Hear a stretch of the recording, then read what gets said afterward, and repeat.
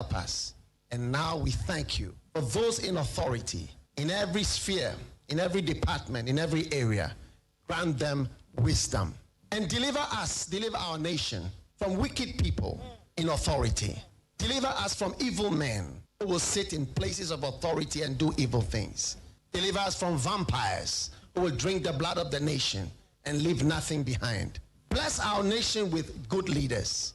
And for those that are there now, we thank you that you are helping them, that your grace and your wisdom is given to them to lead us forward into a good and a better situation. We give you thanks for your great wisdom that is now released into this nation. In Jesus' name, amen. Ghana Montie, Ghana Montie, Ghana Montie, Ghana Montie.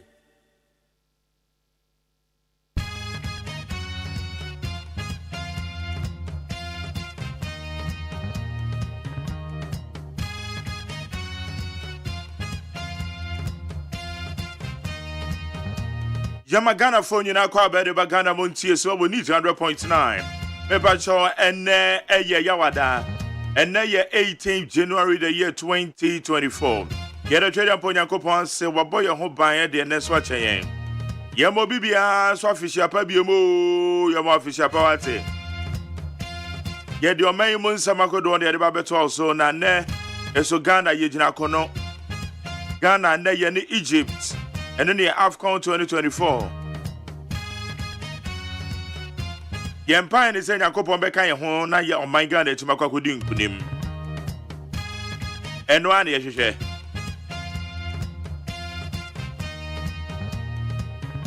and now, and you're now, Yushana.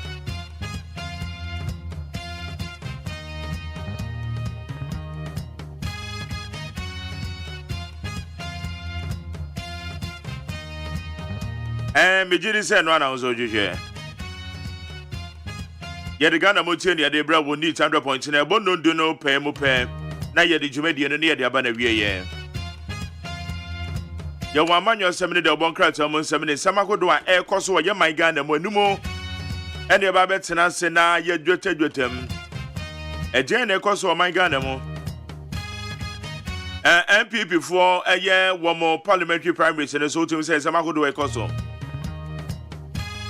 You won 9 days. A yenya mepa, me there be now watching. An MPP parliamentary primaries in Ebaso. And no, a year me I could do a year party in a warm Rashibuja for one more Babet Waba.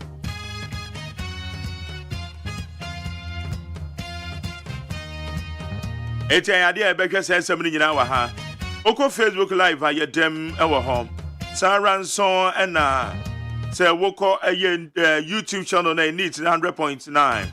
And also despite media, and also a demo home. But you try baby at the 050372 1744 050372 1744. But you damn the producer Gina Mechi, Margaret Abena Frema Bankro, Naya Safo, woman in charge of the social media handles, and now Kwasia Boajimi supervisor, Dr. Father Dixon, executive producer, fully supported by the general manager Kennedy as OSEI. Yembo Bibia Kwaba.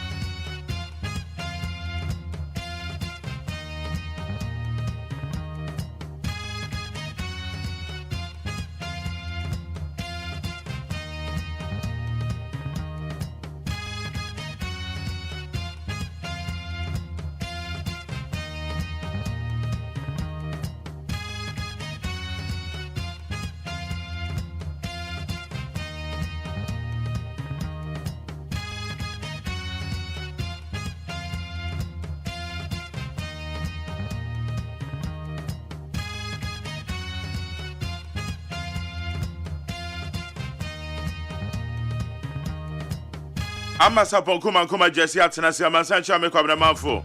Woman the Baby Boy, the one crater moose and one baby, you more Juma, Casanoma Diama. And a grata no register by and away. Na Soko Facebook Live, catch round warfare. Also, my name is Catch round warfare, Bosuma say, Quilquiapim. Ose Mahama, second coming. And to Mahama, I told Mahatma. With the Mahatma Gandhi. Okay, Dr. Kwame G. Say good morning, Mark J. I'm watching you live from Asamaike Sim. A greeting to our Asamaike Sim Messiah, Owen Kwame Frimpong, candidate for Lower West Achim constituency. Nana Kuyamwa Boateng.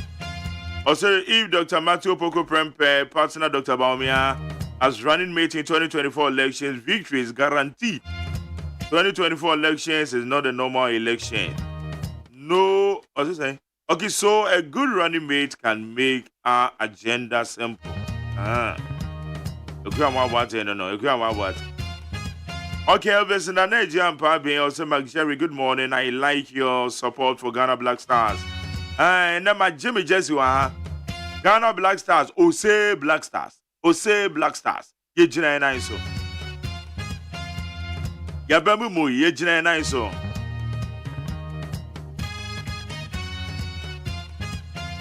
Okay, I'll say my best regards to my father, Samuel Kwabena Ampabe of Achim Kusi. I wish him speedy recovery. Oh, Nyakopon Mpejano. Alfred Idiosi, Kwedo Trumpet, Tasty Aspect Fast Food.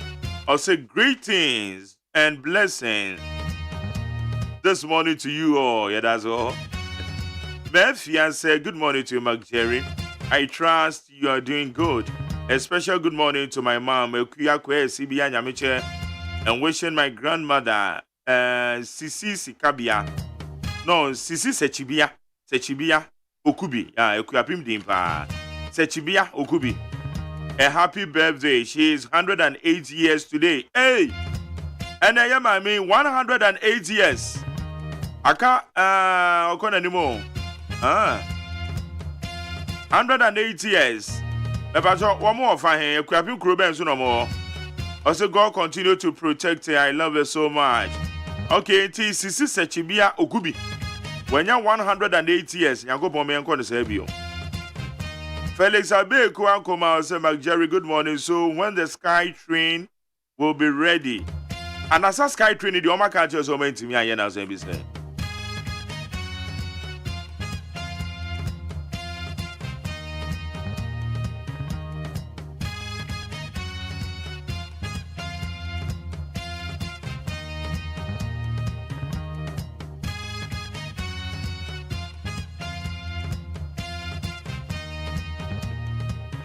Okay, yeah, I'm an actual Sky Train over Germany. Who's on the Germany? Do the Akon Yabasa? Oko Germany to say the Oko a year circle, no, Abeka Jaji to circle. Because from Ofanko runabout to circle Krumua. Okay, Mesha Kasante said Nanado is the most unfortunate president Ghana has ever had. The words from his mouth are more than bomb. That did I go. Okay, Kobe Adobe also we thank God for another day. May the glory be to his name. Gomez Adomi Pele 2. Also, Mark Jerry, good morning. Greetings to Honorable Kojo upon Chrome of Wansia Yiribi constituency and a Gloria Wusu Trobu constituency. Nikki Father, I say good morning, Mark Jerry. I'm watching you live from Germany, Hamburg. I'm a Chromo, Germany. Yeah. Which one? And that the Ama Heinz must send the German Kroniba Cran and the other to me send the German Krubipa to me. I didn't to me. Okay, Labrakin Rashid, I'm watching you live in a Shaman official town near King's Call School. And a benediction blay. Also, good morning, Mark Jerry. We, the people of Ashaman, keep suffering. Oh, every day, be a doom so. How's a question? What you do? Oh, Charlie, question what you know? Where papa. Okay, Savior and announcement is a good morning, Mark Jerry. Please ask the energy minister that if he says, it is not doom so, then what is it? Okay, then war is it? Because the light keeps on going off. Power outages and all. Okay, Franka Makwaza, good morning, Mark Jerry. I'm watching you live from Kitasi, the elected assembly member. Oh, okay, Franka Makwa, we need. That's great. Patrick Kwaku Brakon said, good morning, bro. I'm watching you live from Achim Tumfa. Greetings to W1 BD Akwapel, NCC Emma. Woman nyina wa chim tumfa. Wow. Kale Patrick Kwaku Brako no wife me chiamo pa. Ana de no so na e kama pa. Wellington Ade Jr. I say I'm watching you live in New York City. Good morning, Mark Jerry. You are doing great work, bro. Achoma Kwahoma District Delegates.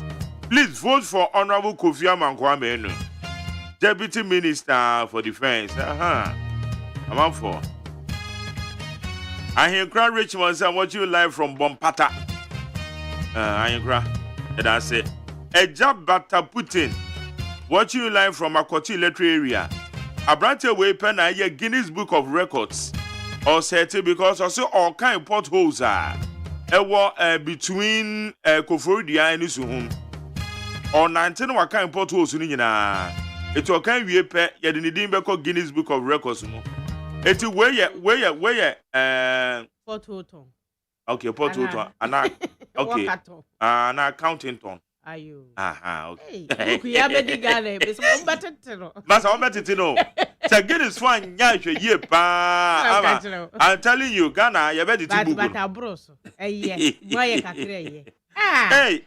Samo. We Nina, watch your mama and enjoy a crack. No way, no way, as Antoine. Application.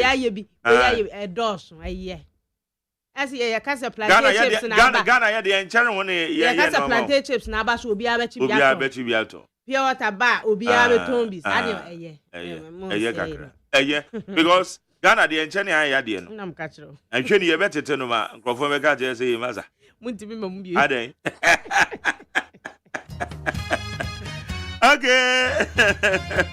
Hey, Samo, I Ghana, the enchant, I had the Okay, Ramson J. said, Jerry, good morning. Watch you live from Kintampo. Elijah Boache, still movement for Ghana. Afafranto, Alan Kwejo Chirmaten. Kennedy Jekum said, I'm watching you live from Akotoshi. Akotoshi, number 2, near Rush Company. Okay. And now Johnny King Williams, or MJ, another blessed day. Keep up the good work from London. And now we so Samuel Abobi said, Jerry, good morning. I said till now, your light, ever awful, and then you're fine, no. Hey, fine, I'm kind of dundum zano.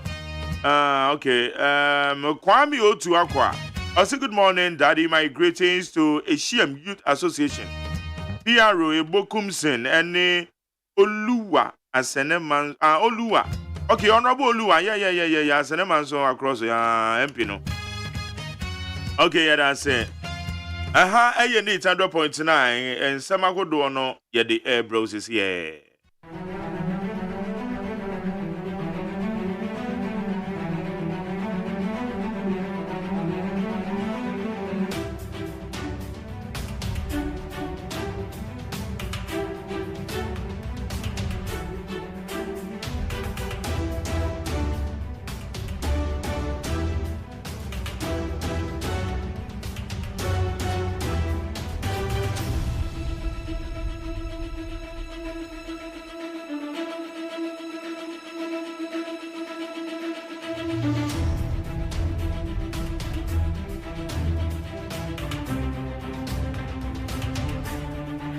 Abusa ya kwa ni menkrata na kodo ababeka yensa no amasapo kuma jesi atena se yede de obokrata musamne brown ye mu adwuma yankwa ni mene yanhwese de ansamne se ama ma che ye new mark oban ma bibia ko ye Ghana Black Stars na ma jebe de pa ye ni abre time be na woche anwumre oh okay ye ni Egypt for na no hu de bat Pharaoh may. And you be ma kokoko afa o. Ya ma kokoko afa o papa. Ama ko ye. Ya me adumo ma. Ya de yakopon ase. Ye ko enim na ebobo so ne family tief. That's it. Ebusa for daily graphic da obokrata adam anim e wa ha. Na wa chese abantia nam 1. Ya wodi men's go Dubai ye. Na enkofo sika twitwi di akodim no sensam no edan court. Na kwatu asetina wonum ko ye no wo se wabo abantie no aloyafo no kokose wo mu anhwe ye prison bebam wo mu hwe ye pa ne de wo mu kyerɛkyerɛ wa saasem ne ho enu edan nkyɛn a wo de ababa tu dwa esa ababa a wono soso ekoye akukaton feila tu wono soso mampanyin abedi e kya to nsa frɛ no ye onu na di nsa wo so nti wo behwa wo mu achia wa hababa ne singusu se ya wosere nani agye papa enna mahunu enipa bi a wo mu abochenkuti ha wo mu titi nkonwa so bema baako egina ho ya wo hye esoro ne fom ye blue obaako gina nanim ya wono so hye white tenten dan kom majari baako kita afna sword ibi ena wasomu ena utimi se wo mu so ayera Elvis afiye ankra ena edinse akantam na wachase NDC atwetwa wuro wonom edinse akantam edi wabusua no wabakan po agina ho ewo ntam kanim se da bia mfa nkuntura ase eye dada akra be wo ho se wo ye NDC party mpanyimfo amapa na wo musa fa akire kopo ani pipi amanyoko ho ekwagigi adamudia ne ho nkro ne ba ene na chese ntam no eni wonom na enkuo mabakan emfa nka ho one video ne be ai edi wo mabakan adase kaminim se mizrim na asem ye bisiye na wo muso ayebi ba ku bie wo sade aba wo daily guide anim ene se NDC wo ma suspend Hamid Gbewa eno so emfoni eda ha no mo a yewrai wa gene che ne natade fita ne mfoni eda ha na ye to amoso dia na chronicle da ubo krata eni chronicle say Bisman wakwa akwasamane Absa Bank wo mo contract staff baako ya wo gene Ghana sikai 350k na ene say wasi ababa ya bunhihye ya woni ne ye ya so obewa ano eso wa ano enti sesei wono afom ne ho akodim enti wontu asase ka no emfama no sansa ye kwase abuo na kane onimonyamfo Sara Adwasafo ene odi ababa to dwa se voter album no eno win election enti nkofo eto ayampia no wo mu enyai nifoni da ha wosere kama ne simu jire fe na wasi Temaport manager ye onipabonfo bi eye ne dom no na busua asori sesei ewo attorney general so ewo nsam no eho ye de mu nkyeremu ebesomo ene anopai mi free hey na me ba Daily Post the obokrata Daily Post the NDC national chairman Yewra Johnson esi edunketiafo ni abeto ha afei national organizer NDC Joseph Yamin wono so efoni eda ha no mo ena special aid the makane John Dramani Mahama Joyce Bawa Muktari esumfoni eda ha ena NDC national women's organizer Dr. Hannah Bisiu esusumfoni eda ha na yesu mpanyifo nyina akasese afidi wo mo ntra ho nyenhwe ha o ma MPP fo mo bo wo masum to entu wo mo ho entwa da pan kansam a enimu fangu wo so enti wo mu disi a wo mbetwa wasi NDC mpanyifo yi wo mo supporters no ensam a wo mo aka enu eda ha sei enu odi chama wuntumi foni abeto a santimantem jamtrani de ma NPP amanyoku no na wasi NPP mabunu ya wa santimantem mu edi atudwa se wo mu hia wuntumi ewa santimantem mu se na no atia opemso na ese to ababi odi a wuntumi nkwachichiri ne kuro na wonkwatrena mu na asantiman de ni wirade otekokko so ABC News edi biaba wose NDC amanyoko de wo mabakan NDC amanyoko mpanyimfo edi wo no mabakan esi entam ani nuabore a wo mu aboro wo mu ho ewo abato a yebeto na fimpim yenu ani aduonu nan se wo no abre nya de obia beye enkokwasa wo mu kura wo mu amudie makonkodena agitumi afi NPP nsam ti wo abefa akira akohyehe NPP fo anase kwagigi adamudie de ene na enome no eba woso ene wabakan eso na ba kubie wa wasade aba ene se krachi bia yesusu se yesi wo ye gay na yesi ye ne ekwan ya ofa so ewuye eyade a empanyufo ya wonom kasa yi kyerɛ wo mu betu ho anamo sanse se obi ye game po a ye ntu saa nipa no so sa ye nya ne dom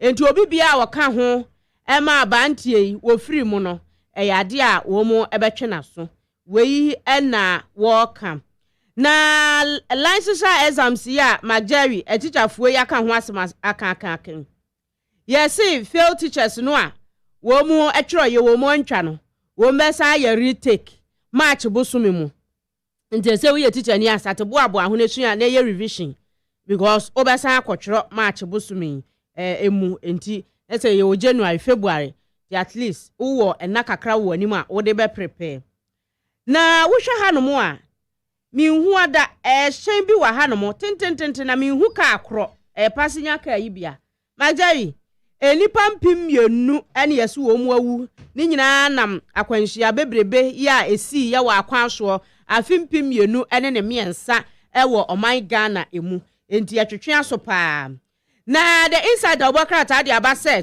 ka ahyantuade ebo no ebekosoro wo hamu abupen aduasam 30% enti eno no so eno no Ghana mapai na dankwa akufo ado ena nananom achankonwa bi a ewo akumfi ebesra no ewo na tra ye no wadi to dwa se kumfifo de me shada na mayi o mabro hwese metewo na me mra hye bedwani oru atakudwo afi 2020 mutimi hwe nyame anim tutia no na me so bi hwe nyame anim yi manim a wo mpuntuo ka akiri enti na ado nsam a wadi to dwa bra empanyimfo ni bi ewo akumfi ekosra no no wo chese mututia me so mayi mani atia mo enti mpuntuo de me hye da papa yera Abu Sakara Foster Emfoni edaha and was say Ghana ehia paradigm shift ye babua papa ama man no ye kabimam kabi no a aye basa no tumi afiri ho na ye tu ase na aboa yense oman Ghanaian Times obokrata di biaba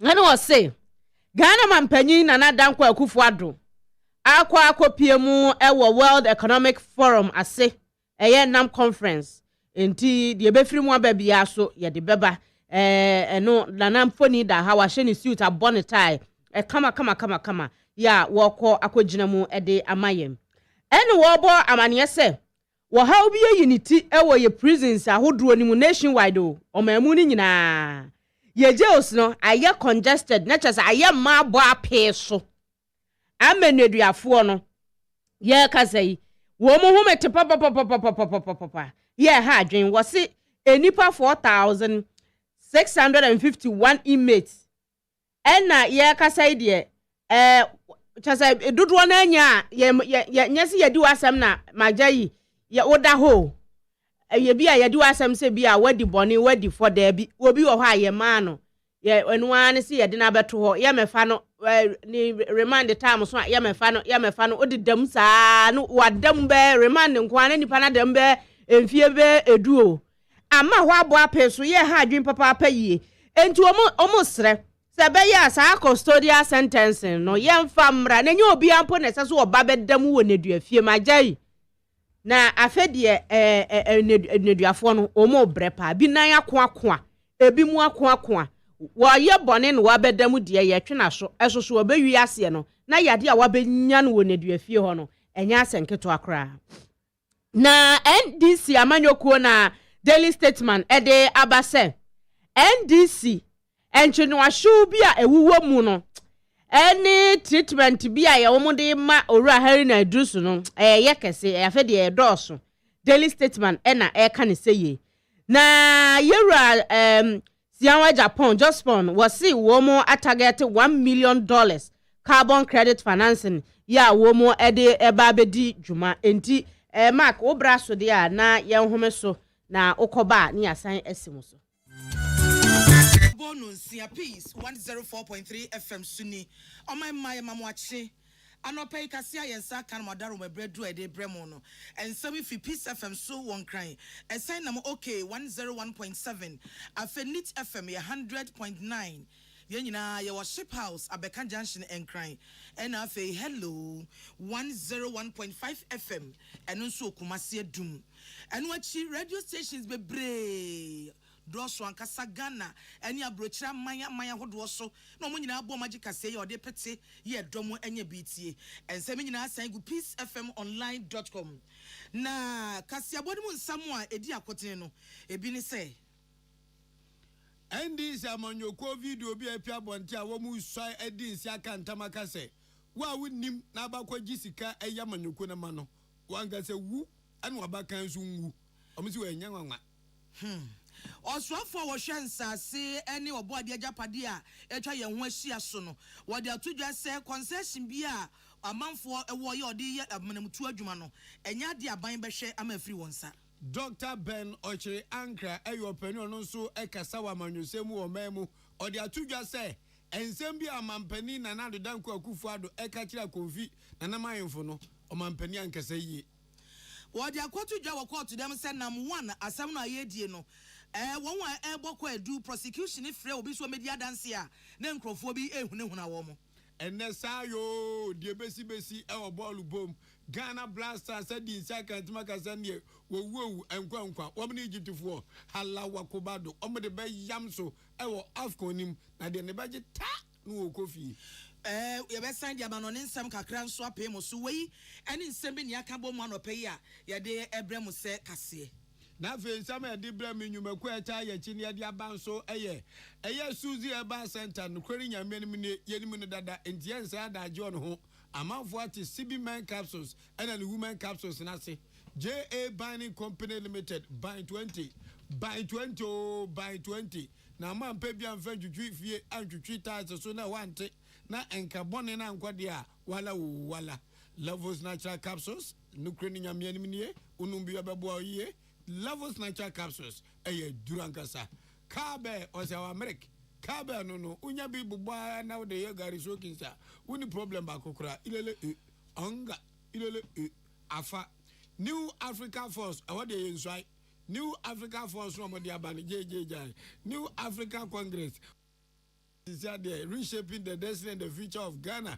I want to go so in the Bomonia so don't humba the New Africa Congress New Force na abano bediako also president Yedi Montanechi women you maku amobu na no penny no sia kasebo ebremo adesha montie ani aka kasebirmi yame nana ahofedua odeshe kronkron achenkwa na minum bremu wedi Ainkan kwam yeboa ena afi adwoa yeboa eje afi kase no nsemo enie de adisha se men's gold ensensem a etwago na ne de yamanfo nyina animsam yasam dada se men's gold asam no eda so okoto a ye twe no abasa ene asre na nasem ode abeto dwane se won na mo bokọ adu ana ebeka ne se prosecution no won na mo ekase won se niema bi won ma ekọ a won ani nye ho na etweksia won je se okofro bi so media dance a wo ya ne sunu gujam frande de chia was me an me ka me ba enso me ma medina da ke mo ma media dance eti High Court ya wa kra ho na asem no no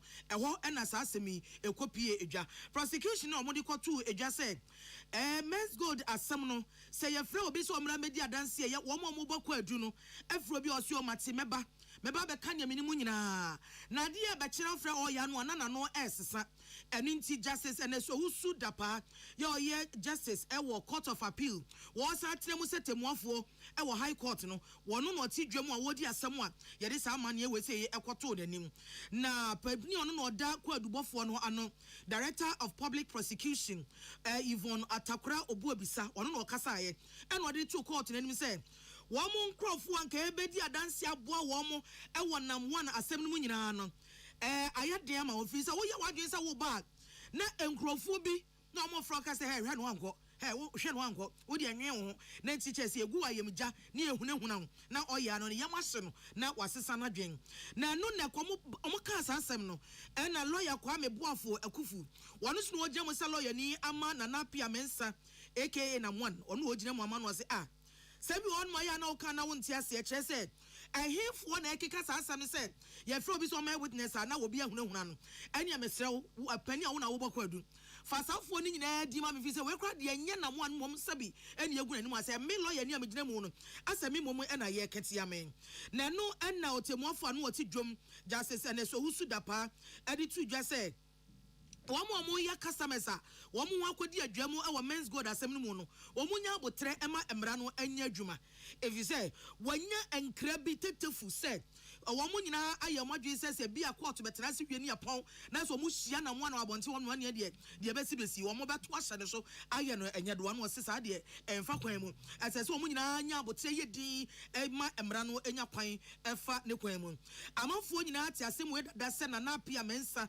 ya ne mra ne na hotadi nam one woye penya na oda men's gold adwuma na no no ya na kogina quarter bɔ ne kwadu sebi wa mankofo bebre sika aka adwamu amanfo nwache akoye dana ya mama tomra dato aye sebi kwasiabuo eti amanfo bebre sika pim na aka no wa eti omonte omo asinti asana kodi court sa asemi na omo frɛ ya amane we nyina ekopi adwa na amane bɔfo kware de betu adwa se court asan atu asam no ai de hye bosumi January ni de atoso aduonum yenu ye no prosecution ni na dance ni otoso enan ebeba no abedi adanse Ensam fufuro mu no enu anumre ne ba beda adwa ane ya Ghana de amafo akiro madwen papa na nso sabe mpreduasa na Jessica pa onye no ba bi ko na kan asem oso de oba attend de okwa attend de onya na ya attend trodo in the Assembly for National Democratic Congress NDC amanyuko no ho na Peace FM so de agyama mu nim every tentre de yegina finfin yazige twabankum na se twanifa ehyobo onti ase kura jai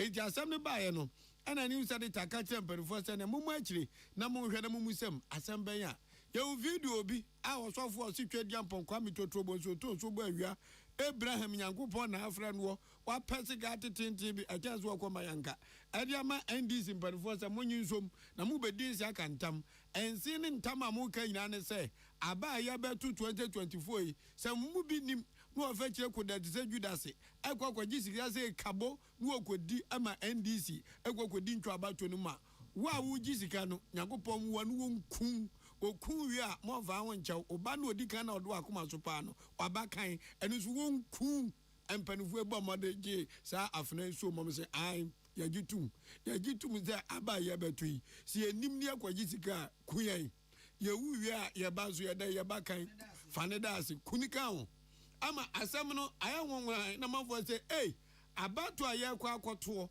na omu ba kwa be MP na ba kwa be president no ayo owu enkwa eni enkrofo ni mdo menya firi abatu mu papa sa ba mu odeye awutime de oba pa ko ba fo de ne Abraham cry attempt Yankopon ma lo dwan say hey krachi jai engoku ba kan yo dwan ku no enti abasa no ana Gordon Akugan Deputy Communications Officer Edima NDC amonyukuo ye fa bi say akra de ya ji de mu ohu no so agoso agwaboaje emunye wuza enye de bi nsi danie ya se engoje wa anya enkun so trifita ntia mo onkun na so kwaje dia ene wa no aja afram dia so ayi so nwu tini kim tene amafo say yemo mpa na ngofo bi nkwaje na nka 2025 obati we yawu ne bato aso we yawu ne bato aso ye ntie say de owura Akogan osika ninsem ye nyina na say up and down wa ye ko campaign na no e bedru baby no ye betumi aya na say ye de ye tumi e be se polling agency nsa e de ye tumi se unim se uyo bia obetumi akwakoji sika e betray NDC e betray John Mahama mesro ko baby ko twere na wo de ko ye campaign na say eni bresu say obeko akwakoji sika bi se u betray party no say we shayo say we shayo enfa obi ho mame sa so nka say video ya ababonto sabe enye ene video eto so mienu me nim ade a enwanwa say odifo ebom paye na odifo ne say no yemi nsie say adwuma ye de ba be hye won say obetumi ebi eni amutie eyowura Akogan ono eno ye Deputy Communications Officer eye kasamafo be de chedema NDC osade to so biem say sa idea mu yeye enka be yankoma no kwanke anyuntum ne yanhwe se obi ba be ya ke mani nswai se da be ya sika enyu koda eno so yente dia Gordon Akogan okan obi a ye the responsibility be sound sa say we minister o say we president o sanka yesua sa your friend say if this was part of our order me sure sanka ministers a omu disika omu hwe omati no me sure sanka hu be bo bi no amundi no kure edie edwuma enti ngasa mi swai me odi anka kwa me boa mi swai say se be ba na mi di abasika Onyankopon kumi mabaka na akua afra kuma onu suku no ɛno na papa kyɛ sɛ nka yɛgye tum ɛbɛboɔ ɔman no paa ɔno so no adwenkyerɛ democracy Yetwa kase no so abansofo hwe nsase ene oboade agapade a edwa ye ho ahia so Minister for Lands and Natural Resources Honorable Samuel Ejinapo ono no wakasai wasan ye mrahye badwani no de atodwa se aban bekoso ani Chamber of Mines for edi nsawoso na omo mining concessions ahodo omo wo man mu no watimi ahwe ho ban bo no eyie ena enye no nko policies anase enhihye ahodo ye aban ye woni Chamber of Mines for kabo maye no aban beti ani ahwe ni ye papa sania omo concessions ni benya ban bo a ese efata woni Chamber of Mines for ekoye nhyiamu ewo enkran eho ena Honorable Samuel Abujinapo ekasaye edi sasemo etudwa no chese sa wo hwa afie twa mu no a mines Chamber of Mines no ene abani kabo mu edi sa wo so ma nyema bebre ko yie pa etu wo hwa kwan se afie so ombesan atoa so na yedie bebre etimi aba wo mo entemu sei ena okai. Government, and for that matter, the ministry and the chamber ought to work together as partners in the forward march of the natural resources sector of our country, particularly as it relates to the mining sector of our country. And as partners, it is important that from time to time we talk to each other and not at each other, to engage for the good of the mining sector and also for the good of our country. And there couldn't have been a better time than the beginning of this year, so that we begin to agree and build consensus as to how we are going to prosecute our agenda for the year in promoting the mining sector of our country.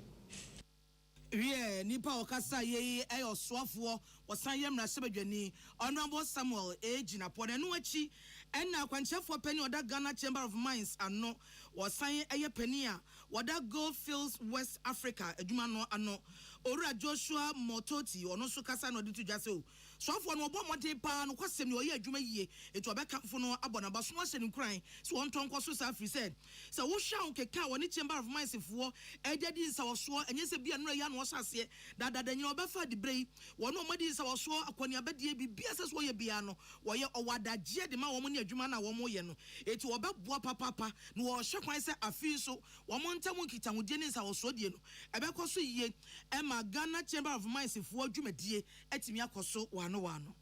Very excited about this particular event and quite honored that on my tenure we started this engagement with our Honorable Sector Minister.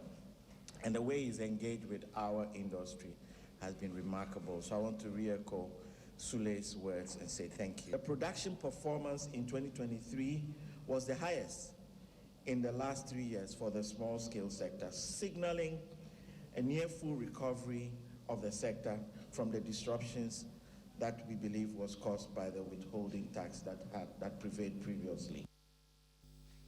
Nipa wakasa ye Ghana Chamber of Mines penia wada ano eye Owura Joshua Mototi. Enra emampani na nado danko akufo adonso na na matra nkonya wa konfi bomode ko ne naso ene ne kodi nkomo fa mpatemo mpuntu ho de emampani betima ye e de aboarom ene omampani na nado danko akufo ado Ghana PSC kasa no ene ode tu na na mahimfo ani mi se me na fm na nado asem de e ameka momati se e me bedi mampani wo pani ano ya mrahye bedwani ma de hye ho ayonunyanfo atokudwo na me pese oboa monti me sa pagya no any deputy minister no he ensusem so ana say won okopo ekoyi na me fisheries and aquaculture na no ye akwakoto aba na mo ma nyakukudu akwakoto tia atokudwo moto tia atokudwo na me sesa mo akonfifo mato tia atokudwo meyi mani afrim so se me hwe okra asem ebeda adwan na Dr. Beno Chankra say home nanado adudi wanka je yi kra na ze mo de afata mampani ano na nka fa jo trim kra na nka bom gumbe kaka wo trim no no me na pie wa no se ai mo wa konfiman na me pema asem pa tina mo mra shebedwane mi pagya ne mu ne deputy minister no na mo kwa koto aba na manya da ja kwa koto atia no nti mi yimani frimo so anje bia esi aka wan ya ne mehwe se bibi beda na metima bo amode a se fine yentie Dr. Ben Oche Angra oka edi yaman penina na dan kwakufu ano se oso wan kase yi kura W and yet no crazy number and yet. Now it's becoming 1-2 main of the president said, Odu Bedia, now one to Obama Missy, and I had young come on to Obama. I thought that and 70 of her, we are on my 10 years, and yet almost to Abanama, one and 70.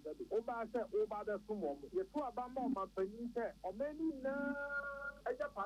access and liability, the area the sound. And the Oba, almost to Obama, or more man to Obama. Your mind, they will be here, your mind is an idea, and it will be a then you can't as no casa. Time them say here, and can we come our monster no pocket? No more now. Now, what we are my brain no pocket, yet ascending can cry. Me, I wish to send come up when you want casa. And now we see Dr. Ben Ochre Ankra, or you know the two subium say, or best and as antibody to him, and you him say, I'm a man will mine. I'm a man and now do papa. Speech be our Baba from him. Omu him say old man, I don't know catch a gun of we. Says all my men and all man gardener. And then I am to about 2024 as the mother two from him. What you Moyam goes in Yababu. As I said, when you did the company, Ekasasa, tis almost mobile man penny, so my in speech and him. And we then say, Papa, then only go for Becassa, Obecassa. Now, O man, Janka said, Deputy, with the gun of what young Beshoma. No, me Janet on one can I say, Hey, Bakubiaka, or the boom de po Moyamba Hemo. Yentia, dear Dr. Ben, Ochre Anka Kaenso. See, I know man up and no crescent. Obia, when young Puntobia, that is the one to Abana Moba, and in Abentra. You're second a bad president. Can you listen? This is the third time our president of Ghana, as the interesting years, I want can who what come about your best, Modiamon to Abama, Modiaman to Abama, 80, and Human. Who you want? So you want India? That is a intentional. Oh, yeah, what you say won't feel which is wrong on your part. You don't do that. I wish you said the handlers will be talking to him. Only the Kasa it is quite comfortable. Not at all. Me, I know it is wrong. Vice of the president have a lot of work to do. They say, where can one friends? And now the Papa, I said, yes, Any amutie Dr. Ben Ochre Anka no kase. Science me twegu no mampani anka say yiti ni kwanse soso. We abusia for mutie kase fi Peace FM so on crying. Ya to nkrato ya besan ya beto aso. Herbal and Alternative Medical Hospital Ben a Black History and a War America, China, Africa, ne Ghana and Penifua Bonabaso say, or say a real man for Tiapopa. AGYEMAN Scientific Hospital. I had a sabia, or one Fidian was so, ya would that's what, and Fidian Chiro Yadi, and one son so saw Yadi. Amen, expert or Kwan Croyaria, one run when nam. Now, what Dr. Fonia Nurse Fonso, or what's a man? AGYEMAN Scientific at the herbal, homeopathy, naturopathy, and reflexology, a sayadi. So I won't pay, and I are in the same power. Yamia Dumunti, Yaria expert. AGYEMAN Scientific ebe boama inshallah what to. Now once we dia dance said the Ghana Fonia brochure for be dia dance no. Accra, AGYEMAN Scientific our domain, Obesnet Flats, and Alashibinso, our Clagon, Eben Shaman Road, and the bridge up. Our Krabata P. Frey, non sure dear Ben 0245 275254 and 020 722 9505. AGYEMAN Scientific Herbal and Alternative Medical Hospital. Allow Shafi, Yamani Yaresafo. So wakoma ho hyehyew ana ebo periperi de broni kan hardware no a e de na se wo ye na se wo yam so atim so e wo be packing a farmer Martin's liver salt techira kwai entem ehwie nsu agu glass mo ate Martin's liver salt no ba ko no na wo de agum wo be hu se ehuru wa glass ni mu na wanom Martin's liver salt ye won orange flavor ana ba ko so ye plain wonu mu a ho beto lemom edi na anu na ho nto wo a ko hu doctor Amanfo, the Amoka Freddy's Corner Home Appliances or the Abba Freddy's Corner Home Appliances Center. Home appliances are a ye papabia, a biwo Bransbane, Media, Samsung, Kaiware, TCL, TV, air conditioner, freezers, fridges, water dispensers, and Nidia Keka home. Nia ubenya good warranty dear. Ko Freddy's Corner Home Appliances ukokomemle. CCTV a Boama monitor of properties, any business at anywhere in the world. CCTV need ho. A wo detector, clear picture. switches, Wi-Fi connector. Utimi connect ma wo phone. Na wa monitor baby a wo wiase bia. Freddy's Corner Home Appliances Abeka Freddy's Corner edwosu ahodo a oton phones ene ehun accessories no ho. Fresh 0544 959195 and 02079373323 and also Brakoko Memle City Light in Chehwa. Na ye can discounts any achadia. Ubetiasie. Freddy's Corner, home of authentic home appliances, phones, and its accessories. Tune it in, turn it up, Peace FM, and rip off the knob. Yeah, ebusia mamu akwa abaye to akase no eso. Oman eye Ethiopia so eye osuwie asiwo nsuo nyina asa emede ahokyere ni oyune na beto oman no eso nam so ma UN ne nkobata ye hwe enipa ye die so no ade amane beto dwa se wiase ampanto boa yandidi ntobo ama mesi ankobɔ Ethiopia for dia ene atama sese wo mo kyese sa osuwie yi enye nsunsaso ni pampempem bebre so ewo Amara ene Oromia mantam ni mienu emu wase ba biti se Tigray ene Afa ne wunyina ya mantam range region ewo no eho de anu ode pa na wo mo no enem se entokwa ni akukwa yi hotena ho ade akye we de podwa ade akye we de podwa da bia asefoforo asemu eba yenkanwe na foforo asase ewo ne baby eti de bia so mo te hawo mu etama enipa ho kire wo mo pa na no wo mo de amane bi betu dwa se so mo nhwe yi a enipa be se ahanu enna be hwere wo mo ane se enipa bebre e be hwere wo mo kwan enam ensuwie aduane ho ye den aho kire ba ampani ampa bosumi atwa mu no enipa bebre na ekom ankasa yafunu mo kom de wo mo a ema wo mo wuye e wo Ethiopia man mu enna akọ baby ti se Comoros Islander e won so amane abeto dwane se wo mato aba ema omampani Azali Asumani wono no aba bedi nkunim ne mprennan so na manfo ni so yoyi ya donu afrote gare yempa bio wa baba kon aba mienu aba miensa mprennan ho won kwa ne bo omampani akonnwa ne ma wo eti amanfo atia gumontere so sa ba no moto ye no enwam nkuto to mo nsan to bio enam so amanfo na atia gumontere so ma sojafo ene aposifo no mo de akodwam so achichi nipa mamampani se sa mo aso oden ene mo kwada munya nsore ye eti wodi curfew ato wo mo so ya se se de o mo hwe se ne be ya adwobre ebeba oman no emu we afeya de mu ko ball bo na ball bo no Nations Cup ekwaso na bibimama de obi adi nkomo na eno ebi tuto form man na ya akono pa Morocco omni oman ba ko bibimama mutimi kopie mu World Cup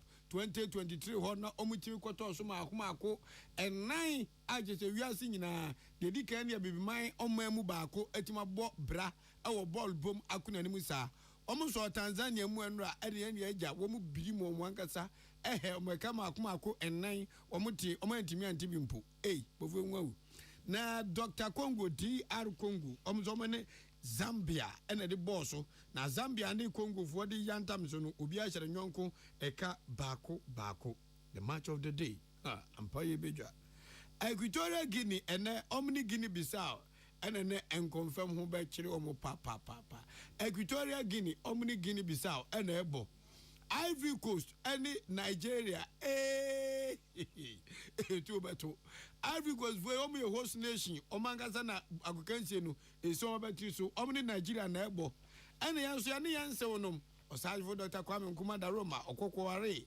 Fatia nso ewo Egypt na Egypt foi omo hyeda hu sa so emuntali match omo adwo mekansia mo te baako asamaja mo pian baako mo say yes etieba hima za helm na Ghana timi na mafo ga tehwe asamwaje amutima mode here Egypt for ebi na konko ho no we etimi de Egypt ena Bible ka say ena mizimu fu amuhu amunei okina bi muhu biem and then the blasters of Ghana Ivory Coast Nigeria bo wie pe na aduru yeso hey masa wo fu obi abedi adini ntem akapintim bi adini ntem chance ubedi goba adini ntem chance all the train blasters na ekobuka mi say pay onza da fufu ma na nyinya eno ani asem ni nyina achi ni group B so say na tie Cape our 3 points Mozambique our 1 point Egypt our 1 point oman kronkron yakupon hia no oman Ghana hwe yeni bi internet nyame amwan ne anhe Egypt fo no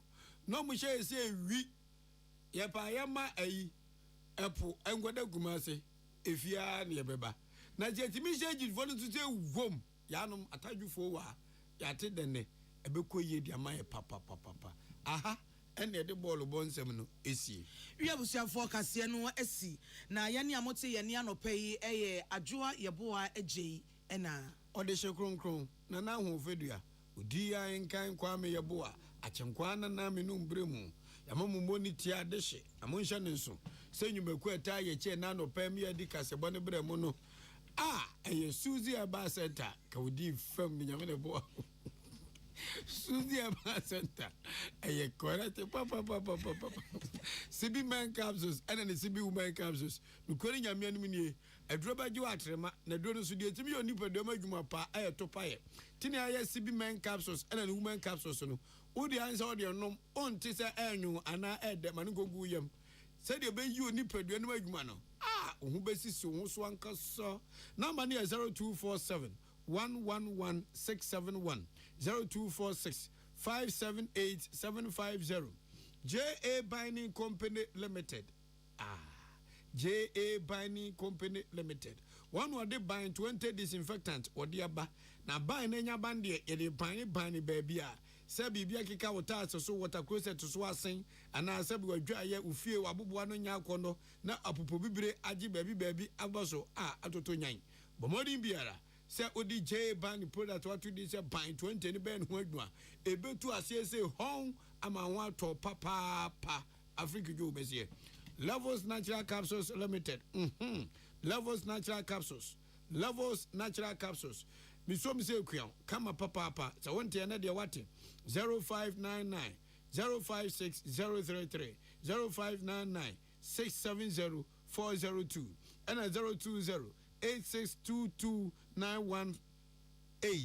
Hwe levels de capsules medro ma no mpem waposo kotodwe bibia kama adidie de kakra yemre yebe untie na Carbe our milk Carbe our milk hwe Carbe no LB9 C D and K ninya vitamins womwo na Carbe no de jai so ho doku na de wono ana ye gari so kis na de fano mami bi o wa chance o te fano fom onga ilele no kwani yamia ni nie said ye ongafo eye ho ma manfo no so ova hu nyimu de na yejai so oba so oba won sa no aduane ye de na ye kama de a fa ilele fa wo no ne be ko yie pa de ama o afa de aduru ho yanom New Africa Congress owura be di akon o se ane ohwebenku hwenifa otimi say yes ba bia dun de ato mema o man no agira Ghana fo anya mu gidie de ahyere nsa na so mo de o man hye ne nsa say kwan atadwufo wa yate dene to the new force team or the aba reshaping Ghana's future or see Ghana a Dutch no persuasion shiri at the mine it were unipa bebre yabeko independent candidate yabye yabeko na she come de tie chair de kono and the chair po ye ko ne akokan sempa de a chair Ghana for Ghana for anya mu gidie say the new force team na aba no we nya ex gracia team there be obetwam say team no obi anwa to no the New Africa Congress and any political party movement aba ebezisa Ghana dache so open sakra party and a New Africa Congress say we are branch we are babu we are besiwa now twin Ghana ho a Jais Gracia for na chiridie na ba be do mechi nyumakuo we mu na boan na ye de nunsia kasebo no ebremu akasima baako na nunsia abo apem ene nsem ene video ene ejai ni nyina beba TV so live. Welcome to Thursday morning. Neat FM Neo. Ghana muntie na mansanya so adawro Kofiaman homene so ejiji tonton sansan ewo Neat 100.9 FM. Ghana muntie. Ghana muntie. Ghana muntie. Ghana muntie.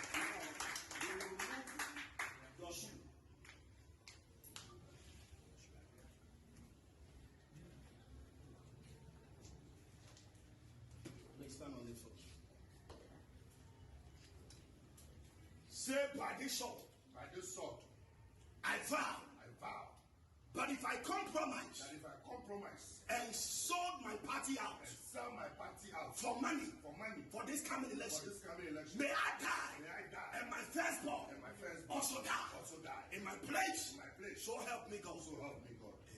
Amen.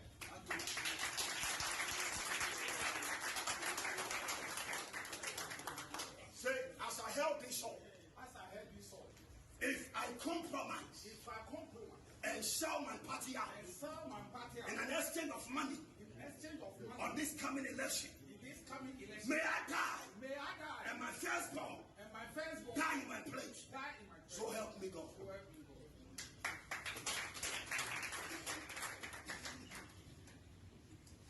Say, I shall held unto this sword. I make a vow.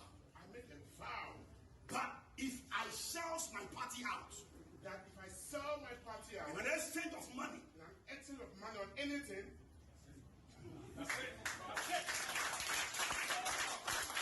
may I die, and my firstborn die, before I get home.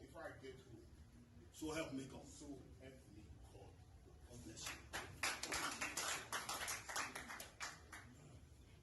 You'll be my friend. I receive it. I just saw your position that after the party, I saw your position. I receive it. I'll tell Amen. you. Amen. Say, I shall held on to this sword. If I sell my party, the NDC, in an exchange of money, may I die. May my firstborn perish in my place. So help me God. Amen. Very fast. Yeah.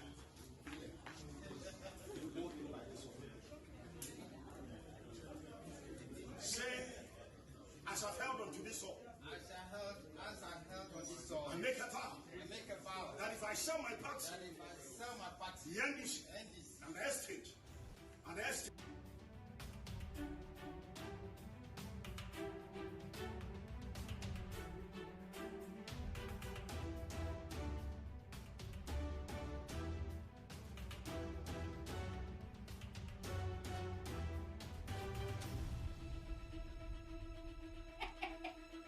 Yamagana phone in our bed of Ghana Montier, sir, we need 100.9.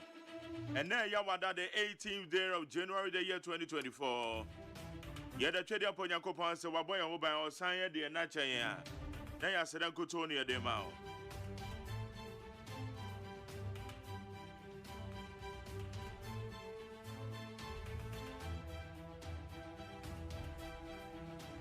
And near me, boy, NDC executives. And I know one more swear. Wama kwako dinsi e.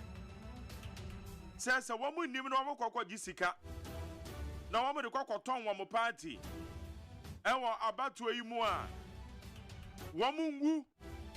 Wamabaka nsu ngu. Bepacho sa de woyi a wamu ye ya mabo ama watibi yi. Ete wo sen ewa ya manwosem mu. Ebi ka say aden kwa de say ye extend no kra. Say we ye didibia bi mawo e Ghana ha. Say ye to about the mawa. O man panyin na wasom na waso he.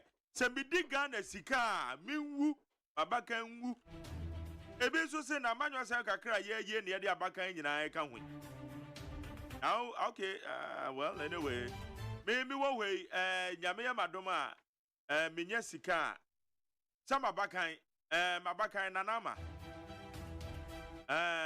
mabakan your friend nanama angel out wa ante because selling despite media out na me sika na se me to talk as ama me mana the odi kan beto bi ama no eye angel nanama kire wa AGYEMAN wo na e mabakan efie ne meto a on medical to bi ama no ansa na aseda ba begene de na inhyira nso aba abegene de ba se wa wetumi abon wo hu dua na ede na ado ba koka ho se ebi abakan ana o consulting kwala no se abakan for no na eta enjoy pa hu se obi aye we ya na abaka What's on? And one for the man in Amfra. Now I don't know you have a kind of one. I don't know for man in Amfra. Na me said the be amakawa ha say. Sa Bible no aye so mu de so Bible. There be Kwabena can be good if you be no aye so mu de so Emma will be the bra or kwatena so. Yeah. Emwaye. Okay. I see a many pakro no gopo. Anasa botchre wa. Okay. Anasa tina mine. Okay. One will be. Okay. Anasa Krias edua. Hey. Kwabena so ni nim. Dari aboso ba that's what. Oni nim krofo pa. Wahu. Na san kofo we ana tene wa. Anasa bi anwesu. Yeah. Ni amo wa so ansa no wa betena sa akonwa no so. Enti ubu so tim. Ni atam wa kwoto atene. Ubu so tim. Ni atam wa kwoto atene. Na da bia nsi wa Ananias ne Safiri abre so. Ebra wo mu kodi akohwe den na tu wo mu. Na sanka sa atam ne yebetumi di ache wo mu. Se nipa no an wo se o na asase. Ena makwa akoton. Ena me di sika na ba. Ena magye asesa na wati sika ne bi. Wensu yekume. But amunumu wana ene ye born team. Ye kwato no tene ye. Wono awowo mu anyama ofiri mu entosini. Na yire Safiri anso ko ya ye bisa ni the same thing. Woni ni kuna ya agene ba ko team no wono so ko. Papa. Informations ya parties no omu mienu nyina womu kukuwa mu nsam na obi di abeto abonten both NDC MPP womu nyina di for ya kwakwa kukuwa mu si ye meeting na obi a record na wodi akwakwa ti sika na da bonten na egu nkofo nwufi na sanke ya de jew ene ya do wo ba nso ka ho a enka mu ba dwene. Okay. Eti Kwabena de onwu ni sande kwan ano no. But nimu adie say adie no anu omo ye no. Yeah. Is it enhwehwe nimu sa amansan hwe anase ya mpara eno na na mpese mi say ya mpara dia enka yapa enka yapa papa chese enka ubusu etim na woko na unya ko ya na watu ba kutim na ebesi den na ye nhwehwe ni mu enda bi ha ode kwa kire se because me kwa na mu kotwa video me kwa se ade na mu twa video ya ka se we mu na do party ebia bibi sa ade a ebi o ho na ayete se yenye bibi fa nkopenu onyam pebi but say ye ni bre sampa because enka bo record it. And it's not me bisa question say because I know where you kokuo masem. Yeah. And na wo kodi ensie bi say ya wo say what the camera see so. You try better. Yes, ana ngoma mo na mo ye.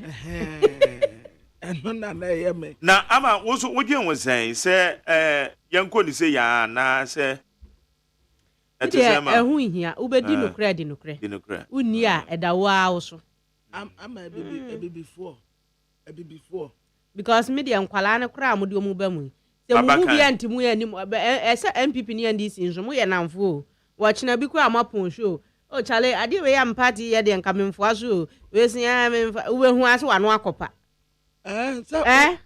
pa sa ube bewu wa board de ese bebre wo oh okay, bring me the oil.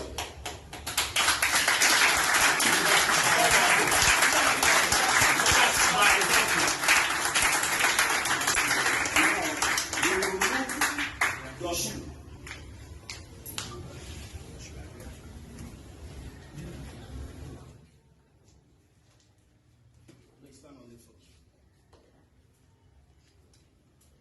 Say by this sword, I vow. But if I compromise, and sold my party out, for money, for this coming election, may I die, and my firstborn, also die, in my place, so help me God. Amen.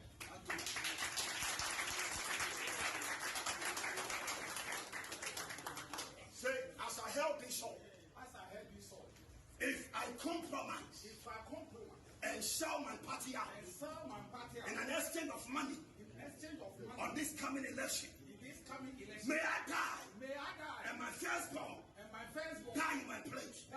So help me God.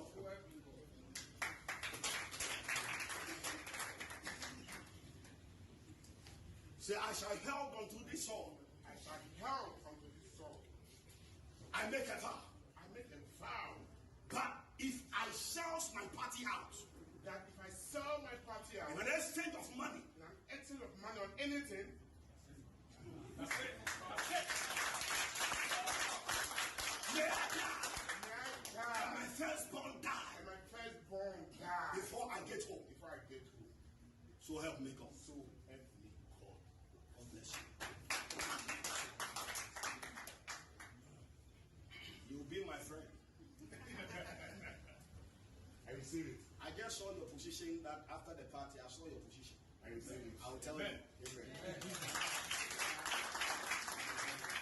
Say, I shall held on to this sword. If I sell my party, the NBC, in an exchange of money, may I die. May my firstborn perish in my place. So help me God. Amen.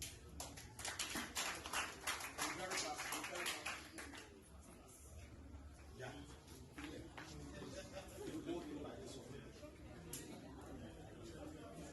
Say, as I held on to this sword, As I held on this sword, I make a vow. I make a vow That if I sell my party, that if I sell my party, the NDC, and the exchange,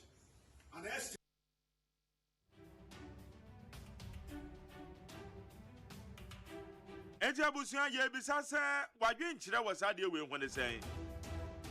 Ebema no kredie amanyofo yi. Ebia ye kodi se won bedi no kra man yo. Ana se wuhu ne se eye risky. Mepacho fafa 0503721744. Afi no wa join yen ya. Ene amebo ye eye NDC executives binoma. Eye nim se wo munyina o se ye bi o. But the real is a free anchor and Eddie can call ye. Only the minimum pa. ATN is a constituency executives come because one my two in no matter to Santania. I just want to two in and be a barber swear. Woman, I did one. And then I make us a minimum say a constituency executive so. But Megime this woman ye and Crawford hold position. Ewo party ni mo maybe ene na nka se ye hu se ye nipa bi o mo shada mo o mo special duties bi ana okay kwamna so aka bi o bi ana nipa bi a ye de dwumade bi be hye o mo nsa because say we ye hu na ka de so di kan pa ni owura se edu nkete ya the national chairman na wo wi a na general secretary no di so na Joseph Yamin but we Joseph Yamin ka ho intimi hu ya me ba dia na wo so che we ni yan na se we fi yanka e free ankra mom okay de end ya clear free ankra de clear pa enkrofo property anu mo ka ho no menim se bia because one no mention that nimu omo omo sada asoma wo mo so omo nkoye bi na obi pe se omo sada mo omo di bi o ade do your friend na ebisam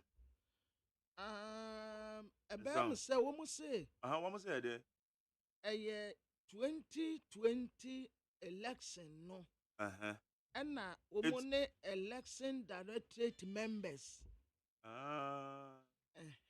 enya old video osana nipa no kan wo say old video let me see say nipa kronso nipa kese a untumi monidin or say your old video message. Yeah, or say this audio was last election yes and it's election directorate members yes because enka sasa time na free ankra yedey na oye director of election. That's director good. of elections. Good. So I think the person may be right. Maybe right. Because on no D kind. Yes. Yes. Until and yet this time. And yet current. Yes.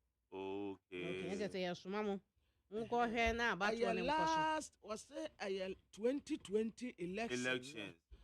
And now, Sanko for we elections directorate members. Okay. And now, ye ma womu aswe say, womu ko betray a party. No. Okay. And I think it may be true because if okay, Bennett 2020 elections or not. Yeah. Nature said this year's one best I don't know. Me say one will say new king, new law. New law. Okay, be no be decided. Okay, fine. Yes, because since you omu that of elections and now omu nyi your own. Madam, one head. There be omu nyi ye. Anya omane boama. Yeah, Dr. Manebuama. Yeah, but Manebuama we know say oye Christo ni. Na say free and crash oye Christo no. Free and crash. So quite sorry me. Me ni ma sorry ko but. Oh Manebuama ye. Them say Methodist or Presby. Yeah, Methodist and Presby. Okay, it's an assumption. And so will be a while or to be beardy. Will be a while or to be beardy. Or Manebuama will not do this. Or Manebuama. I don't know. My daddy, yes. A yen titia, ye debema wono. And no na, what the namu. Na obi wo ha ubetumi akoswe obesa akobu mra no so maneku no na wotu wonim obi asabi wagimi wa wo de open ni kwasha kukwam ai koswe but obi wo ha onhia se obeswe o aya wonte se ye wo enipa ni bi both political parties and NDC MPP a otumi ka se wono de sa wo de aponche kura begina ho a obe support no aya ne principles a wo de nam obi so kura tumi ka se men to ma me party but men to ma so mesi okay wa ho etre se ye de ade na tete no ewonimu na obi wo wa obetumi akosoe still obekọ akowu because ade kuro na ninimu no kuredi yan for so fancy obi mu yan for so fancy obi mu eye nipa no an principles ne life wa wode nam say na nipa no te ye dwuma ya ye majari sometimes obekọ baabi obekọ akoto nua bi wode obi si wo ka no wansam ye eye nipa ni suban obi wa huska pe me say obetumi aka nsam aka de anim nyina no okaka ho eye nipa ni suban opa ma ne nkoso he once ya aka no ho no saa no obeka osesa enye yie obi wa nipa saye nko a te say day in day out no adu odia ne say obeka nsam ebe say nipa okay ebe go nipa ni mu ase ebe ma ensisa nimu ne anuonyam pehunu enti ade no krampo wa de ya wonya ya kra no wo ka ne nyina aka ho enti aye nipa principles wa ya de tete ye wo fie ya de tete ye wa asore ene ya de anyini enti atese o so once you do obeye aponti a wedi 20 years ya wodi adware no na fa ayi spray gu no ho fa go ten to no kom e man na obesu oh na political parties omo so afnamu MPs ni ministers omo nso oh sem ye ma dibia sem mampani president kura wan kaso wo so obeye father for dia okai wo ye wan kaso obema ye ho atoye ewe na me hwe video bi konfi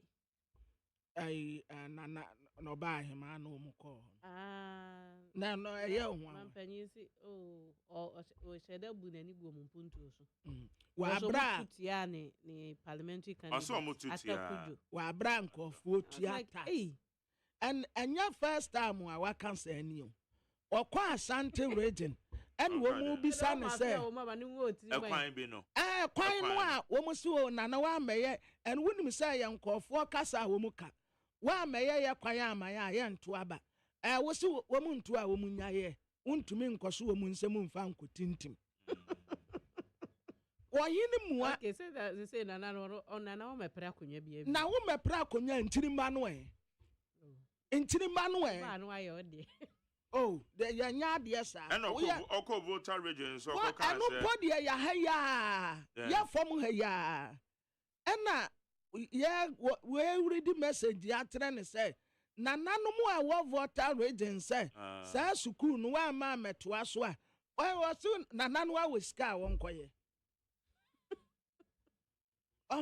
esa nchirimba no na wo ha wo mu because of where the would awie nti o kekan sam we begu party ni na wakwa na say wo ye dey sisi a hwe mfa wo ho amadi me 8 years ni medi awie nti bibia mfa ho bio asem a be firi wanu mu bebe nti sisi a wo patre say nipa a wo peso wo gina pre MP wa konfi no okogina wa campaign be pa na wonkoye campaign ben na majani nipa no a wo gina wo akonfi no MPP ticket no okoka dan because campaign na wa wagu no wedding kan katon say wo seda na wo yi wani ma wo mu enti say bi mpa na wo mu bo MP na wo te wo no so bo say on fa mpuntuo ma ya wa vindicate no wa sign it wo seda na wo yi wani ma wo mu na ekunfifu wo mu tua tax a enya wa na wo mu tua ma wo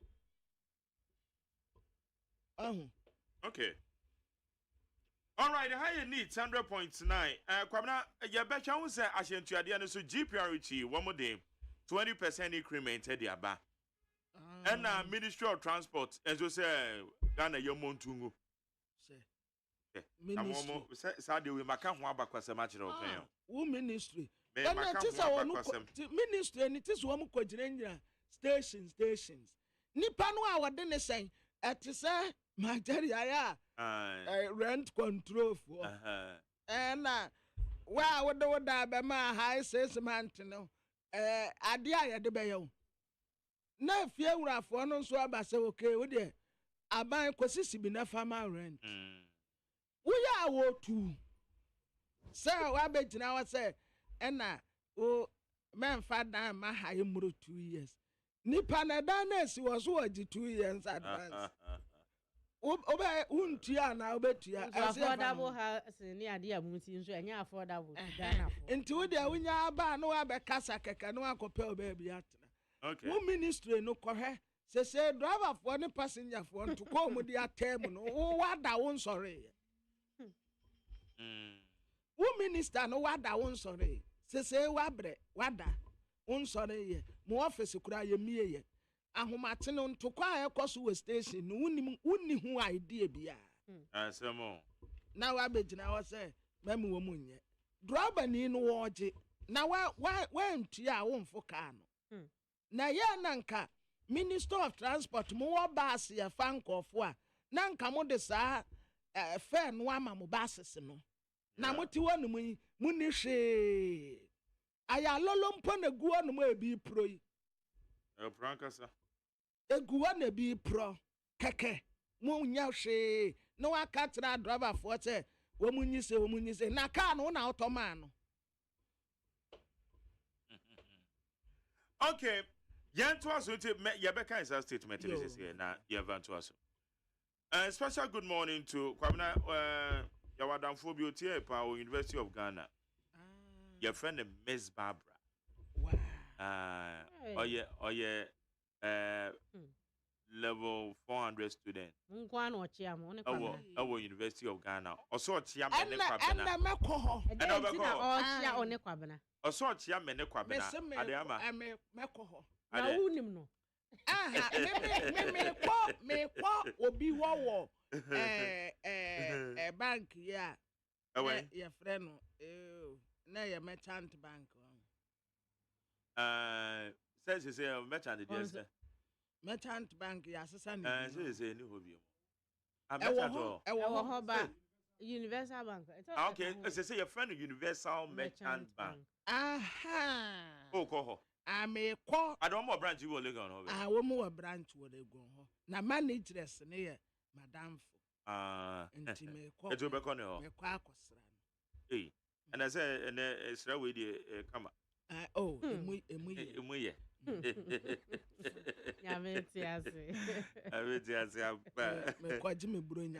I would do University of Ghana.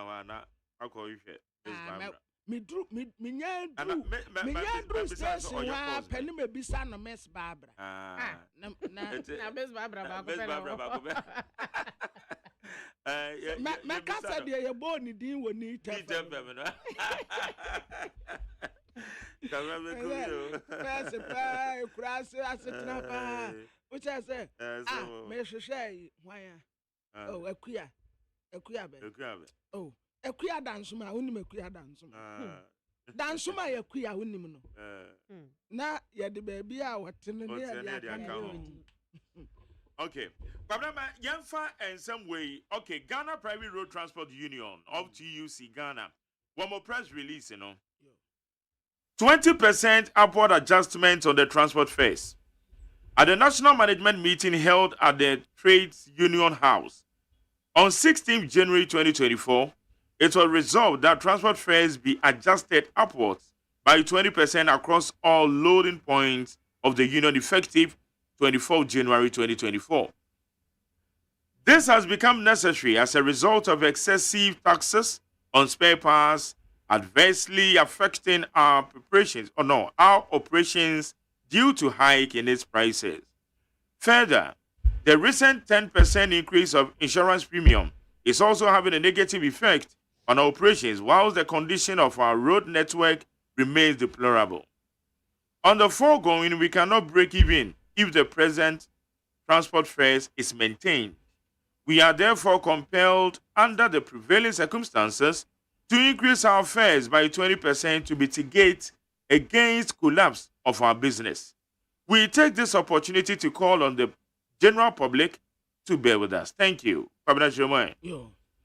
Abusiafo 20% upward adjustment transport fares no eno ho asem enie na sakrata yi Ghana Private Road Transport Union of TUC Ghana ana womude sa increment aba enti majari wadawurmo womu announce na take effect I said 24th January. That is next week Monday. Next week Monday 24th.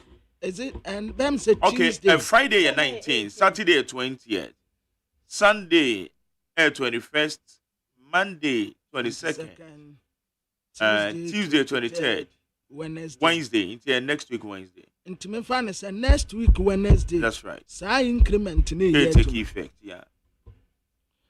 Abusiafo national management meeting, yeah, wo mokoye wo Trade Union House. January da na to so dunsia na chese enra. Yeah, enra. Enna wo mu nyina gene ko bankurom se asentuade abo no wo mu atum 20%. Na ebesa ase 24th January no na ne ye kirekire mu se next week Wednesday. Na saade we ya aba beto da no ehu hia ma wonum pa kire se eto bi a ye de agu wonum so nya toketo a afa spare part nso ne bo asa peja akosoro eno nten kwade na nsen wo mu de increment bi aba insurance premium ho na no se kura 10% no anu adin afei ekwan a wo mu de cars nam so ekwan no so nya enti efiri sabre de ko sabi wɔn ntumi nsoa wɔ ha wɔn nyinaa nti wɔn bɛsum de egu passenger foɔ so nti wɔn ka kyerɛ Ghana foɔ sɛ ɛyɛ ɔhaw a wɔn so ano a enye yi a egu wɔn adwuma nti 20% deɛ mo ni wɔn nya agyene na mo ntua yɛ fa saa akɔnyɛ so aka kyerɛ mansan sɛ efiri ɛda no 24th ɛde korɔ no ɛyɛ mo anim sɛm o sɛ wo kɔ akɔforo hyɛn na wo bɛkɔ na so wɔn de 20% ato so a ɛma wo bu mfu ɛyɛ de aba no by Magdari when the crown so kwamna me enchemu other transport unions so aye pa will no concern for ne or you from commercial transport operators one month so the no one my 30% Magdari wo de omu nyina anya ne 20%. Yeah, okay.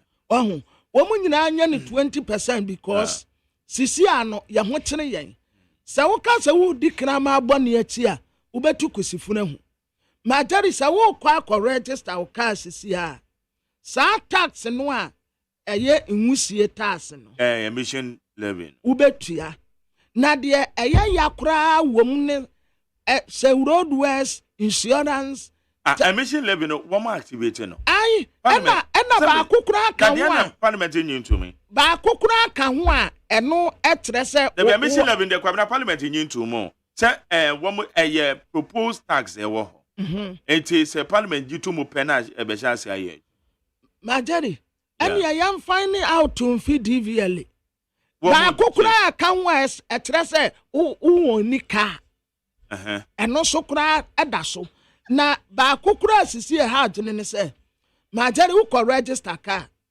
na sɛ nipa no a wo tɔ car ne free ne hɔ no sɛ woni ne Ghana card a aka ɛna sansi sɛ we no omu mmɔ wa mane o okay nanka ɛsɛso omu yɛ education sɛ efiri afie yi asase e be register o car ehyehyɛ ɛwɔ ho ne that is it okay I agree with you because enya fom so mum say bi a Ghana card ne sɛ nipa o sɛ nipa o talk car no no kra sɛ o register na wo transfer sɛ unya ne passport picture first kura ne yɛ passport picture and the voters ID card yes the voters ID card sisi anya no ne yɛ di Ghana card okay enti dia kan dia to asomo e so omo yes an church yes enka bia ya ba bewura ya ba December no na mama sa advert no akoso mu betumi aye no Peace FM so other radio stations no say e free January dey kono o be register card ya nipa o to car no ma wo no ye Ghana card. That's right.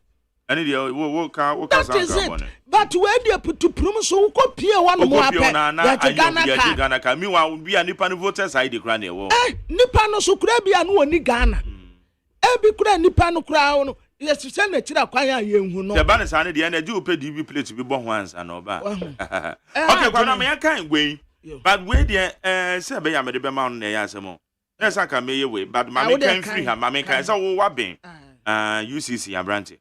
Okay, purported increase in public transport fares. It's a way every Ministry of Transport. Ministry of Transport nobody way abano.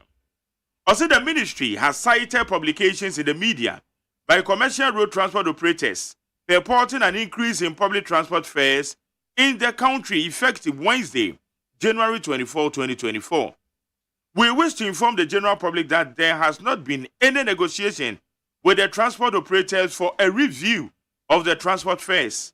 We therefore urge the general public to disregard the purported increase. When it becomes necessary for such negotiations and the decisions are taken, the general public will be appropriately informed, as has been done in the past. The ministry will continue to ensure fair and reasonable public transport fares, keeping in mind the needs of transport operators and the general public. Signed, Public Relations Unit. I'll pass a comment.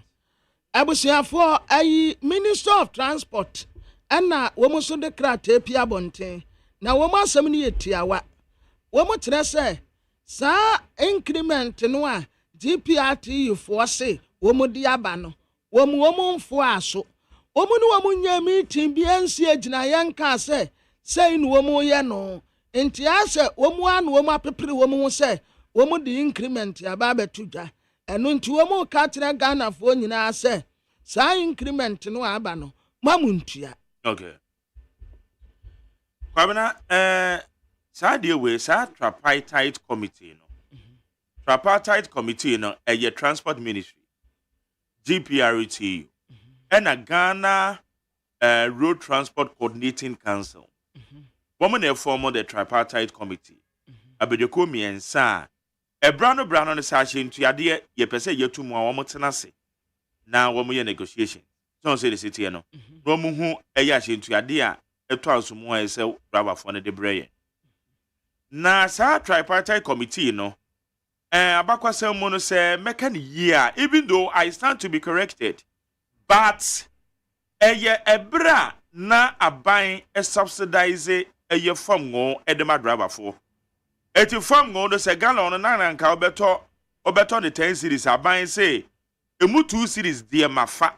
Okay, eti eno na ba ne sa na won so ntimi fa ope enka say wo to ahyentu ade mu because aban subsidize from go e the amount. Okay. But when you understand it, no. Eti eno na ma. Eno de na wo say. Eno de wo say because eno no wafa e kan bi. Mo Matias. So they say. Eti eno na ekoma eye self formation of tripartite committee no eye de e ba ye. Eti eno no de aban fa fam wo kan bi. Enti se also wo ye drop ani na se oba beto eye ahyentuade ni mu a. Untimi fa wo pentum eje woni aban ne kusinkonya. Na kwabena for so many years aban atwasa asene so na no de ma driver for no subsidy no watwam.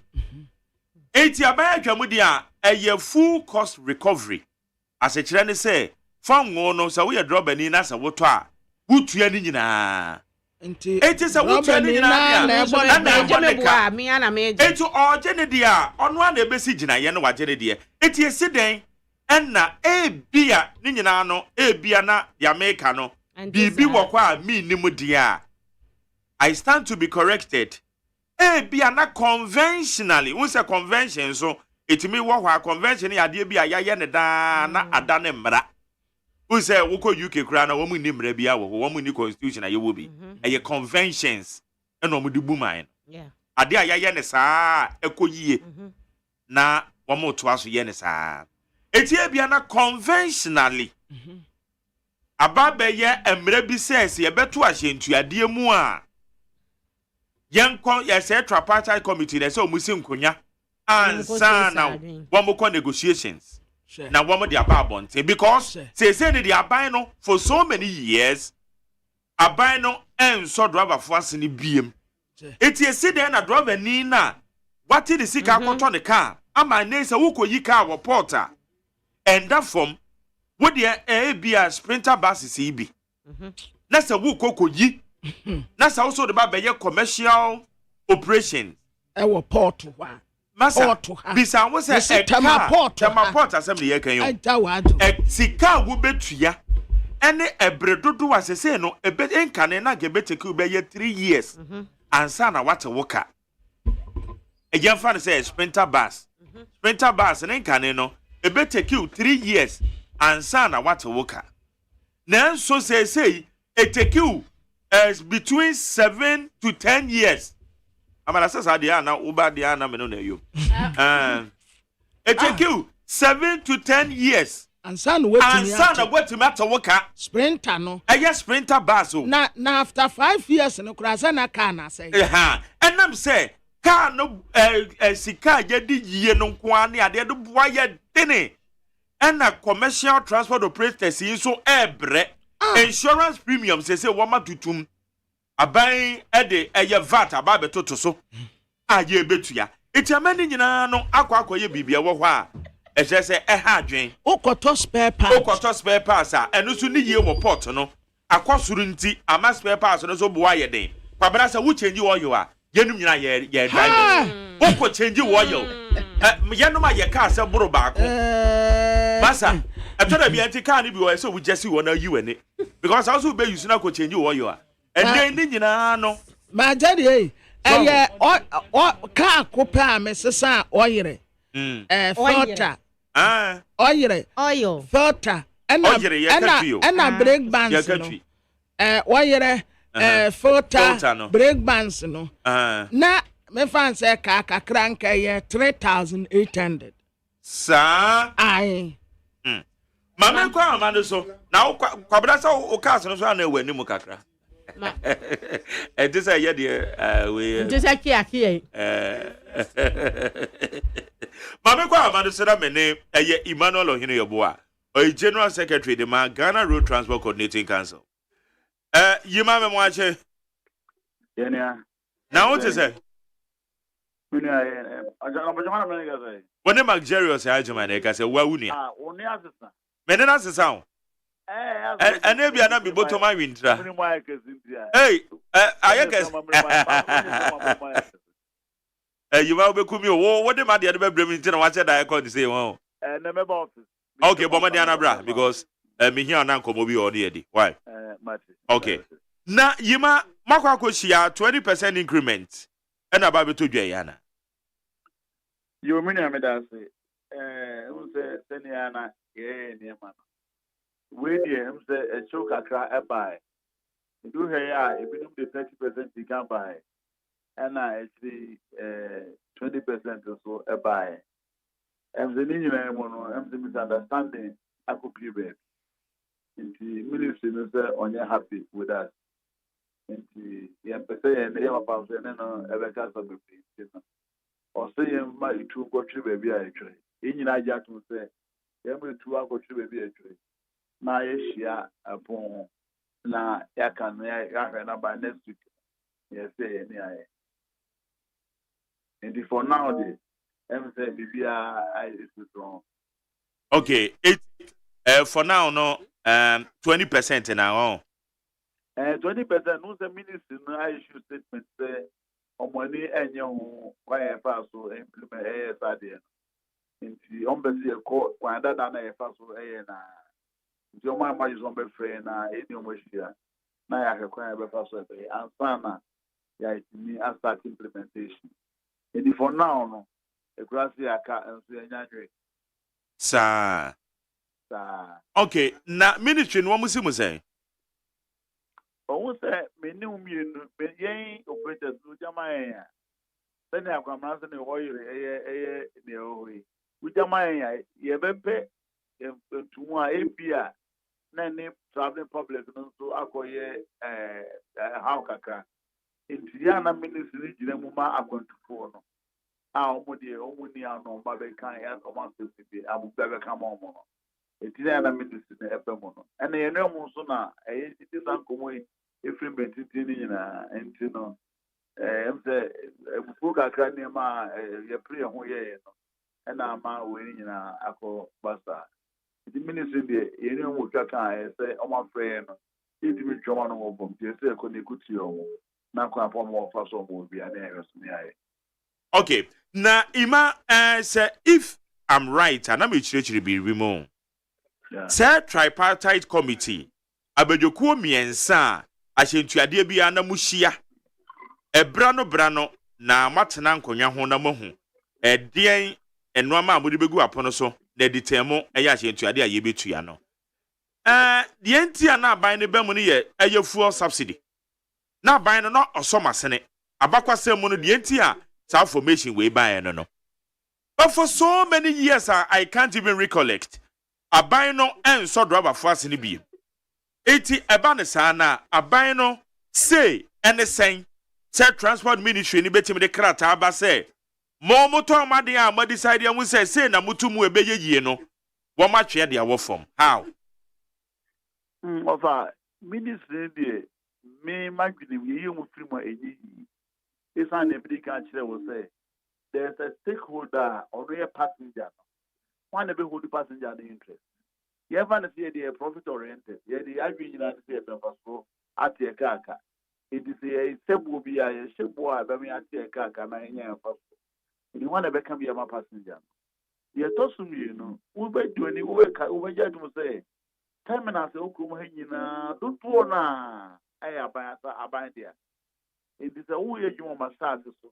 And now, my tofu ama na water so amamia. Me say mini Casimir Agasa, baby, I didn't want to do the and as they went to Hanamo. It be there, a binding bemwa, a bois and my check the balance. You are looking in giants, I my obian regularity, a million is at the one. And now, you see, I grab by new law for by road safety authorities. But road safety authority, a regulator for all commercial transport operators, including determining some of these things. Until the other day, about the free AE. Because really free man, we are moving to chaotic situation. We'll be able to try it. Okay. Now, they are working. It's a young father say, Aboso kind spare parts dealers association. Say, oh, quack spare parts, now because spare parts in your two more.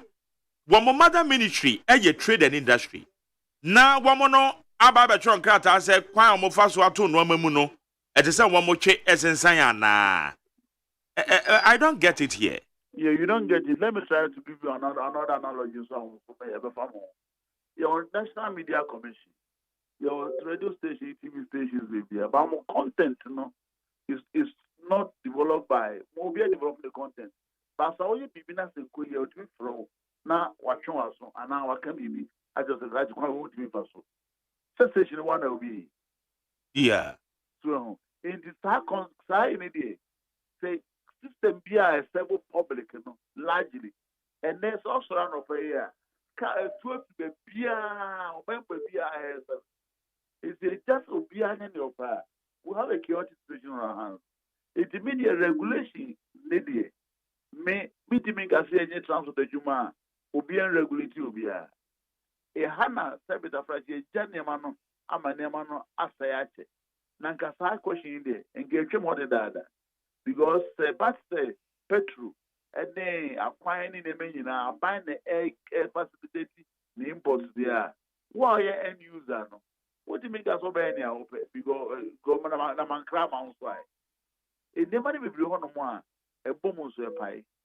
But Ima said when the transport operators say Kasa share a nay Asanya could do a yeji at the free ports. Na sika yetua ewo saa ahyen ho se woni me be ya adwan we transport operator and there's penta bus en kane no enfie be ya miensa na wo de ate woka but say ye ntesa between 7 to 10 years ansa na watimi ate woka hwe eye coachisi what was sound in there but what was it what was sound in there and one of the main factors a car and a transport operations, including a car na ye kra e de ba ye memo no duty akesia ye tua won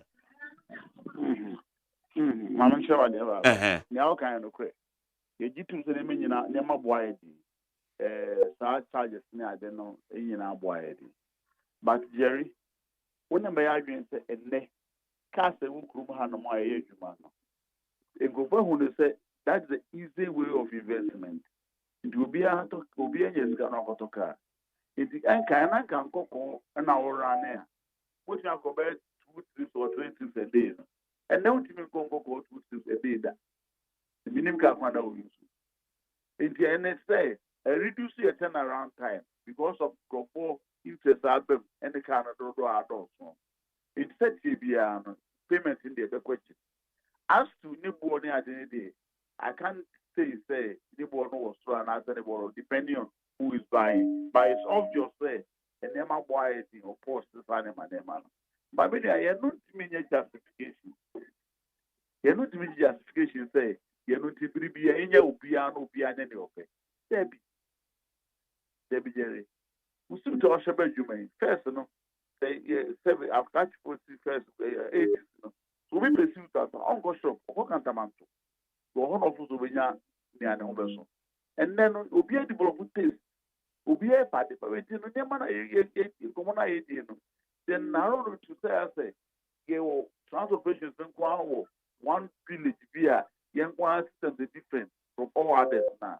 You be a man from so.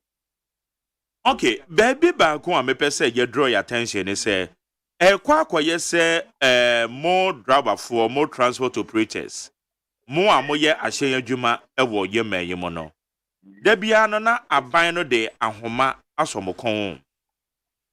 Because we share other sectors in yes anet here.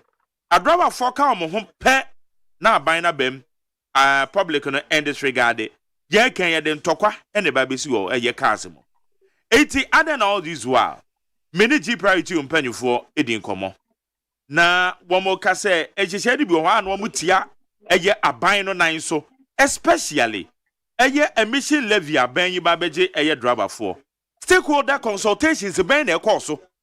Na womo no sorry se omba beto ahyentuade mu a aban se there be matwan wo form. Are they being fair to transport operators? Oh, not entirely. Fairness, the case of my party, now me to say my kind of credit.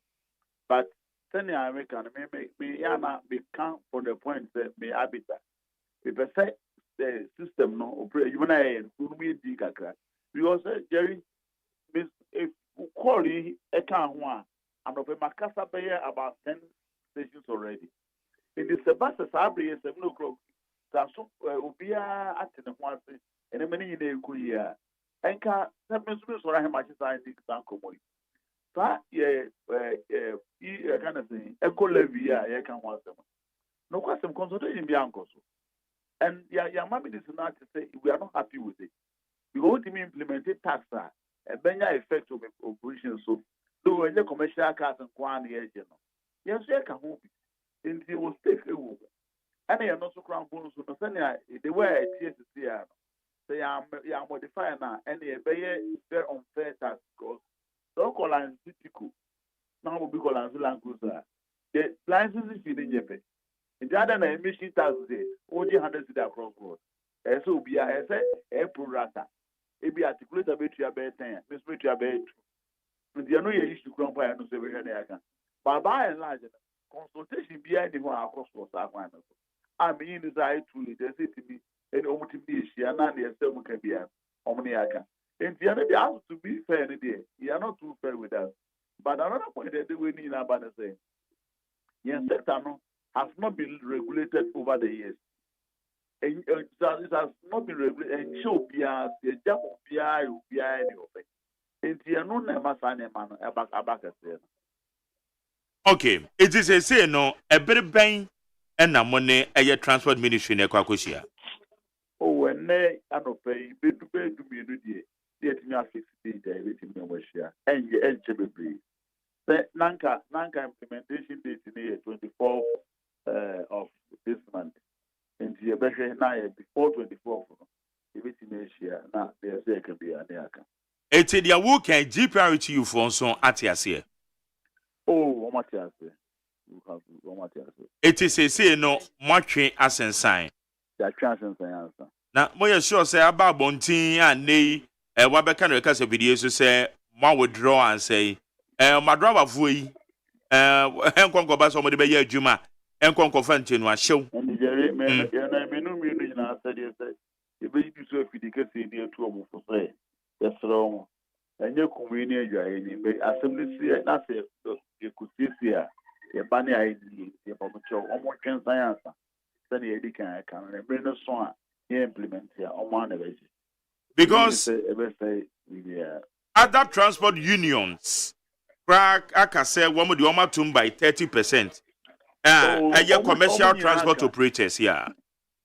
Oh, we like a good, you know. You say, nobody, you know, okay, it is a say some more corner basse abino and the motinasina a society. Yanoma your former cars in the any budget are more a bebwana. Oh, Sicadi, when you are second, the man why did you do? But don't want about Quayana is to be an age, what they say. So, what did you say? Yeah, increment, yeah, transport increment, yeah, effective prices of goods and services. Would you too, sir? Yeah, and I have 50 goods and services, baby. It is here 10%. That's what we call 20 name, but they run over, no, nigga, we talk about 10% amount. A 125 is the on the 10. They no about 100% increase. It is a basse. You to 10%, now say koto ade at about 20% or 30% increment there. 1 year in use. Anything ana be a person a guide against say, yeah, my transport increase and MBA as a ye start and Yamano Senia Ubia Bekoya or pay any other. It's yin commona and it won't go move about a penny in Abeja to where they as was the case, the young a particular percentage. Meaning cross border and say we implement here. Ubi Belgic Aka 20, Ubi Aka 30. In the middle of channel, not the all just can at the end, last end, also we can manage science, imagine, but number of 50%. Not a pushy and a mabo costra. Over last year, baby, statistical service were by. Honestly, one of the major drivers of the inflation was transport fares, and which was in a million say, you know, yeah, say a bit in Eddie Coma. A bema come back from now you see a day na a day who we never come from now a day in a the attract. Okay. Emmanuel Ohene Yeboah, General Secretary, Ghana Road Transport Coordinating Council. You better say and now pay say when you didn't come about quickly to say ya quine so at a saying. Which a yeni titiru pa Accra to Kumasi Road. Oshe hazard sa was so my driver for the Senate here. Yamiadum is here and a day, and I feel to bring mono. Yenya has yenya incident debris. You say a quine and yet, of bands who Russia actually was to go to a wood among as all the correctly, baby, and yenya. In the end, as long as I want to say, a quine in ya, as the entry was, said, yeah, you to me. Atia as soon as I am. But by and large, yes, I say, oh, man, when you have, I want quantum pony be pleased. Because when you cry, Kumasiko, okay. So for soup, Mancasim for soup, quite quiet now. Oh, baby, and you crack, go press for that. Into your issues be bria, as say, sir, by now, or my. You're not in a come on, Tina. Yana, my and the question be an answer, Yatia.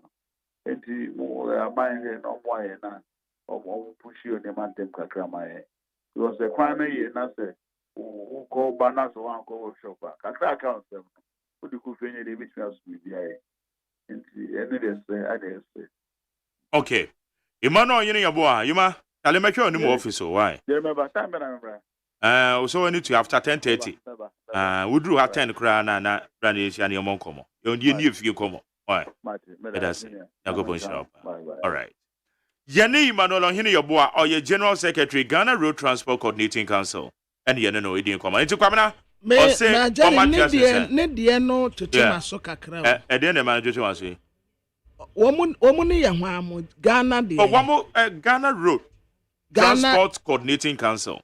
They are part of the tripartite committee. Nana Mekan once. But Womunya GPRTU for. And said GPRTU were because I am Ghana Private Road Transport Union and get from of TUC and Enra Omu press release the Aba. Yeah. Inti say enya no kure anase bia omu wo meeting bi koya.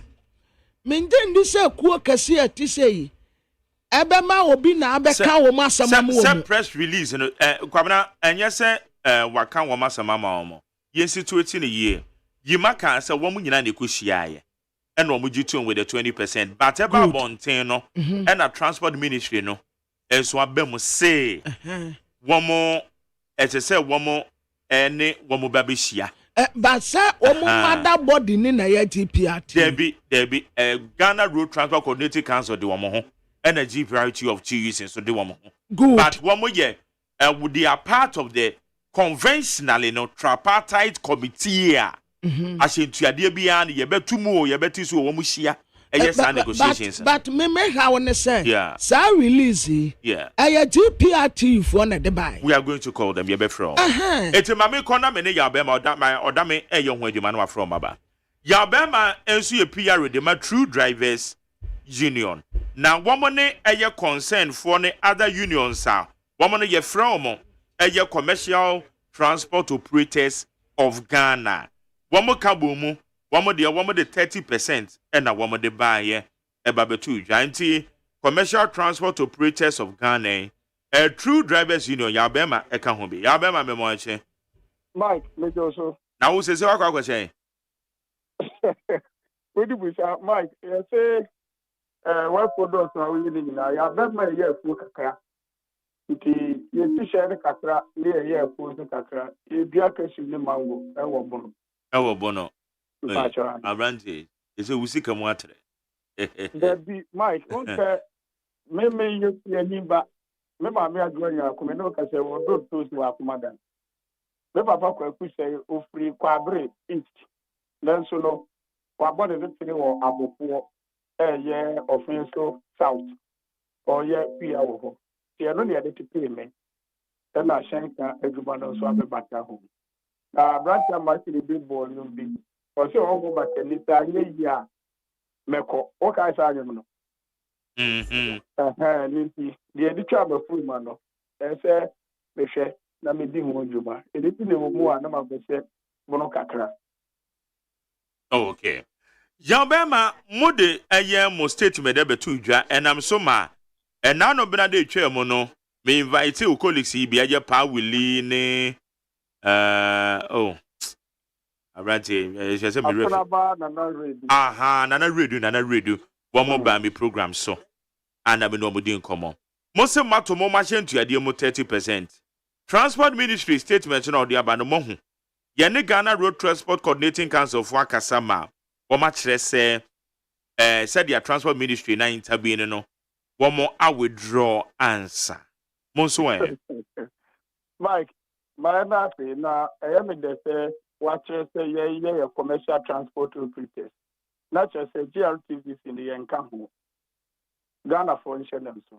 GRTVs, other union almost account more boom back. And Pierre and Casamo, almost some Casama yet. Now, yet, that's a dinner baby, a dinner. Your chef and near ma, Aquaco, Nana, Marjorie, young who buy and Trabant to PH.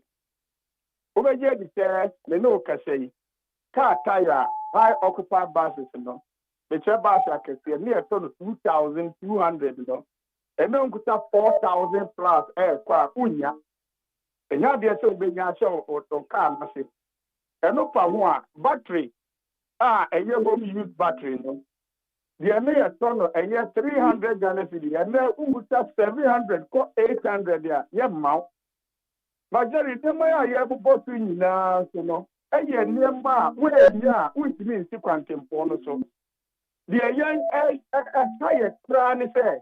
Then see on the road safety for and almost space about one thing, a number of people are and none young so the church and capons are super share or more binding. My general would trade ye and none so much a quentia bano. But baby, almost sure say, can't leave you a while and yet disabled car. That's who wants to see no in Chinese cry. Majority, na yatinya say ni say the man kwensia ba. Na yesu betimi aye hu bibi a, mpa cho me aye hu bibi ma akwensia no esonte. Taya me ton 2,200, it is 22 million no. And then we have 4,000 plus. Me say me mo amane e ma wo mo me na matimi nya sa quality time no ase afie. Na makwa akopɛ bosia 2,000. I pay post there. But Jerry, you see, now the work will say, for both portos more, let's see idea and them. We are doing come over from them. Sana, I bet you know mind because you are going out to the so. Yes, you are see, on my paying that say, you bet me the economy never back, but you can't quite get to from that. And you couldn't Nipano because of our children. The answer is no. Who are not to say, me no me every you say I buy announce despite media enya ya duma no pay craft pele ya car full tank maya majority car ne bobre no down so insurance enter ho no o majority be frota car no enya dey so be pro I buy the tax ato insurance companies for so ama say insurance no apeja kosoro obeje de say agrabafoɔ bi a ɛyɛ comprehensive a na ɛyɛ 12,000 no ɛna ɛyɛ 16,800 awunya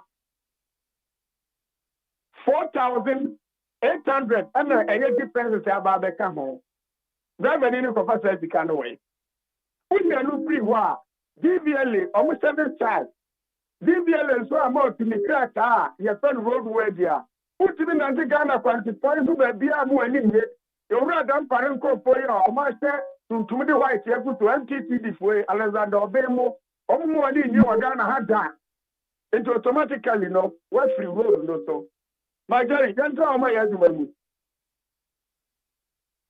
yɛntra hɔ yɛyɛ kaa ne yɛntɔn this way chocolate drink wɔ mu special ice wohu si yɛtɔ bi ho na mmom no yɛfa akwantifoɔ yɛfa nneɔma ne agye biribi ne yɛtumi abɔhyɛn no ho bra yɛakasa asɛm wei wɔ kurom wei mu saa magyare nyɛ adeɛ sɛ obiara ka bi ma yɛn ɛno nti ghanafoɔ a yɛdan wɔ mo no wɔn deɛ no so kyerɛ wɔn sɛ yɛha wo ni na sɛ mo ammoa yɛn a yɛntumi anyɛ insurance no a yɛntumi mfa kwan no so yɛka engine ɛsɛe na yɛatotom ɛwɔ spare part bia hɔ no yɛntumi anyɛ sika bi ansɔ so a engine no sɛe a kaa no bɛsi waduro so yɛntumi nsom ghanafoɔ biem ɛno nti momboa yɛn na yɛntumi anya saa differences no a aba abɛtɛ hɔ no a nagyari wei ne yɛ sɛ yɛde ahurahura bam aban so issue statement yɛne ne yɛ adwen aban no nso ɛwɔ ɛyɛ transport ne bi me no ka sɛ nana akɔmia wobɛfa STC okuta ne dasta ɛpepa ne kaa ho pae kumase nkɔkɔ ɔyɛ adwuma yɛ aban bia aban bɛtumi ama no instruction sɛ ma ɔntomɔ mfa nkyɛ yɛne ne yɛ adwen na Mike yɛyɛ deɛ ne deɛ aban tumi ɛnhyɛ yɛ ketee sɛ ɔmeyɛntu saa nammɔ no yɛne aban ne business biara ghanafoɔ ne ɛne ɔmowɔ asankae a yɛbuto kyerɛ ɔmo sɛ deɛ asi no ɛmu ɔden baatɔ ɔmo boa yɛm. Alright, na yabema yanoma passenger phone so a yɛfo mo car no why na bɛka yɛ sɛ mama yɛn because yɛnhwɛ ne yɛn so a G priority foɔ ne GRs your friend Ghana Road Transport Coordinating Council for ikra no sɛ 20% no mo de buy mo de mo se 30%. Eti eba ne sa na yɛn passenger phone no why na bɛka yɛ sɛ mama yɛn nya bɛn no betumi agina mama yɛn. Majari me no ka sɛ sɛ yɛbɛtum 30 yɛbɛtum 20 weji we no bra station na bra hwɛ kaa sɛ akɛseɛ yi a ɛkɔ London the same car just a brand new necessary wouldn't say obiara price is different one share them so yeah and the same car the same car but a brand the person may go via brand deal brand and a sister but really fair difference in I Ghana phone pro every prayer a bomb back air corner the price is a difference in it and the or Chiesica and control you sanity anything Mike yeah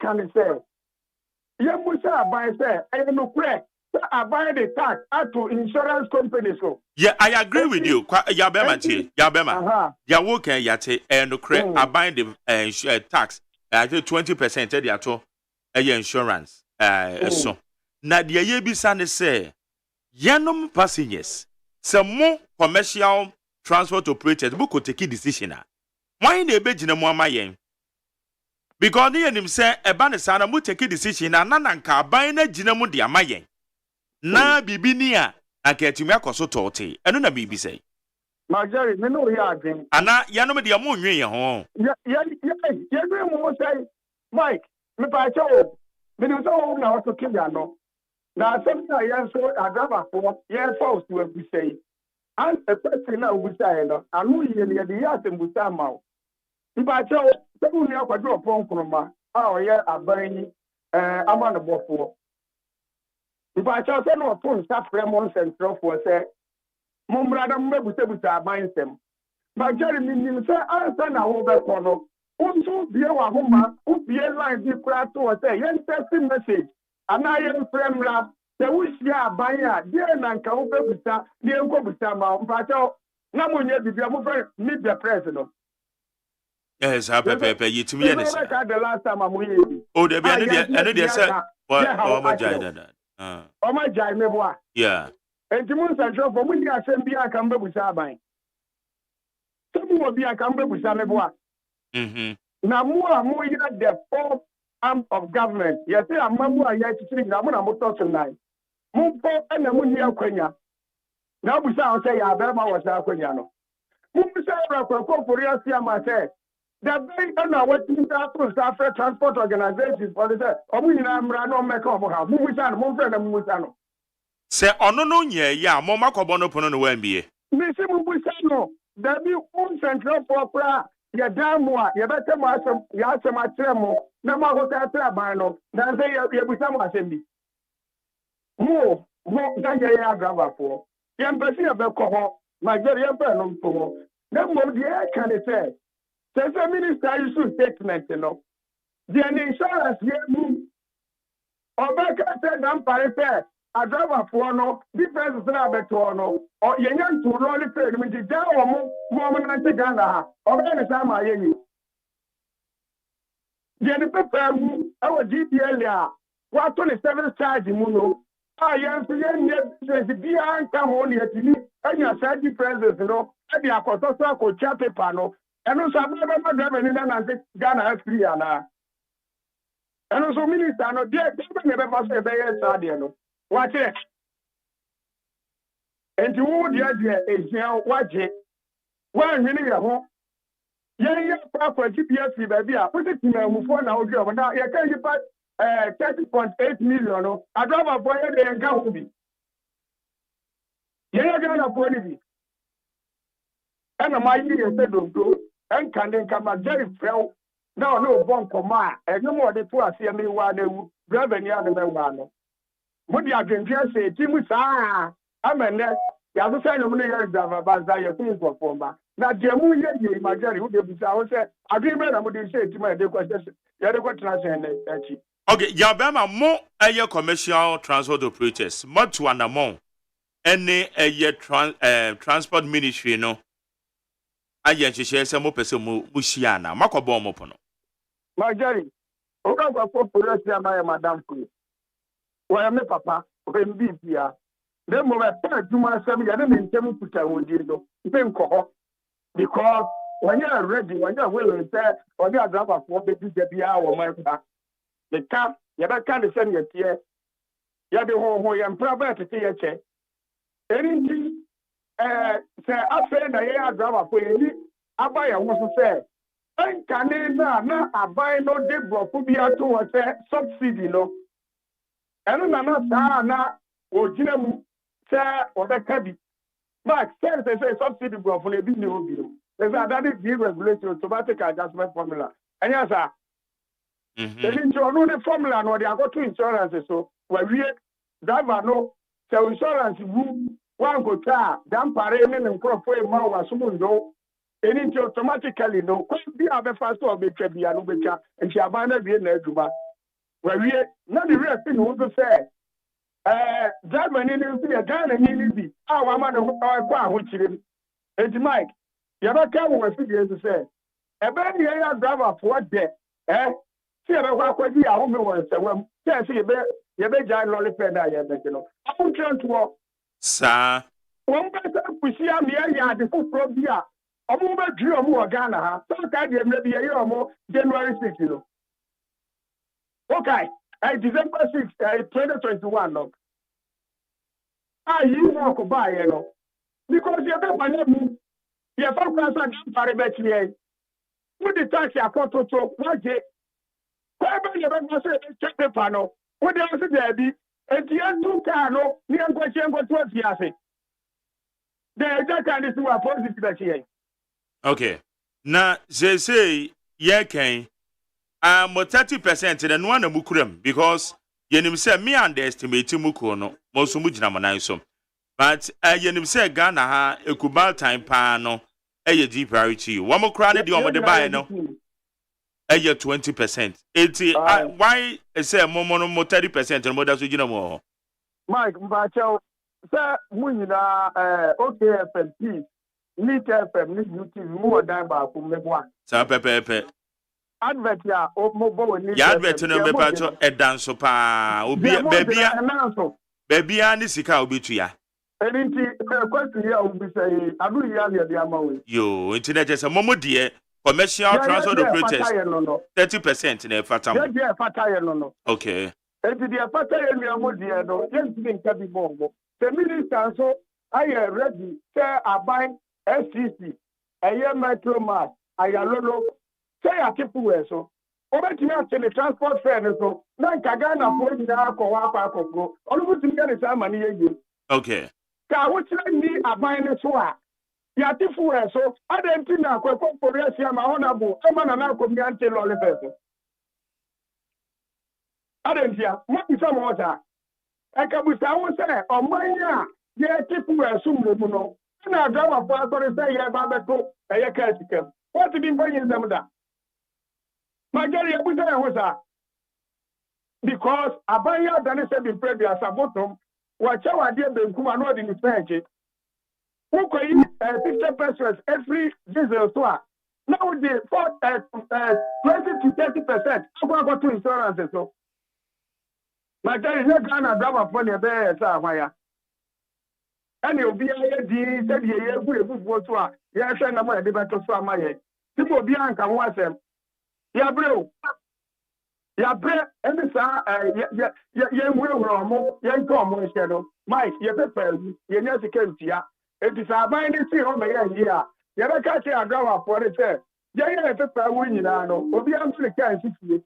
Ye ko doctor ye nya botia ko insurance na. Ina sa be ye aduma. Na ye hwe de be si o man no. Ya sa no mpese du a. Ye de be du ho. Eti mo dia no mo si adwoada na mo hya ase. Mba cho nyame ya adomo a. Eda juada Mike. So ba be pro ye say ni bi ko ade a. Ye nyina wa ha. Na bi o mo pese mo pushi ya so kom no. Endro ayi ye si egu so fa ye ho aden. Na ye be ya bibi okuro we mu a ebe ye nsenda ho. Ama Ghana fo nyina hu se bi adrova fo say ye yi a. I hope say aban no krampo no can press mate. The number of people like I in problem more problem. Ya take it up. The commercial class ya ATM woman then they are buying there. I'm going to yaw and HT or more remu. A big campaign. Small microfinance. Any savings and loans and get to the head in par. Or much no and the research to Ghana who. And yet, Mudia Aka, Mazari, point. And there are one. Which I would say, and can you win them Kromwa, who can be financed by now some microfinance and not savings alone, no logo carry home. Like every movie. Okay. There be and you pay and you more dear point your car, or ya don't no point for the me as a Ghana, a driver for you now. Off, you're good enough. A driver for a D, you need come up for. Maybe sorry, sir, may crop bank I can see any more BID. You ever got the member for Mexico, I would say, and catch Ambra no me collateral. Never part of the no already a bear making.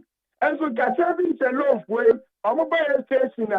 You also took a cram more. Who station must say, Jim, we say, I mean, about Busiano talk. And can insurance say, I better diarrhea, and then you be better to Ghana for you. Maybe kakra near the asosra koye me aye no so kakra the amount and I sorry say ye ko bank akesi akope sa difference na ba koye insurance ya be my and ye na ya na ye te ho ye so mo bia nka ho asem ya use statement into no no Mike ye be ka so bia say e be de ti e be di ahome won sewam acha akonfo na ban de share no omo ntrento. Okay. Ya bema no pay that say. Majority, let's make that say. Now, you say, why am I this way beyond condom? This way, you go, I be go anti beje. Let that say. Na be sure. Oh, Israel, Michael from Ghana. Yane eye kasama for the True Drivers Union Yabema and our tenant can one more part of the commercial transport operators of Ghana. Our modiano eye 30%. One more do how much chomone duasa and our mode eba. Need 100.9 Yane GPR2 for so bekasa. Yeah, that's here. Ghana Montie.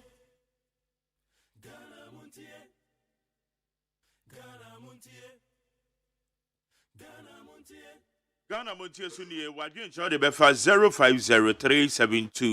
0503721744. 0503721744.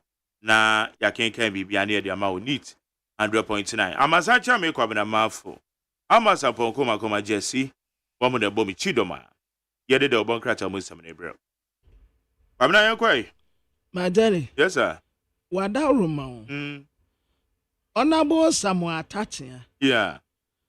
Or say, can we for your time resign and one quay? On 7 a day. On 7 image. On 7 image. Mm-hmm. Can we for your time resign? Na on 7 image. Na on san sevu abino. Na one kasa can we for your tanwa. One kase one resigning 7 image ne bi akade. On resign te and resign it na. Esasa otena ho. Na aban foforo beba no holding accountable. Na baby a wode Ghana akwa akoduro yi. Wo be resign. One will say, sa tricks bi no a omo yaya ne se o resign na first image resign never can we for your one resigning then resign but the woman is say can offerata be resign you son resign you say ba say aban fufuru bi ba na say can offerata ye boni bi no be hold na accountable obetimi entano dey say nsi kwa resignation Majari baby and nothing baby what baby papa di Ghana akoduru yi why na me heritage ames we mentias you baby a wode o mayi sikasam akoduro yi yeah sabusi abo sikasam tutu ya basabasa covid akuntabuo auditor general report why na imagine free nsem onyanfo samu atatia baby a wokeka kwana wetro dai papa no wantena wo na obi ani wa beba on resigning then resign it na initially ya katira mampani say Oman resign on one MPC nyina ka bia one resign no ena de na aba ya kan wo for ya tan resign aduma no obi ampe obetena wo wa kwasisi ya beto 2024 abawie na ne se wo mu wini a wasa atoa so wo mu wini a wasa kwatena ntan na sa kan wo for ya tabe resign ene aduma a wonni akatua resign a also resign. Kwa pe baby tina wo si dabi. Ya mafu wie. Wo ye wie ste wo da so te wo. Aka tom na bro. Ya anim guase na ba wie no. Ena samu atache wutu no foso wa yeden. On resign no 17 image. Ensida. Kan wo for ya ta on resign na resign tina. Obetena ho. Ono anu obeye finance minister.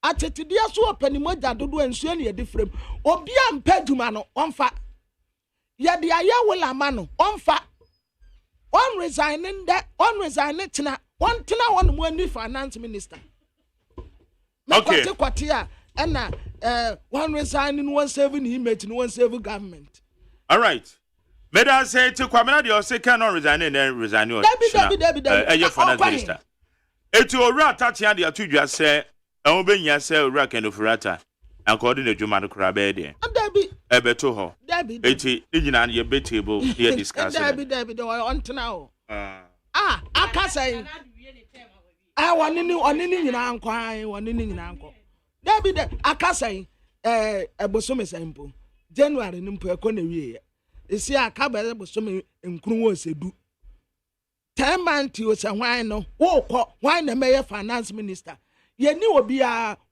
eduma no kro obi ampe wan kasa ye Obiampe. MPP ni bia ni wo pe finance minister eye ono ankasa na majari nti wo pa na ya ba fra wo say be ya finance minister na ken wo fori ataso onye bie wan ka be ye aga be ko pa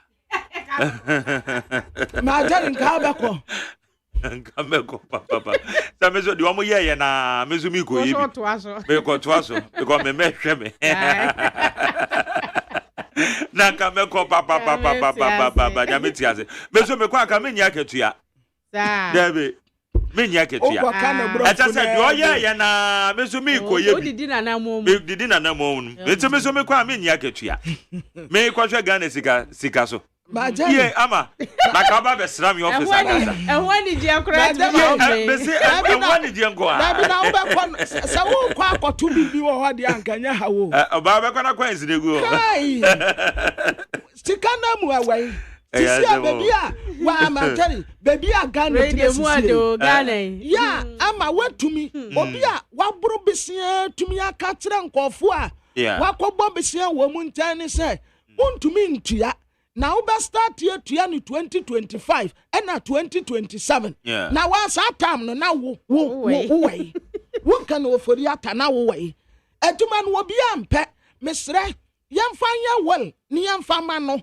enkosi se aban yi be fura konwa so ansa no wo be kwa awakọ was wejai Dabi one resign can wo fori ata betumi a resign or resign a demonstration ke ya be kwa ko BC ni fie hey sir onsan ko back to finance ministry hey opo da channel ko ati bia wo ye wa so wo tu kwa abrochire no wo kwa wa mabio na so wo ti kromu ha se onye finance minister bio na nko no obetumi atena ha hey sir obi ampe duma no finance minister no Ghana ni bia ampe okay minister ahodo majari de ye yakura ne se asamaba na wo frɛ ministry bi PRO ne na kasa no oh abana say de odamu say wawa pa o ministry sini PRO sini nyina acha say wawa bibi bana wo fra wotimi nkasa e wo so waka asempa watwe madwe asiso pa o eti ministries aye wo Ghana say bibi bampo na akofre a wo mo twro a statement na wo ba kwa megenka from public relations unit when na kwa friend say omra no mamekasa PRO so no nyina nkasa biem eno so ade obia nkasa kwa me na kwa de watwe madwen de esi bibi so pa PRO fo ye be from sa wo mo nkasa na information wana mpo isi akojo pankromo wai uhu nache me hia no ofuase ayire bi kwan na wo de ka no so de eti se wutwem eti onim me ano ka ni di manim no na bibi prompting me said nipo di wanime ayo obi agunim no me ana me wanwa eti mi di ka na chi ya na ka no kra said na me bon tenten no anam say ono so suspect me onti oye se o park baby o park no so nye kurom o ye nwuram kuma se kwan ya so eti o park ye no na am so ko manim na me park ye apeni ampa se na nipa nnem nim no kon hwa na odi hu minim se bia ne krakra ne so eno so bese hu no because na say ana be share information minister na true na nim information be na oje baaye bibisa no say so far no amekose o ka sa me wo ho o be ka je so ba me hoye hoye because you be one campaign wo fase na nsa nyina mentene nka wasi waja kasa ana wa bre o de bi omre se no mani abre o kwabena wo mo ye campaign na sisi ankasa no mampani na nado man nyare safo eye eduma no obi ampe bio obi aka jo so ampe dabi so obi so mpa Minister of Health kwakwa adima amenu o man ntena wa ne nto abanwie obi a wotena konya so bia wontena ho eduma ne sisi a obi ampe bio wonfa wono a wonne na ayifo no a wo mumfa obi ampe finance minister kura de ani obi ampe wonfa no nya na je so sorry dabi ama aya saa no ubere na strategy o ena kan wo fori ata resign kan wo fori ata resign mesrawo kan wo fori ata to aso okay Can't paso. Sir. Dabi aduma my endorse o finance minister no aye continue we your best to aso. Okay, how you need 100.9 for 125-050-372-1744. Amadu Kwabena Musomuni Onkwe. That's it. Yeah, we see a daily guide that Obakra Takitamin some ewa ha. Na enu na Charles Techibuwa du. Ene Vincent Kubi atro de abatokrata yi kratafa miensa se. Nipa binumu a wosusu se woye NDC amanyokuo no. Empanyumfo bi. Wono ede wo ho ahye occultism mu. Ensa manfre. Ya wono efre nsuman. Na wo mu dinsi eka entam. Ya wo mu gina emoja mu na eka saa entam no.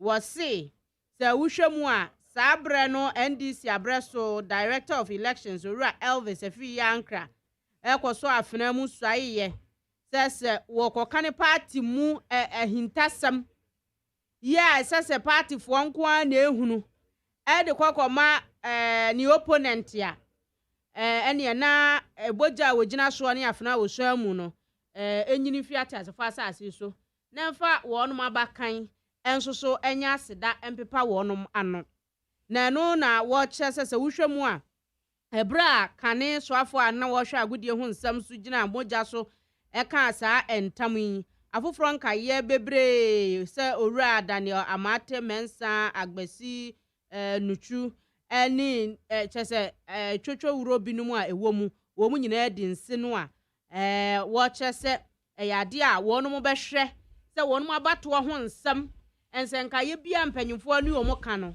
omu nkoton ma ayi wo mu ekorafo a wo mu no mu gina apre aba no esanse efa abato ho enti nhyehyɛ amaye we ye beye sei na ebia ye be koleti yama ye beye sei no enfa kire mu anum nya ode ositia chinya ode na nkwankwaji millions of cedis wo bia NPP fo ho na wako ye cry na ne committee ye see election no aba ne ye truwi akwan ye befa so ye nie ye programming say ne ye no na akotese mu de asi wo kakra de amount ene begina na bo ohudua sa wo kan election committee ni ho a unkwa kansem bi etesa ukoka dua ya wuboi enyawo na mfa wa bakan so enas daily guide ose adedada ayase ye old video say ora Elvis Efi Yanka say oni position bia wo NDC mu enti yesi 2020 na sa video yi omo ye ne position a wa ye to boy onim kapa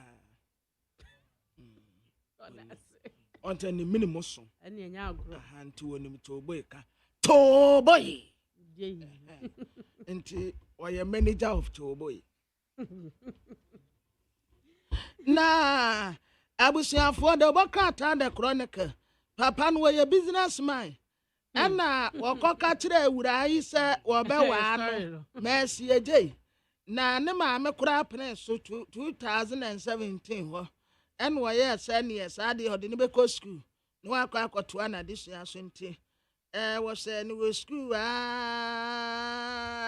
obi e tendi en wo sa kwa Amenkunu University of Science and Technology en wo graduate ye ne graduation ye fu onya BSc marketing mat no asa to aso masisi akura de oye contract staff ewo Absa Bank na we Mercy eje ye wie ne ho so ayefu he obi hwa wo university pa ho yefu sa wa wo struggle dia ha wo bre ba so obi hwa free sa pa te sa hwe onua sa hwe ma o bo nsa no anu ode aba asa ha da wotema che we afuo mo afiri kuma ase abe ha da wotema na tema na ha pra no boarding wa ha da wotema e de aba no na we wie bibia ye kama afi ebra soso oba be wa no a ewura ne se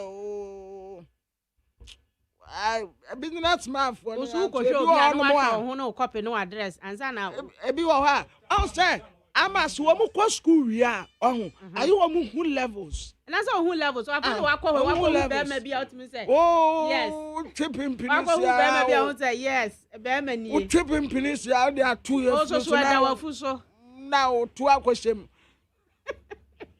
wa ko ja the taste wo ha opa now who show obi aboa who show obi ahwe say wo show aboa but never condition to so say me show wi a be ware mercy wo ba to blood blame oh on to blood oh be ma ne fence me so tu and all the we are now sorry bro kuro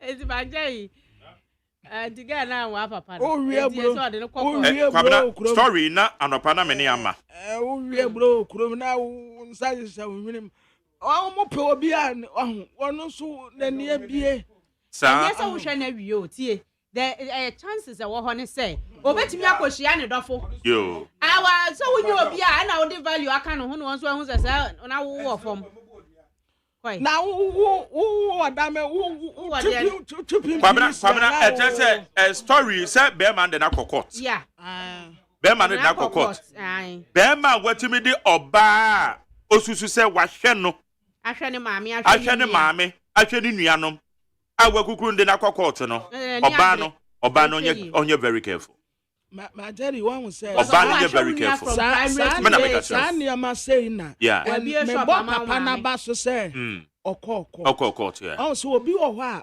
obetetew no waku yes na say mema nso mote ma obi so okra obetumi akobo odua sebia okun a ane ye ba beka se o or your suspect but what do kwaduro so no obo dam a kwabna ama metra say na broken heart ama me ebi ni obi broken pocket a asem ama sem we ya ba beto no ena nam so a saa niama na ya ye hu no yeah we say we kwa dey different from say girl ale say say yiram we say we need dey no any say yiram dey no emwe ha so because we dey be man nware oba ne nware and o ma gree say obe ware and na be man kakra won hunti o dey sponsor wo ba no na wo ko ya wa ba be ka kire ne say onwa ne bie papa na dey want Ghana ha na say wo ko university wi a wo ho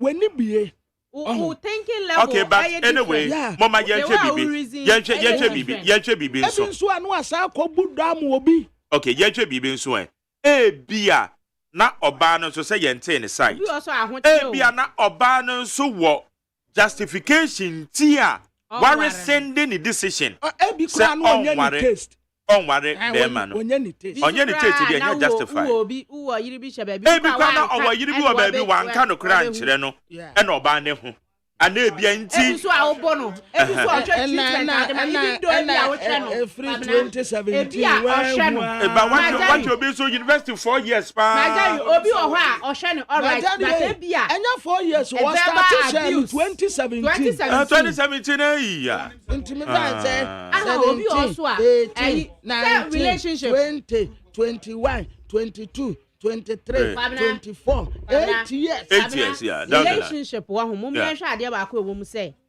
that relationship no ye ko ni nyina so obi a hwe obi asuban yeah enti bia na awusu no ban na kita no ofi so ntimi no ntoa abrabo no so nko because what I say ebi a verbal abuse said that kasa ne ho because ebi a ofi so na ahwe no na make say ebi na justification e wo batene ho ebi a ne ho kire no ohia so owie school nti wan kasa but I don't so they are wrong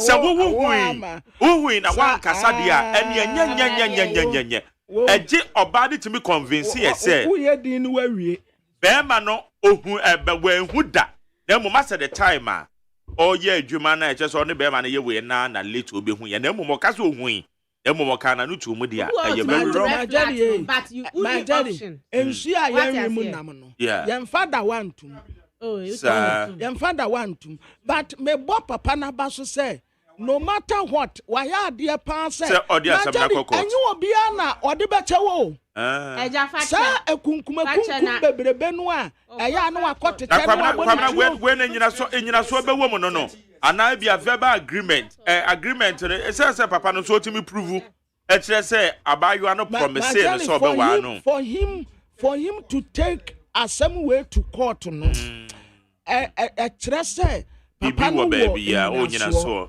okay but me bona bas ma jani enyu obia na ya fache o yeah minim papa bia akwada wanya ta na husiesie enkoyie obana se wo oba do betimi a kire no o basa o menya sa ene de enya Tamo ko school no ni sana uche se ba ma bi wo ho no ma wona nkro no wo wi aburo ya ware this sound ya ware this sound so dia say wo tire kurom no him no de nsa you can correct it you can correct it ama no de there you can correct it sa bible kura nya sa no tabna mamu bi ye njaje oban because munni on the side of the story njaje no ama njaje no ya kase wo yo ba na wonnim se be ma no adanti na wo be ma obi abon na so oba no wa ma me hwe na e wa me e by force say wo hwe ni wi a wo so wa oh ama ona na kan ama wo kan story no wo na wo kan story ni kire me ama obetumi de na fa kwa they have agreed na usa asem na ye ka no to the extent say bema ama me ba 2017 be sin ne ma me kura ya wa ni kura hia en na bro wo de ote awade ase en nya hwe eno de jaka e de na hwe ade no na ye ne ade no en na no wo so en na no ka so chese okay me so be so chese en na no kura nya mo na mo tende kase nya mo na wo tende kase hwe ni podi ase nka wo hwe no en na no nya mo na mo tende kase no wie no wa wo de ase se wo case na whereby ya wo de ho aka no wo de ho aka no from 2017 na wo de ho aka oba no enyamu mienu na mo enjoy enyamu mienu na mo enjoy enjoyment ama munya no don't break that thing ama me fe no de me de me fa ma kwa me fa ma ye free aduma ba ya brem ko still ani ye mo ye na wo ya wa mo de wo mo ho wa ma di ahyiamu wo mpamu a ye promote adwaman bo ana baby but ade de enye justifiable ya ma mo patre say enye justifiable say wono da watu aka asebe na wo kan say asebe na kan say na ne anka ya nkọ cantonment asawofo la ni amene de enye justifiable enye justifiable baby ane de entaso men ka say support you but de me kan say what I say obi wo ho a wo bo ne so ammo ebi kura wo hu suban ba akomienu bi wo ho wo na wahwe ne school de me so mahu wei ebi a wo ntade hyem ebi a wa body sie mu sie mu ada na won tire entie ni ejai ada na won tire sie se wunyi a ebi a fa ko salumi enhuhuru mu no wa no hu nye wei ebi a ese mu asem anya da bia na ye beka bia mama o eto da bia ye nka bi nso ma mema no na John so onyipa ne ba se ya asem ye da ho no yi ewura na asem no minim de court be ka bat kakra ya tafre ho no na asem nya de okay na asem nya de okay yeah na obe ma obi agbo ho ka be wie be ka se won wa no no nya wutes papa no kra ya pa no ya bi man na ya ye wa beti tawo be nkwan wa no be fa so oni obi etwempena mpo na se bro no amotimo obi ahu se asema asini nipa ni a na ebi amfie mienu achi na o se o mpe no a enu kwa wutua bibi ma no otime je wo eyin sanka be ma na de ye wo ba so be ma papa yi kan say omo ye agreement no say omo sign dia then verbal agreement well omo indicate say be ma na de ye wo ba nka sese mu te ya na be ma oba dia ya be ma na de nipa me fight mama onye feminine mu yanka bi say ma jani akola bi wo yempotem wo 13 years boy you wo de kwabra mame ne aye Mustafa Gbande ni nkomo enwie na ya ba beto asasem ne so because asasem ne ye interest e wo mu pa Mustafa Gbande ye deputy general secretary edema NDC Mustafa Mache you show me now me bato na unto say the radia ya de nyankopon ase aye no krese ma suspend aye mon vice chairman in Northern region. But yeah, that's suspended. The money is saying. Oh, I never did ya. And I don't know. The young and executives in you know. Enya kasakasa ɛwɔ northern region abroad na ɔmo office and in the process no even I like sɛ baako ɛyɛ asɔ ɔtɛ ne yɛnko nti national executive committee enya asɔtene first of all no yɛ condemn action no particularly na the other executive na bɛyɛ ɔbaa na yɛho bruises ɛwɔ no ho and subsequently they requested for more information and National Executive Committee trust who said Sabio party no Emma Kwan said Kasakasa be back in the first place among working colleagues to the extent that Obako Everton and she vice chairman no assigned that the bear na Ebema Kwan ama disciplinary committee etimi apensen semu na abua ama enya final conclusion. Okay, proud to the suspension no moma ono nso space no say ebi asem bi wo ho betime yi wano ana. As per our constitution article 48 no we haven't reached that stage. But after you better and send I don't know, there's not a committee being invited. Now, when you're quiet, they honor the information to come and justify himself or otherwise. They are cohort. But believe that the reports are in any evidence I want. There was enough grounds for the National Executive Committee to take some preliminary disciplinary action into the matter pending a further investigation and adjudication by the disciplinary committee. I think that at that level, all parties will have to then come and state their case. But we believe that there's a basis, there's a fundamental case that the regional the suspended.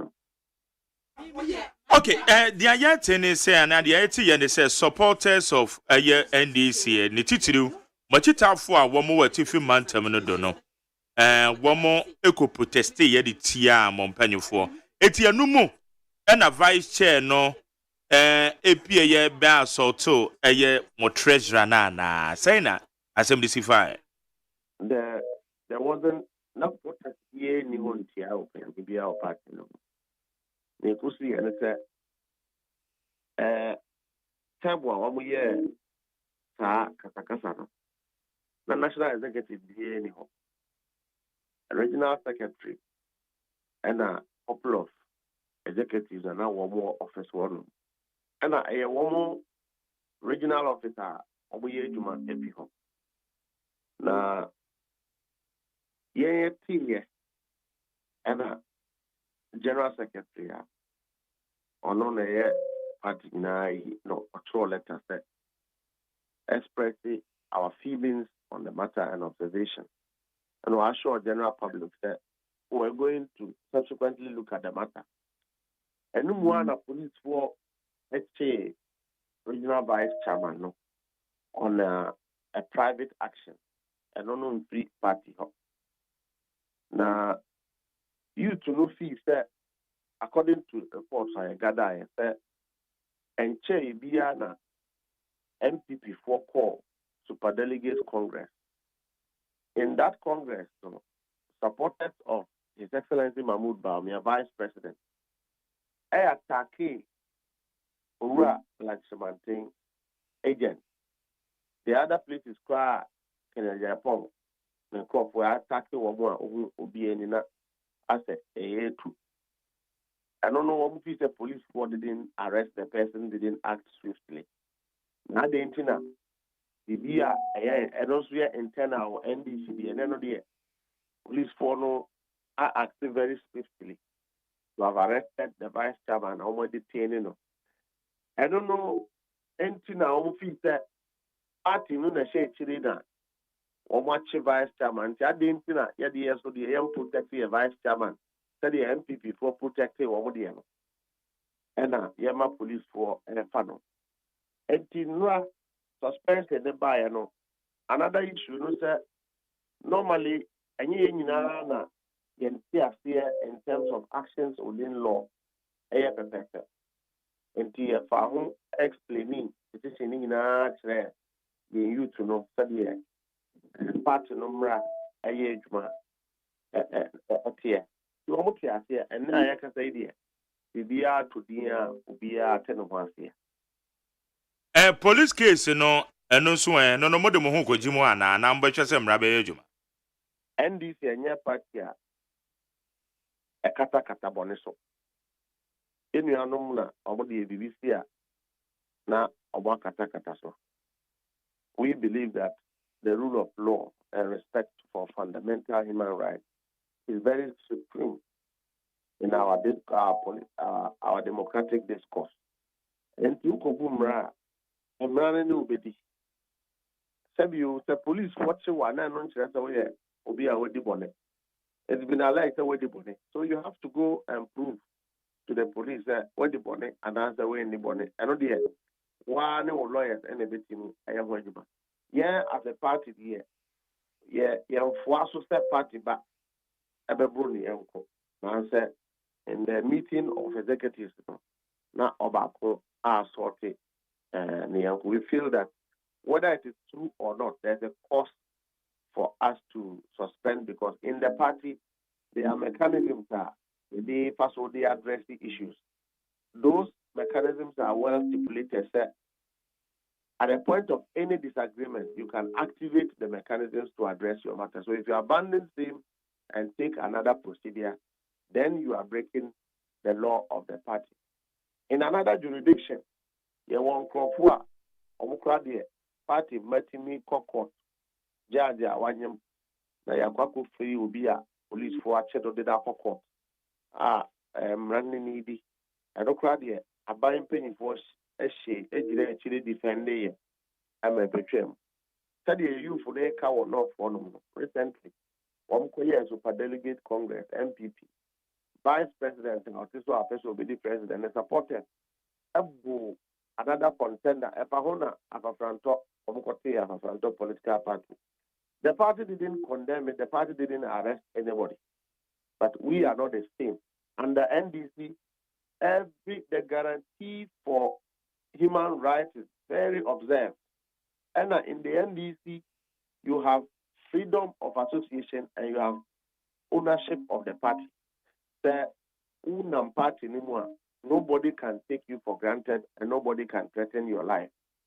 And the Yayanko interfere in the police matter. What we have done is to suspend and refer the matter to our disciplinary committee to adjudicate and take final decision. Okay.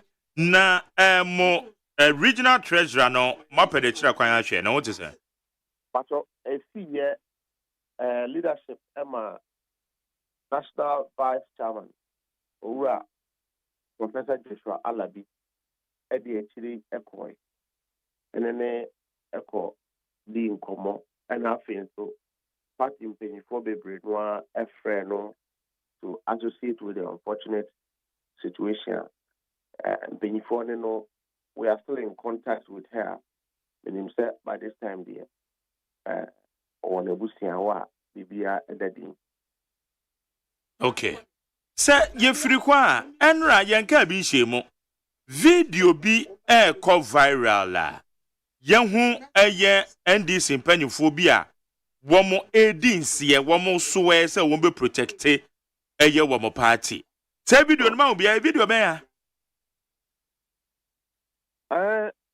Yeko abatwo at every point in time. Yeko quarter, yes, sweat. Our ukoji our area also. The question is whether or not individuals are ye will almost say Omunko ensure say about one yebeto no protect the vote no media no kwadi atre party no ana anti ye yehu boni bia wo ho say obi aso say media so a protect party interest. I'm making sure say Jumedia at any point in time party the Bama me 7 years. Maybe say Jumedia no one cream and the pepper pay you. Yehu and we don't have a problem with it. Okay. Na confirm my ahead of 2024 elections. And I say we about to occur on 2020 there no. And yet recent, but it has implications into the future. The same officers are still going to work for the party. Okay. Now, what is important is that we are willing to protect the vote of the ordinary Ghanaian. So, will be a election. There are many ways to do it. One way is that you compromise the agent of your opponent. So because we don't want anybody to want to take us for granted and take the vote of the Ghanaian for granted. Because we in the NDC believe that Ghana for bread. Bra, Enra, Omampeni, Ote, the all catcher Omampeni at tabels that are onion baby co. The Busia for the development are one year on the constituency is because I want to Obama NDC a tier on no minister in a way development every home. So if you have a president who thinks like this, it means that he can do anything possible for political power. And it is for us to ensure that the vote of the Ghanaian persons who are willing for a change is protected, and those votes should be counted in the interest of that change. And for us in the NDP, whether it is recent or not is not a question. The question is that party you should be willing to swear by God that you will live at all material points in time faithfully with the party. Oh, okay, and when you did the kind, moye da. Chesa the year 2024 crowd here, ever broso because. And look at the one best swear aboroso. Yemfen Niagro crowd. Because we know that MPP in your coin beer, one more baby. A reality, a massive. Baby, I better be to ensure that Nanado, President Nanado, the Dr. Baumia will not rig the 2024 election. Yeah, we government official, we East India. A bino announced amount to me said the ano crazy. Now we need the ano crano. So I about bounce. Because you can't take the will of the Ghanaian people for granted, and it will not repeat itself in 2024. So money and bribes can be paid, but the consequences will be natural. So when people have casted their votes, you should not steal that vote for another. So now, if you are doctor, now there, and you are no one could chat. You will create no. It's me come baby. Be a or it's because you know that thieves will come and steal. So you adequately prepare against that. So when you steal the vote and mandate of the people, it is stealing, and there are consequences to that. Okay. So it is not even limited to NDC agents and individuals who partake in elections. In fact, since people who are placed in authority are not willing to play by the law, there's a law of God that will take place. Say the officer of electoral commission said the anokra. Now when the anokra magana for. And so you are about also. Eti we dia dance yes election directorate no. Womu a modu womu ko say womu ko cha about no so mama no. Munyi womu ndi. Because sa muji wa mudi a edi enti na mobema obi asoe ede ne kra asoe de ne ba na bakan the first born kura so asen adase ade ti na se koba ne sa be na mu twe na ukokoto a usoe ba Bible ananso okoware a usoe no na je so oyere no onyiwundi anka ode no twempra producer mo beware. It has nothing to do with trust. It has everything to do with commitment. That I am committing that I will uphold and defend the trust that has been given me. That there is no way I'll put my interest above party interest. Mustafa, beba chobo. Dia wo kan court yi se wo kona ukọ soe se wo beka no kra se wan ka no kra na asutwi bi wo ha na dia ma na chese wadi ntro. Na dia ye kan mode abakan nipa ne first born asan aka ho eti nipa ne na se wakwa ye ne boni bi a ne first born nso de esimu sen amanyo sab kakra ye nti obi beku ne ba na bakan ne first born eye papa President Akufo-Addo swear in our Kuta sword, not swear by the Bible, so be the Anokren. Now, does that mean the Ghanaians didn't trust him? Does that mean the MPP didn't trust him? What it means is that he is committing to defend the Constitution of the Republic of Ghana and the people of Ghana. That is correct, but one kasa na bakan wu se when this wa eni musa. Now,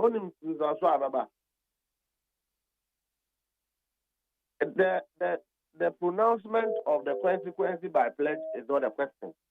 The question is whether you are willing to live by your promises and your commitment to protect the party. We know that as we speak, the NDC will win any elections, national elections organized in this country beyond today. We also know that Abine Way and the Electoral Commission is doing everything possible to rig the election. So we are preparing against that stealing, that rigging, the NC. So people, officers, in fact, you elected and also swear by the Bible. The Bible does it not have verses in the Bible that bring curses upon officers who do not faithfully discharge their work? We are employed now a consul. Didn't you have to swear in? Even though you didn't pronounce the end effect of the consequence, in the Bible and the Quran that we used to swear, there are consequences for traitors and betrayers in there. So you may not see it today, but you will see it tomorrow. Say Ghana for the draft amount. Say koshe abatu also. Now what who bribe? Now against either a political party and answer or the electoral commission official. Now I swear by the Bible say, you will be truthful and faithful. Now all you do is to try and rig an election. There is consequences that if you don't inherit it, your children and your grandchildren will inherit it. Because electing bad decisions or taking bad decisions has consequences. When you have a bad government in power, say the Bible no say when the wicked rule, the righteous suffer. 2024 2016 Ghana for bra or bre and now tax yes I have a two EPG so Ghana needs to creditor Sansutia tax I think the 15%. Yet the abaka COVID buyer a very painful no profit. Now the people say amount for they cannot feed their families. And for almost the hospitals are almost treatment. Some of them are dying because of bad government policies and corruption within the Ronaldo-led government. So when you have the opportunity to remove that spell on you, that's will be your electoral commission, that will be your political party, they will say, oh no dear, or bribe. That person must commit. And what is wrong with that? Okay. Now, Mami Bissau, do you still believe, sir, Yameka, you are referring to the NDC as a party, said 2020 elections, NPP for Yamwana. I, as an individual, believe and know that the 2020 election was rigged. Wamrekua eyewa wo national chairman ebra opre so babe national chairman okoshia momanfo yi bia ode nsem poten ya esi ye tuudwa ema ye hu se na mompanyfo ni bi ena anya omono ama yie ena montimi ankoleti mo results, and you still have that belief that you were rigged 2020 elections by your opponent, Anna. There is a scenario of stealing. That one, when we open up to now will be a baby. Now what to open? Now will be a baby. All of it is stealing. The fact that you open your door doesn't allow anybody the right to come and steal. And to the fact that NDC and Peniphobia didn't allow anybody to steal. But that is the rule of the game. That is why we keep preparing ourselves so that we don't repeat the previous mistakes again. That will be a better for that. That will be a community and quality results here. It will not be something that will happen. Let me tell you,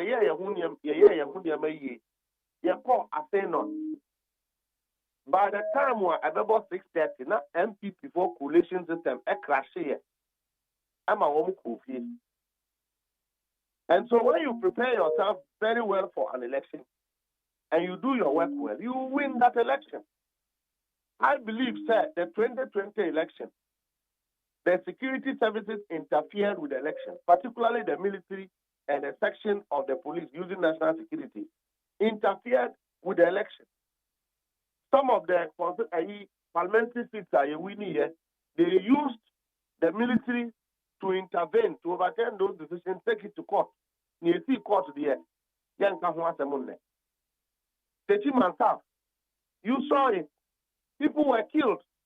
And these people were not fighting. They were standing to witness collation. Barriers will not you. There are other places that it happened. I also West Wagon. NDC would have won that seat. But for the use of hooligans and a criminal gangs that one deploy to go and beat people, including an assault on a member of parliament, Honorable Sam George. Government supervise this kind of thing. And if you do all of this, you say the election was transparent. Election, MPP for edit to Ebwa Womu. Ni election, I answer your papers therefore. Is it okay. The same? Who are nanona? A civil society, they are trying to do changes within the military for the purposes of election. The journalists kept quiet. All of you, I know you are somebody that will, investigate on a lot of issues. None of you are talking about those matters. None of you are interested in speaking to the civil society to understand the evidence they have against that matter. But enya no ni adwuma because obi abetima bonitirim aka bibia keke. Mo ye mo NDC foi mo ye amanyoku a eche se mo ye kase abgana for sesa abanya. The likelihood say mo ba bedi so no very high as compared to other political parties or more opposition. Eti mo se mbotima ba be mo nti obi asori ana oka bibia. We shouldn't ask for the proof, but ope say yenye gullible ni yenji ndi sana. Is that what you are saying? That's not propagating. When the journalist is asking questions, it doesn't mean the journalist is gullible. What it means is that you must dig and interrogate the issues for the sake of your listeners to have a deeper understanding. And you must be able to communicate the truth and the realities on the ground. Whether or not an issue is true lies on the questioning of the journalist. A public court, it doesn't mean you have judged anything wrong. Yeah. It doesn't mean you have a stand. What it means is that you must provide information for the people of this country. So is it true that President Akufo-Addo intends to appoint a particular individual within the Ghana Armed Forces for the purposes of election? Is it true? The presidency came to respond to it. What did the presidency say? What did the Ghana Armed Forces say? If you would know effort to the previous occurrences, now we are your assembly election. About the day and a military Ghana Armed Forces. One more officers. Now one more so obinase. Apenyo marking. One more question the constituency. About the day. Abra your police for home. Now police for a deploy and perform into all police stations. Now or MP. Menu and an advocate here. Any man, every MP, police protection, omukra rifle, omukra pistol. Now, what kind of threat and a MP yet deploy officials of Ghana Armed Forces, man, so one bank this assembly election? We must interrogate all of these issues, and we believe that people like yourself should take some of these issues up and be interested because he undermines the peace of this country. He undermines the democratic practice of this country. We shouldn't sit in a country where the government has a free day and does whatever it wants because we cannot talk about it. We should have more people like yourself to want to interrogate and bring government to accountability. Okay. Yabeko ehon but mami bi so 2021 April 30th na John Dramani Mahama de tu dwa say enipa bi a ekwakwa so wo mu nima kenkan nima hwero edi mu hwamo eka wo bi na mulusu ye saa sem na oka ye no edien na mayede afa ho se mu polling agents a modo wo mobeko no wo mobeye wo mu a wo mu nima kenkan nima hwero de obi amfa wan akoda na obi na afiwe election director Udi Enkai, Honorable Edward Omanibuama, Eddie, any leadership, Eddie Niama to Kwaimua. Our next set of election now will not be an act of convenience and comfortability. It prioritize standard and skill. The MPP we are banua. We should be able to do our part of the work. The MPP, they should try. But we in the NDC are prepared that we will be able to do what is expected of us. That as a polling agent, as an election director, you have people who understand what rigging means. So, I see this assembly are things that will factor into our planning. In a situation where you have officers of the Electoral Commission who have already printed ballot papers and willing to share them with boldness to voters, an agent should be able to detect. We have seen Electoral Commission officials counting ballots from 50 to 90. We should be able to detect and stop some of these things. In the course of signing pink sheet, you should be able to show that the arithmetics are correct and the calculation is correct. That is what the NDC is taking cognizance of from the 2020 election. So we are not going to be at a place where NDC will be complaining and say will be AUM. You will not have the opportunity to steal.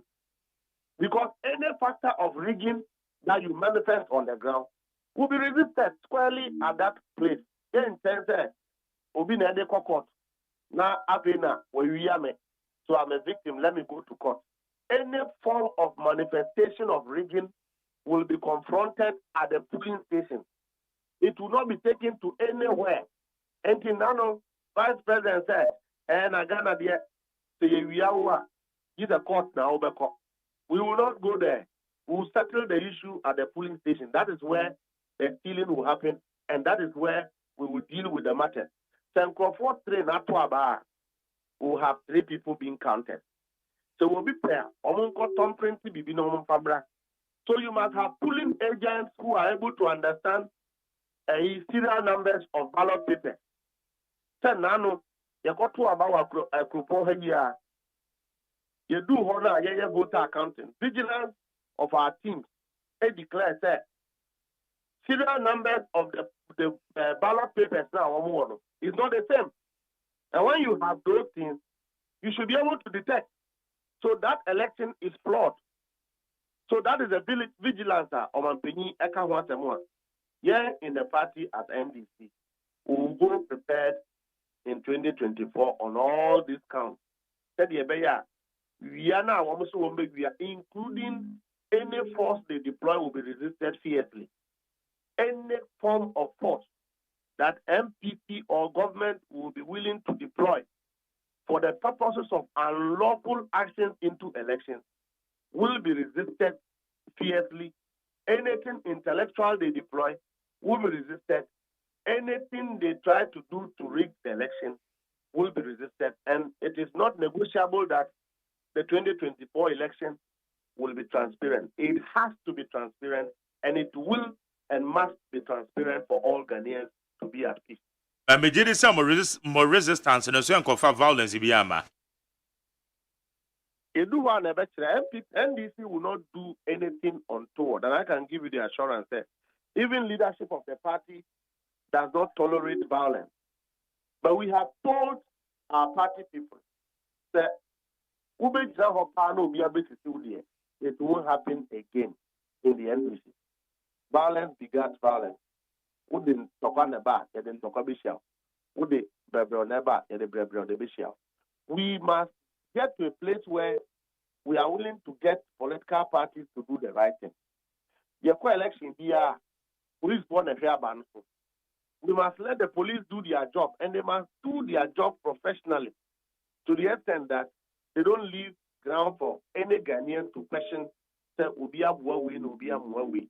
That is what the law says, and the law must work. And the quiet harbor now there, what for the uniform I shall almost say, intimidating for what? You think that should not be resisted? Okay. It's what kind of training among the and I say more be chassis Ediama woman and Mukaka Mabato on the Swamamo. Young cast I'm all been the contact I know put in the trigger. But I know that the party is adequately preparing to make sure that Ubia identified as a pooling agent. Yeah. One is not willing to take bribes. Two is not willing to be compromised. And three, understands their job scientifically, understand their job intellectually, and have the experience to be able to account for every single vote that the Ghanaian will cast for His Excellency John Dramani Mahama and a parliamentary candidate in a particular constituency for the NDC. Wo waswe edinsie ede wokra ato what the woma ni bikra to ho so what the best man is yana eye wo as a person. Now me am tiwi ukofa I Bank of Ghana na betimi fear I will reject it and stand for the NDC because one me waswe to that effect. If we get there I'll swear. Okay, it's winyanya but the drew was say we are obey manabro. If I get there I will swear. Now me that MPP for demolishing me fee. And they have manifested most of these injustices to a lot of Ghanaians. And conform banks are egu. Contractors are when we use my NPR, but banks look good and conform some of them are dying, intellectuals, they are jobless. The level of corruption and stealing in this government. If you are a rational human being, you would not want to sacrifice any genuine act to ensure that they are out of government. Okay. Meno baby cry. John Mahama send or the two just say obey here honeymoon. Na or the ashisha no ama. And son I be a man sick as I'm to any titru pa a year AGYEMAN or no mukoshia ye. Our condition of service. Now one more a day to them. Some way. Any baby adwin say ade no wunim dada okra no so John Mahama okasa o se wadi bi pen onim sadia etie si de na ebe ma ne honeymoon biem no that comment no and His Excellency Ekoshia Trade Union for Bankobi and Nura and I'm who say MPP for a share sadiem na my friends so my uncle for said me more details, but not meeting to me but what I do believe is that just as MPP does the whole of last week, a fake news there. A Juma didn't say near what can no more no near one Kadea Kadia shelf. Now me crowd the say Oma resolve say they must do it to me until say NDC will be for me because I'm fighting them. And what I do believe is that Your Excellency Asamoah Okayano has been quoted a we crowd there and then we are enra ya bow your program is so I know there and then the wo or call from Manchester Mokai. Yeah, so he can speak about honeymoon. Me video no audio no comment. Okay. And then let me give you the benefit of the doubt. And I went at that question. Why? Okay. Yeah. Okay. It's Mustafa. And I don't pay you that. Okay. Mustafa Gbande, Deputy General Secretary, NDC, and I know it didn't come on the neat 100 points now. Ghana Montie.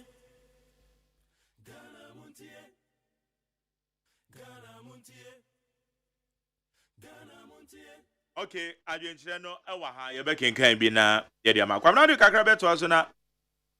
80 away and this story none a year canon. And Mr. Otu, Sapa Pandi, Mr. Otu. Mr. Otu. Honestly, Ebe can one can call you Mr. Otu. Mr. Otu. Sir, oh, sir, my dear. Yeah. Yeah, must see Yamanya. Me catch them, Mr. Otu, so what Timenka. Yeah. On tasso. Me, Sammy de Carnam. Nasa drobe ni we said da say. Why wouldn't me sad dear wo ye no yet? Obey ye would debate to me, men cashy. My casa would a cock, Obeka cosia will meet her. Sir, Obia bon hoka, a woman say, ya, Mr. Otu, Samina wa, Uncle Tasso. Tasso, what the upper crack or redraw case, no? Yeah. Ne John and no one fan home. Na sabi nipa bi our conscience. Me foot to me the bema Mr. Otu. Waboka. Sabi 350,000 Ghana cedis wo de be dey. E de be pa na say sika no be ye de amount. But Jino now onko. Onko. Wo de Jino no onko. It's just a matter of time. Materi. Me say sa wo ya de na ho. Aya agene wo chene ho. No wo chena wo ho. Okay. Sa wo ya obi ade enne. Debia doctor say Kwame despite. Now some kweda no. All the time osi ade a wo suro ya akwada. Ena nipa nso wonam a menye nipa boni bebre. Yeah. Esa wo nyini a na watene ya wo sasa abone ne hantew. Despite na futuo debia osi di osuro ne ya akwada because wonim wo tena asem. Mr. Otu 350,000 Ghana cedis.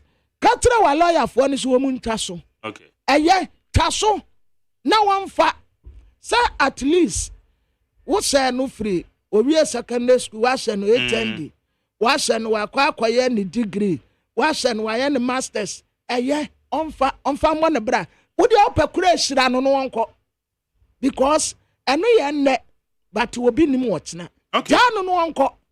All right. Meda say how you need 100.9. Yeguso ayede ensemagodo yede ebrewo. Abraham say ye regular texters yon. Ye will be ho a ono de ne dia ne say offer the phone na okeka bibia keke na odi kire. O say ase no so hwe. O say you're the host. Cho. Ade mi kire ya sanita no tie ni ade mi kire kura ne say o be keke bia kire me na obrofo nye. Obrofo enye na de etesa me hu kra na me hu dwa me dia ne say wo de keka bi kire me ma tro brofo papa de mo fa say chance ya no say you're the host you're the host so you brofo ben school ben na go he o bon wo say tro brofo be di me matem nya botre me fi no kra me wo bon woni brofo tro anta ba be tro di matem nya botre o de nya botre abrantie di matem sa One didn't know what me money didn't cry. Now I say you're the host. Such an illiterate like you, who be the matter? My Jerry Nyabo. What's that to brofo? Aye, Nyabo. Say a new man a year. Aneme, I am back. What sorry, Matam de Bia. Nyabo. W. Dimatam, you many. Now, what the brofo so did you at Thomas and your papa? And I'm a crank. I mean, somewhere and one said, the no, about the trust. What do you matter?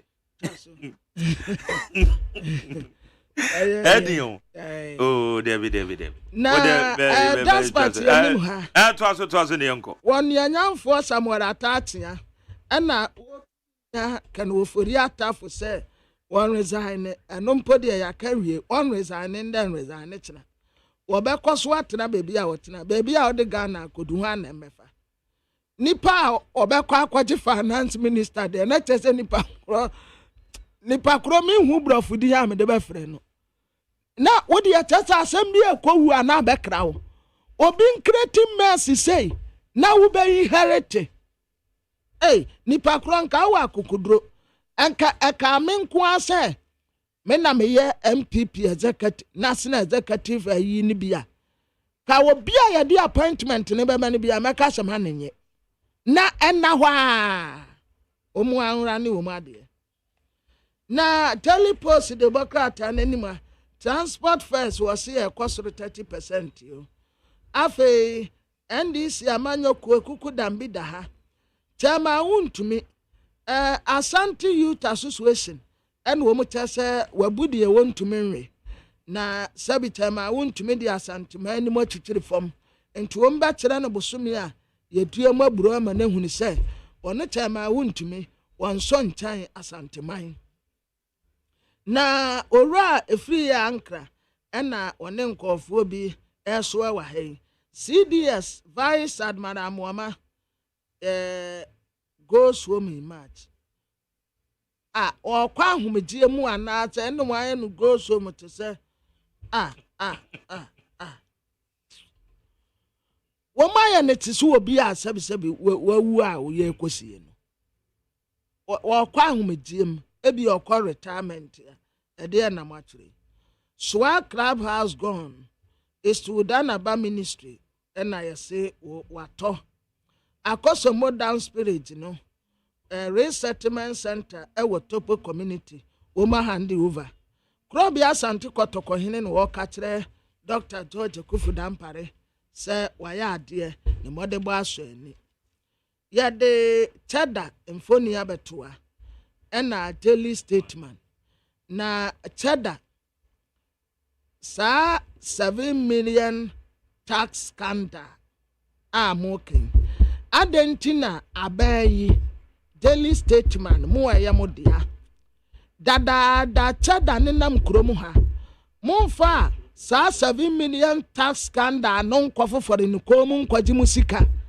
ena wasi wo jina sa independent no ena makwatam sa asem we di aba eya sa muma yehu se ensam a mo kafa tada ho nyina anya nokore ohun asem a mo kafa na na kwa me bedi akono anya nokore adenti na dada no a onam ho no se 7 million tax scandal da ho mo na mo wa aba mu security shamunsa national security BN9 soldier adana dada mo nkwaji se scanning free nchai enda wasu obeye independent ye ni na mo kofa sa scandal we ediaba na yase no okoye interview nso wa GTV for according to Chada no yase wada from above wo mo cancel interview no yenye democracy sa woni obi agene nya pa nkyere se sabi wonde wonim nyansa de wo peso wo kan mo nso munya akoma na muntie sa na ye democracy ede 7 million tax scandal ana dada mo nkoje Jospon at target 1 billion carbon credit financing. Wotumfo say to Krobia Santi Kotoko hine a wotosumi no and wobo IGP abasi. Wasi NDC into kwe simpa especially hanu na adrisu yasi anyan to kaketwa. Na atema ahweni ase development association almost computer lab at the ama MA school. Oh my idea pa me boma baso.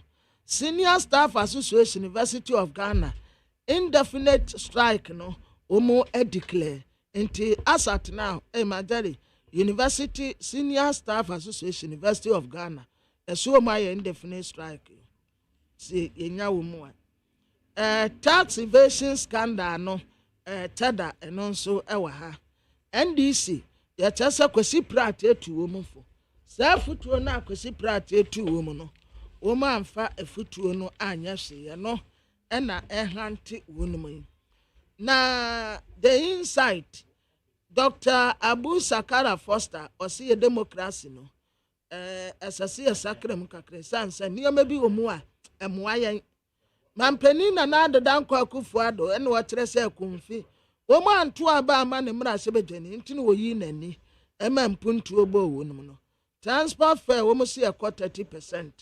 The rich get richer while global poverty deepens in decade of division. Eno eye broni bi asem a o kan ye the wealth of West top 5 richest men has more than doubled since 2020, while 4.8 billion people, or 60% of humanity, further impoverished. This way, try could only take decade for where to have it first. Trillion. Take 2 to 9 years to ensure that person living in a poverty. Now, the new crusading guide, the Nimha, was say Dr. Alhaji Mahmoud Bawumia, His Excellency the Vice President, onye corrupt. At that traditional council declare and Alipe the 5th say oyo hene ewo lihuo. Kuzi akosia menu adanta monto emano. George Niako ena waye se ache ase entitemu a wono obeka wo mu abom. Afeni ase GR foche si cheda. Ena Haruna Idrisu yeyi no every party no was say a terrible mistake. The Ghanaian Times yenim ha Ghana Revenue Ghanaian Times and so nan say krata monfa bebre makra na muni stories. Mfa say yes 1 2 3 oh 4 pages ipe. And ye bia as time goes on no ebe boma. New app bi omo deploy mampani na nado oka na asem ni wie no watu kwan okọ World Economic Forum nam conference was a crisis ya boboba e wo mai prison ahodo esanse e wono mo aye congested ya majari ntu o mai nsawam prison bebi away yantumi enkoje asase foforo wo bebi na se wo no mu ni asase no kura be kurom ye problem aya ye wo ye saade no ade no abe saving me one baby a police training school we ahai tesa no hai samina me ya aban a kama kwaji asase foforo wo baby di ama wo mu na me de he ya ma estate developer me kwa kwaji asase yantam bi e wo baby na ye see police international training school ya de ultra modern and neoma computerized sports stadium systems ya kase ya e man and say police ni ade konkan wodi ni nyina ba mu bi ahai e hokura akire omu ye graduation ya hwe traffic e bekurum yampa resettlement kura baby ya pese yete no ewo pen ya pese yetena ensa wan prison yi me ya sure say that time a wo mu si ye no na ta say ewo no mu ye bushi pa ana hwa ye kurom si akura de ensa wan prison no aba be se kurom finfini ada na nkwaji asase ensi ultra modern prison ya eye rehabis rehab wa ho baby ayes send pa ne kan say rehab center na wa ya no rehab center fa kama na ehwo ni omu da hwan mu omu ho ato mu na hanu mu aye congested ya enipa bɔ apesua yi asase kura obetumi di ayɛ bibi foforɔ sɛ wotɔn hɔ no mpo a wobetumi atɔn ama estate developer bi sika a wobɛgye no wobetumi di akɔ akɔtɔ asase foforɔ wɔ baabi esi prison kɛseɛ kama yɛmpɛ resettlement koraa na ɛnɛ wɔn sɛ ma sɛ mi jesi Ghana Black Stars Ghana Black Stars aha sewa yabo ye free Ghana na yabo sewa ye free Ghana na yabo sewa yanka sewa yabo ye free Ghana na yabo sewa ye free Ghana na yabo sewa Mose yanko kotoka we are coming yo we are coming we are coming ya we are coming yo Egypt we are coming ya and ya betre Egypt for am woman who say yes woman can to kwatane Ghana Black Stars and when the sia ye be ye no me say ebe you obi anwanwa enne obi anko ho nkoda obi a onumpo ni ho watu kwan obi ani wa wo kwa akoda wo kodivu aho enti enne se woni akura watu kwan mpo de me say kura de emede blasters ye be say Egypt fu ama a surprise wo mu 1 point pe enti wo ma agene ye wo mu say womuni ya ba bebo no wo ma sa be say netes wo ma konya 4 point no wo ma qualify ensida we go score them and na ya be say Egypt for me say sa Egypt for ya muhu wo mu nei the Egyptian you see today you will never saw them tomorrow the Egyptians you see today you will never saw them tomorrow Egypt for amahu wo mu nei muhu wo mu bio and na mu de mu be hu Ghana Black Stars when the see ya be ye and the mubehu when the see be what ole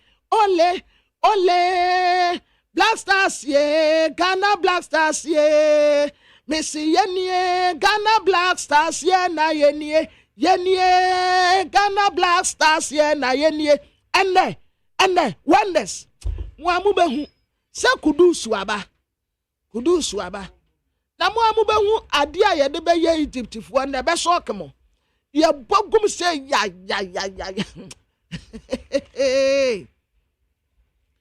the business analyst na atatia wo mo sensu o wo mo nyina afone ye pe so wo mo ye anuanom atatia na atahofodi atafori ni atatia o fere atade wa bro pete edi mbokum ni papa o papai o nka yesie no sisi ade da bi adwuma no obi ampenti anreza afa why o de fa ya de aye wala ma na afi private funding o mo chese ye risky you maintain fiscal discipline. John CEO, Ghana Association of Bankers, and OTF. Na ABC, Womote Abranti Bia we gay, Ewo University of Ghana, na Buomo Bono, Womo Bono, Papa, and Womo Abu woman yase, Yatumo. No Womo Quatin, no Nanko, Koyepe, and no one sashay tea.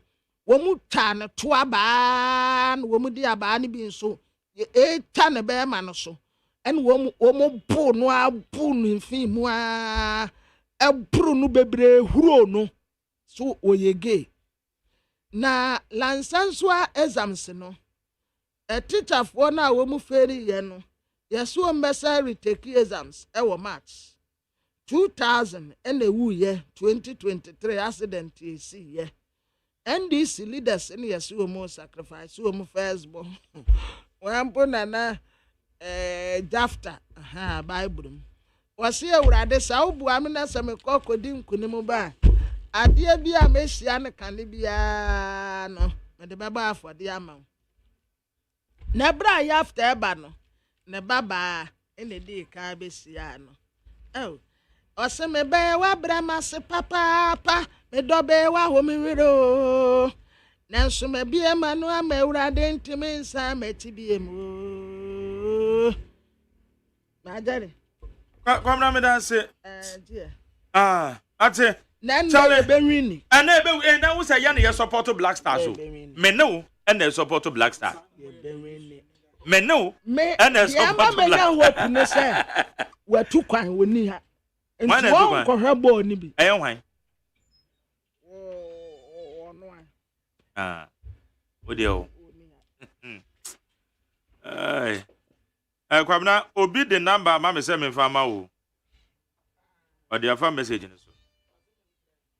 O say nya unti me fan number ma. Okay. Ebusa ma me keka message siri kaka reach daddy frama sama na eye Abdullah Sakra, member of the NDC Communication Bureau, me ba cho wabaha. Saranson and a Dr. Ezekiel Jekumobing, or a member of the National Communication Team of the New Patriotic Party. Richard Eddie Framas, I was a McJerry. Can you all explain this idiomatic expression for us? Abandon a failing enterprise before it is too late. The member of parliament for Achem South. Achem South. Are you sure?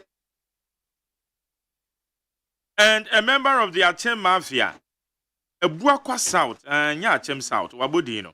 Honorable Samuel Atachia, in an interview on City Face-to-Face, asked the leading member of the group, Honorable Kanata to resign so as to protect the reputation of Nana Baumia's family and friends' corrupt government.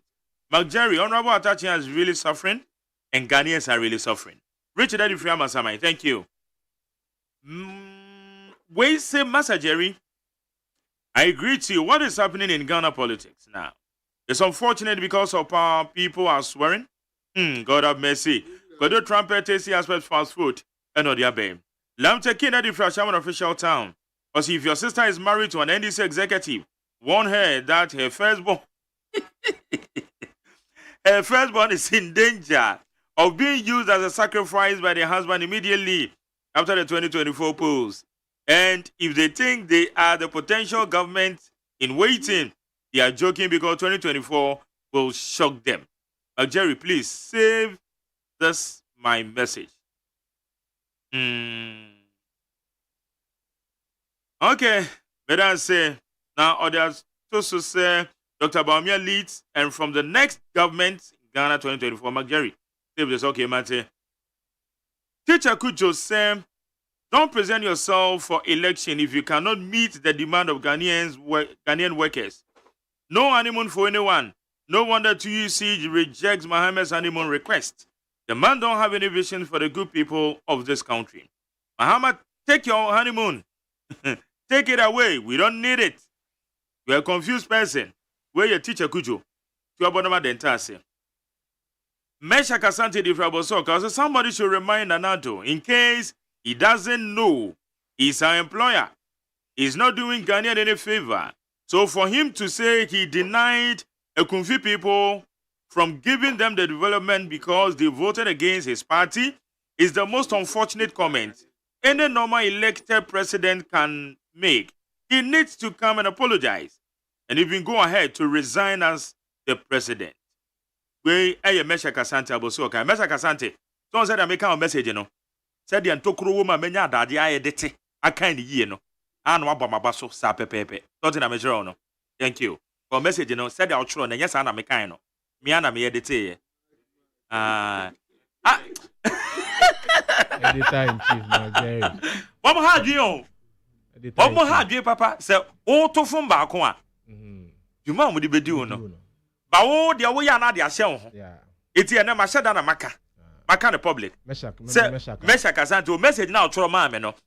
Minya daddy I detain. I detain brofuni ye. And a maca amana de. Zodia say. It would it's a no to me we are not was sending message about my basis so Jerry me say. Why did your mammy? Makasa. Thank you. Where's a good morning, Mark Jerry? Politicians should give us a break. Why involve our children in their politics? They should die alone and leave your children. Zolali, Hydroform Estate. It's Zolali. Hydroform Estate. Yes, I'm more than I'm Under the Benadi, one more bomb, you don't know my money, Charlie. Because, was it? Now I'm taking well, I don't think they will tell their wives. Well, I don't think any wife. Because I could answer young Kwan about. Yeah, young Kwan. Now, what the Wabaka could see our so walk of from our Benny. Well, you're aware now. I don't think I'm aware. Abdullah, your people. Abdullah Sakra. Uncle for no. I say, be a woman, dear, about to do, and I want a car, say, Muzumun. Abdullah, one more dear video about to do. I don't know, sir. Also, I'm taking old dada. So 2024, you have catch him say, me family back, whole family, and to one. I'll do it. Hey, sir, you kill your whole family. You see, what you see the issue? Kill. What is kill? Say, what do we say? What I'm saying is that I am availing myself. No. Okay, what do you mean, sir? We are committed to your party. I'm not doing any fraud. I'm not doing any illegal thing. I am committed as baby. I'm one.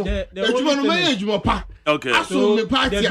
What is wrong with it? What they fail to understand the betrayal not necessarily because of an act you commit, but certain things you don't even do can tantamount to being betraying your party. This one, for example, if you are you have an oath that you will do it and do it well. What I say? What do you say? Oh, only idea kunipa. Neba, no. Akwa yenye ne kunipa. Neba no innocent. Asema okay. Neba no innocent. Okay. What can you neba? Beba ni asase. Eno ni yede ba be start. Mokra me mama kwaba na atwema be me. Where's the Jerry? If NDC will open, they're swearing to all party officials from the president to the last man. Then I will vote for NDC. Kwasiboche, edify NDC. And they are no correct. At the same time, now O2 frank and no konusu jina mubi. Amanyoko for nina. So one more yes idea. Mama diodi kaino. No. Ababe ye. Namun yina mozumo dietri. No so dia yepa. When say this swearing before holding to a task is very important. So they don't experience another person going to drink tea at the EC office. I even think swearing should be made before Ghana as handing over. As a new person is handing over to the new government. It's Alex Kofi Yarine, Adenta Commando, and Odiabe. So don't say, I say, when you're too crunk one, am I in ye? Where's a good morning, Mark Jerry? In fact, what NDC did was senseless. What is it at all that they need? Kofi Sechi. It has say, Enna Odiaba. Where's the Mark give my number to Kwabena, yo Felix Abeku, Medibemano. Why? Where's my name is Ebenezer, also Mr. President, Ekufado. Once again, you've goofed big time. The people of Ekunvi pay taxes, whether they voted for you or not, they deserve development. I think you need to set good legacy for your remaining months in office. Regards to Elik Pilim, Akurugu, Tomi Kwabena, parliamentary candidate for the NDC. Ele kwele mese me pena interview no nti mo arrange mame. Why? Even omo de ele kwele mo fa numra ma bomo de ane ni ida kasa but on mame green light. Mese me interview no. Nanado didn't come for all Ghanaians who he came only for his family and friends. And see Chebi Cemetery crisis say why I say heaven. Take the respect text. Azadi enokre. Where's the Magdalene Gwabnaba? Good morning, on. I'm highly disappointed in Nana Komia telling Ghanaians that surely the lazy one Baumia will bring out his vision. Does the lazy Baumia have one? The dollar have run away again, and he should go and arrest it. NDC JDM as vice president from 2009 to 2024 did far better than Dr. Baumia. Alai Baba. Edifree Martina. Chairman Atonso say, I'm hoping that all the MPP parliamentary aspirants will do a very clean campaign this time so that They will be united to go into the December polls for victory. Breaking the 8 is very, very possible. Eti Atonso Shefman, who must say. Enoch Asamaika also say we have a president who tells some chiefs who told some chiefs that he refused to give them the development because they voted out his preferred MP. The good people of Enoch Asamaika say, I feel my breath any other thing. Thank you. Wafake New Plan Station. Also Ghana 1 Egypt 0. Greetings to Honorable Moses Abo. Where's the mark? Pabnamafu should keep mute. Why? Because Mahama sold him a pot before he left office. Also, that is not the reason Tia duty across through a pot. Argument in my catch him say I am munyai. That is not the reason into your duties akosoro ewo port. Now port no so obi anton mo obi a esremo. Akase argument na amunya. Teacher could you edify penny so. The NDC will hide somewhere and if they see any small thing, they want to capitalize on it. To see if they could use it to catch the ears of Ghanaians. Such a political party has nothing good to offer Ghanaians. Ghanaians make a mistake to vote them to power, we will be doomed. Okay? Tepa engineer so. I want to teach a kujo. Edi free buy. Blueprint Edi Fresika Doke time. Also campaigns are designed for a candidate to demonstrate alternative ideas to citizens. But it looks, John Mahama wants to become president before telling Ghanaians his alternative. Or his alternative ideas. Does it work like that? Regards to Honorable Charles B.C., incoming MP Sekado time. Okay, Dr. Bemoache, Dr. Ezekiel Ejekum Obeng. Jerry. Mojoso. What is that? Nyame adom na so e. Nyame adom o. Ye chai de na de nchakese so magana for. Any MPP. Emma nyina any flag bearer. His Excellency Dr. Mahamadou Bawumia, the humble and incorruptible Dr. Bawumia. I chair almost free money, union and I. All right. Madam say, Abdullahi Sakra. The big boss, Jerry. Abdullahi Sakra. Ujidia Bapao. I'm a Jidia Bap. Ujidia Bap. Who want us to mean you Black Star? Okay, Black Star, Maza, and then you said you have no also no. Where did it time? Honestly speaking, Medidi. And then I guess I mean did it measure then did it. It's a mepe beverage be. It's after 10. Minidi per this way be no month. Oh sir. Because this way be after 10. One more we are not media you can pen it for no musu mujidi so sir. What is that? Oh down say yeah ma healthy living. The person one did so how it's a minidi on. The people be 5. Egypt never. Egypt never.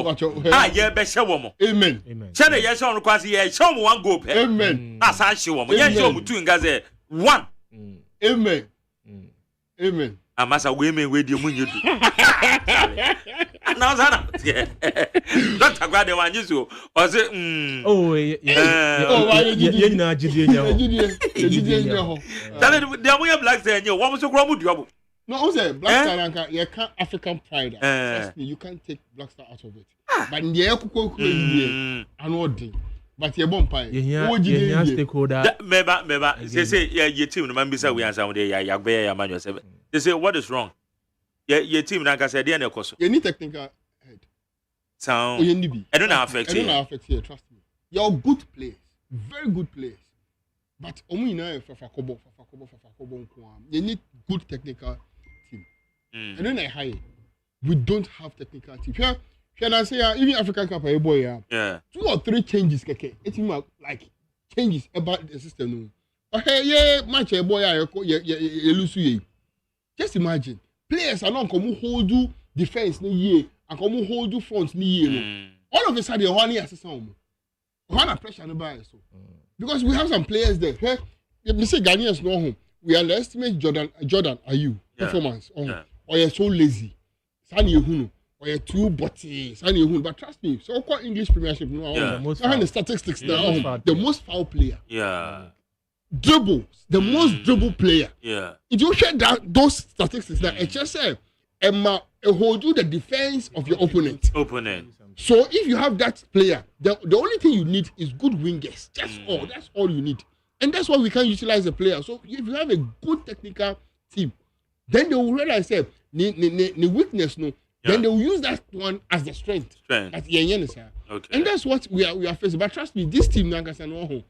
But let's put everything aside. The goalkeeper, no, I didn't rate him very, but trust me, he did so much more. Okay. And saying keepers like that are more confident, and then you have confidence in the team. All right. But your mom pie, what should you say there? Spirits never be. Oh yes. Spirits never. Machadapa. Spirits never. Machi. Yeah. Okay, Doc. Mama says I'm through. So, sir, and Tamia, many deputy general secretary Craig Casano. Or say one more be assign more ahead of 2024 because we know to the best of our understanding the year 2020 elections, ahead of 2020 elections, no more and I was sharing so to me say it's situating the year because obviously free hand crash abre no your director of elections. It no di anymore, which video no di kind kusomo. A year one more na one more kwasha about on so no nyina eka but I say anya bone one more ebeye kran san ye ni biem. Okay, Doc. Eto saying most we be amoso mo ye na mo fa video na mai. So Major Michel biem na quick one on the Black Stars. Yeah, bon pa say na Nyankopon be boa team na ma. Okay. Nkunumdie hallelujah Ghana. Na Senegal Ghanaians boto ye no. Na your spirit and revive biem na the whole country year in year out, no matter the problems with the Black Stars, Ghanaians be can so still on Makoma the team nachi. The question now besides what's the problem? I think with time, I'm leaning towards what the football people in quote have been saying. Say there are deeper issues within the Black Stars. Possibly it's not naked to sebi yeti a trainer. And the only thing is, at least you are following football kakra. And if you are watching, you're able to hazard one or two guesses and make one or two predictions or read a few things into game now happening. I believe that it's about time. Yeah, we are praying against humiliation and failures, but if it then happens again, then last AFCON, no Comoros, a disgrace, DST, group stage now. And I think we should come back to the table, stakeholder engagement, call all stakeholders on board, if national dialogue, whatever.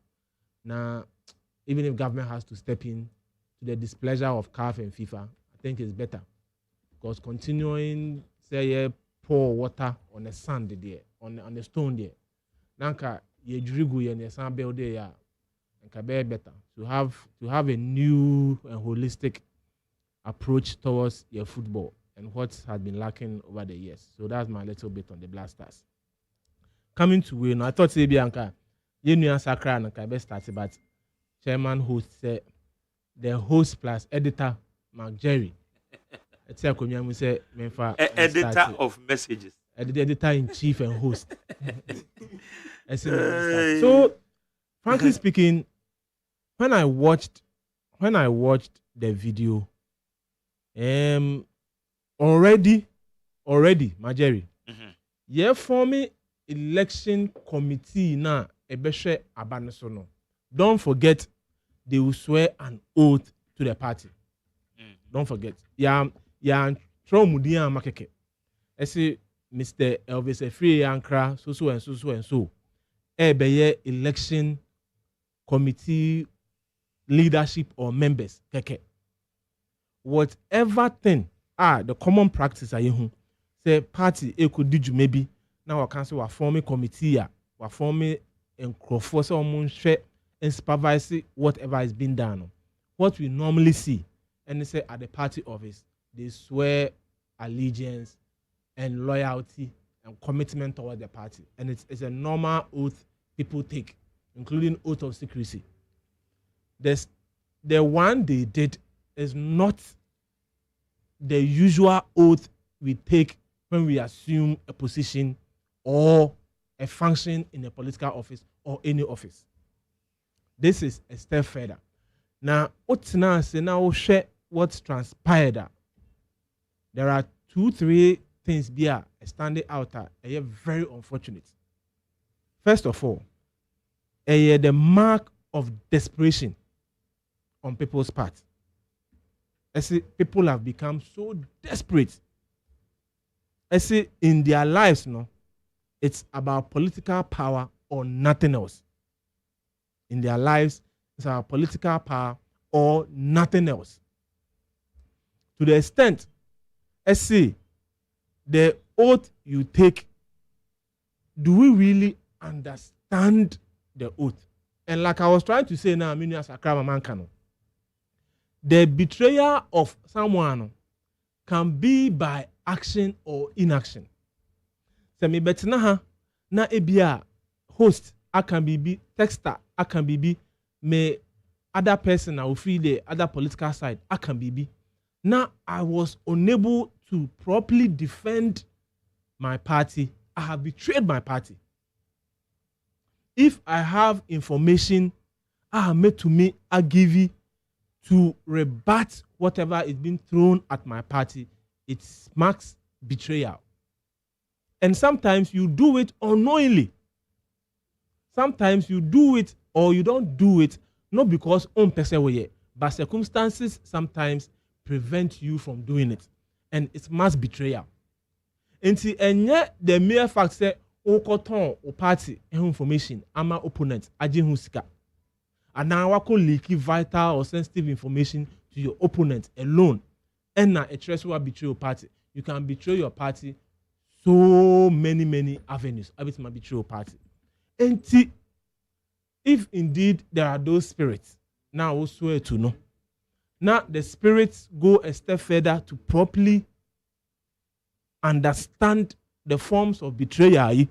Now would you say, oh, man, ko me party information.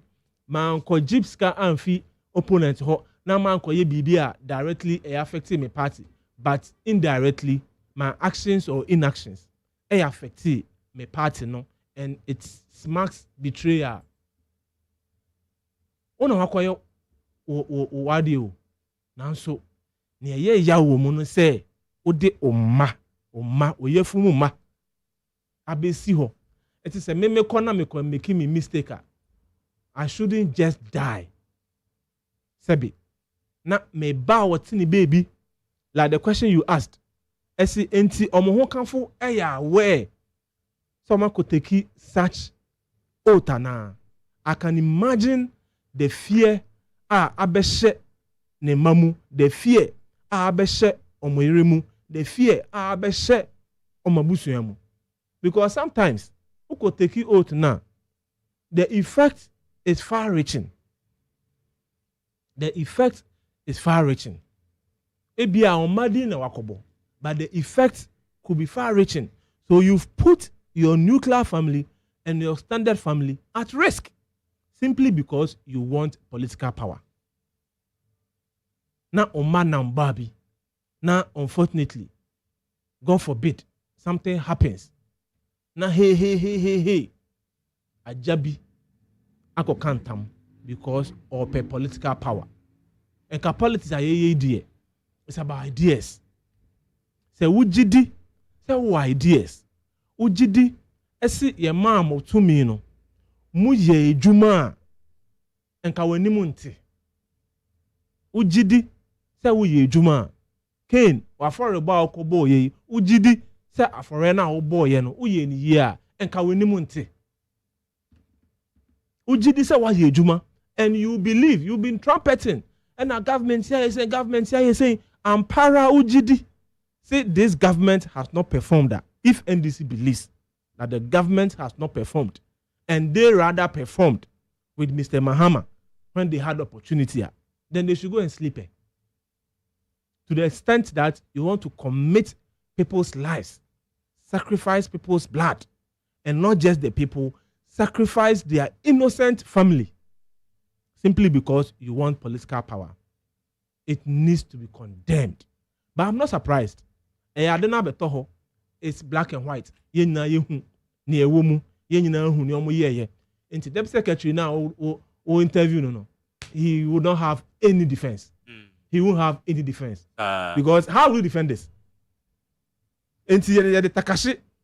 Takashi is that because independent Takashi is that faithful. The Takashi is that like I told you earlier. After taking office, they will swear an oath before they take office. Yes, they do. And now I call a step further. Do you get it? Yeah. It's mass desperation. Because what I take oath that and I'll assume me offices as election director. They will take an oath. The party will swear them in as leadership of the election going to the elections. And see, if the party swears you in it's as an oath you are taking to go a step further and seek the powers of certain courts, certain spirits, it shows you don't, and they know that Ghana for pay your moral standards. Any Sunni a bino. This is distasteful. But only defense for what they've done. Enti yenfa Takashi femu. And we will do it more. We will do it more. And you asked him a simple question. I was listening to the interview when I was coming. You asked him a simple question. I said, why you be na no be ya na no de ma be ya na. Now he was hesitating. See you drew her. He was hesitating. So no dey ye mano Bank of Ghana sika nyina. He will not sell the NDC. So he's trying to say that on taking oath because Ojini Hudi on far neba enkosi awowa because Ojini Hudi see a man in Bank of Ghana sika nyina. He will not betray the NDC. Ain't now taking oath no. But if it's a free ankra and co, they believe that if someone comes to lure them with money, they'll take it. That's the import of what he said. And you were pushing him and he was not getting response. And he realized his earlier response means that to him, he believes himself. That's to say that those who went ahead and did this, and later he realized that his comments now make it, he can be found out no can't say drew high be we say 2020 that means 2020 no on one be because Ojini Hudi and anyone that was made to swear to this court or whichever spirit, clearly the party leadership or some people in the party did not have belief in you. And every well-meaning Ghanaian should condemn what the NDC has done. Every well-meaning Ghanaian should call the NDC out. Let's see, politics is about ideas. You promise people. Say, oh, be yes, sada. You promise the people of the north. Say, oh, be and confirm. And confirm no, ultimately, and confirm na. And confirm no, ho, I be whom. Oh, promise the people of the north, say, oh, be create Savannah region. Amomo. Did you create the region? Oh, promise Ghanaian youth. Say, oh, be establish job centers across the region, every region, in the 2012 manifesto. The youth, all you need is to send your CV to Omo. They'll give you startups, they'll give you jobs. That's what Mr. Mahama promised the people of Ghana in 2012. Did you do it? You promised that Saobo will see deep sea port or Western region. Did you do it? You promised that Western Corridor Road. Did you do it? You promised that SAO will grow your GDP by average of 8% when you came. Did you do it? That is the question. That's the question Ghanaians will ask. We are now catching as only magician to create jobs, only magician to put money in our pockets. Those are the discussions. What are you bringing? What did you do when you had the opportunity? What did you do when Ghanaians gave you the opportunity? And a GDP and 14%, no. I would about 3.4, 3.6, no. Those are the issues.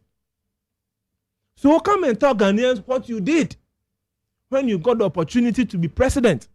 Also, by God's grace, President Mills gave you a lot to do as vice president. Come and tell Ghanaians, say your own West after Prof. Mills passed, you know. Fe na busu for pa president a chose mo pe autopsy report na it means up to now family no ehu autopsy report no obedi akonya no. Then you talk Ghanaian and say as vice president me na me can say Prof Mills gave me a lot to do. A lot now the man want come and account for it. What did you do? You became president. O promise journalist. I say over mom some welfare account with a seed capital of 1 million Ghana cedi. Did you do it? Then why was it then you come and tell us your vision. And then I feel there was Ghana for Mr. Remo. Me ba on mama me time na me no tea. Mama me ko honeymoon. Na adwuma no me to me en shase. Me to me start. Mama me time na ma ndwe ya meye ho a me ni hwe ya meye mamo. Adwuma ye for Mr. Remo mama onfa mo bisade e ma me so na because me be dey akonya na I wouldn't know how to do. Come and tell Ghanaians what you do. Na you enjoy desperation, you know. Na even mobile amonye na mama innocent children. Hey, so people don't have fear at all. You are willing to go to the extent of say what they ma ABC for political power. I was very sad yesterday, and every true meaning Ghanaian should condemn it. Okay. Ghana force should rather look at the elections as issue based. Obia for the numerous and metuja. Okay. Then analyze the Obia issues. Now you talk about man. Better say Sakra. Yeah. Yes, sir. Hey, am I yourself? Your womb.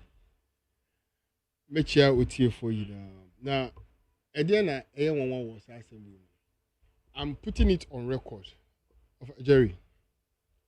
I, Abdullah Sakra Al Hassan, will swear 1,000 oaths to the NDC at any given time to sacrifice even myself and my entire generation. Look, yeah, the idea shawons near Judy, near the whole of my Ghana, yeah, tax baby way in soon, yeah, mammy moves soon, omupe change, yeah, papa moves so much change, Ejuma full so much change, Kaya full so much change, journalists for in so much change, trot for soon. Mates for soon, drivers soon, fence aboso kind for soon. Everybody in this country is crying. They all need change. Now they decide to me the whole Ghanaian for you now musu na the 2 years on say kojina ho emaye. Na sha about to so maye. Now ko mistake. Now ko je ademudie. Now ko ye ko betray the whole confidence in amount for and I say the trust amount for this show on Sunday. Again, I will say about your own conscience will not even allow you to live. I would sacrifice every single thing for the NDC. That is what I trust. Look, and then I buy a new.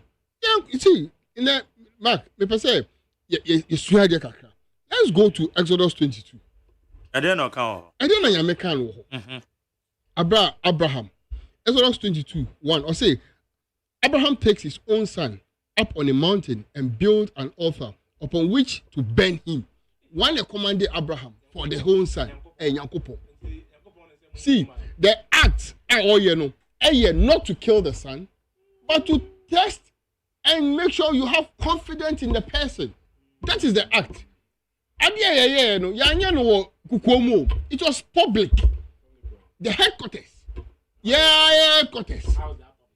Facebook Live. Facebook Live. Yeah, because Facebook Live. What are you talking about? Facebook Live. It's all secret. Any secret. Any kukomo. Any alajuo. Any sumo. In our why not? See, look, Okasano, I gave you a very nice opportunity to talk upon. You use the word desperate. What is so desperate about you taxing us like left, right, center corner? Me say, ya no kukomo, ya no openly. Say the Abraham, and your commandment from God, say, offer Isaac openly, don't call Benin. No. That is how we also did it. I am and I suffer, and the mom who hold the sword. It's you are because of your lazy approach to governance. Now, my yama buying and koye BBI basa until you want to use this one as well. Look, yeah, Genesis 22 crown 20. Let's go further to the Bible because the Bible did. Oh, because Exodus 22, and I'm saying Genesis 22. So I'm going back again. Oh, I'm going back again to Leviticus 27. No, let me go to Leviticus 27 again. And you see, there are Jephthah. You see, I just want to even give me train amount for Adrian Emra Bibi. So, who say that Jephthah echo war. No, what happened when he won the war? At the end of catching, I say, oh, we need war. No, we are. Let's go. Say, I will give to the Lord the first thing coming out of my house to greet me when I return in triumph. Please, you didn't see. Just keep quiet and learn. Onye di ni ensuade. Jephthah, eka che nyame se nyame akwa mi koi. This war mi kwa kokwa ma me man. Joma ma kwa kokwa ma ne man. Se mi winia. This is what I will do for the Lord. Or say, I will give to the Lord the first thing coming out of my house to greet me when I return in triumph. I will sacrifice it as a burnt offering. So Jephthah led his army against the Ammonites, and the Lord gave him victory. He thoroughly defeated the Ammonites from Arah to an area near Minith, 20 towns, and as far away as Abel. Thus Israel subdued the Ammonites. When Jephthah returned home to Mizpah, his daughter, his only child, ran out to meet him, playing on a tambourine and dancing for joy. When he saw her, he tore his clothes in anguish. My daughter, he cried out, my heart is breaking. What a tragedy that you came out to greet me. For I have made a vow to the Lord and cannot take it back. And she said, Father, you have made a promise to the Lord. You must do me what you have promised. For the Lord has given you a great victory over your enemies, the Ammonites.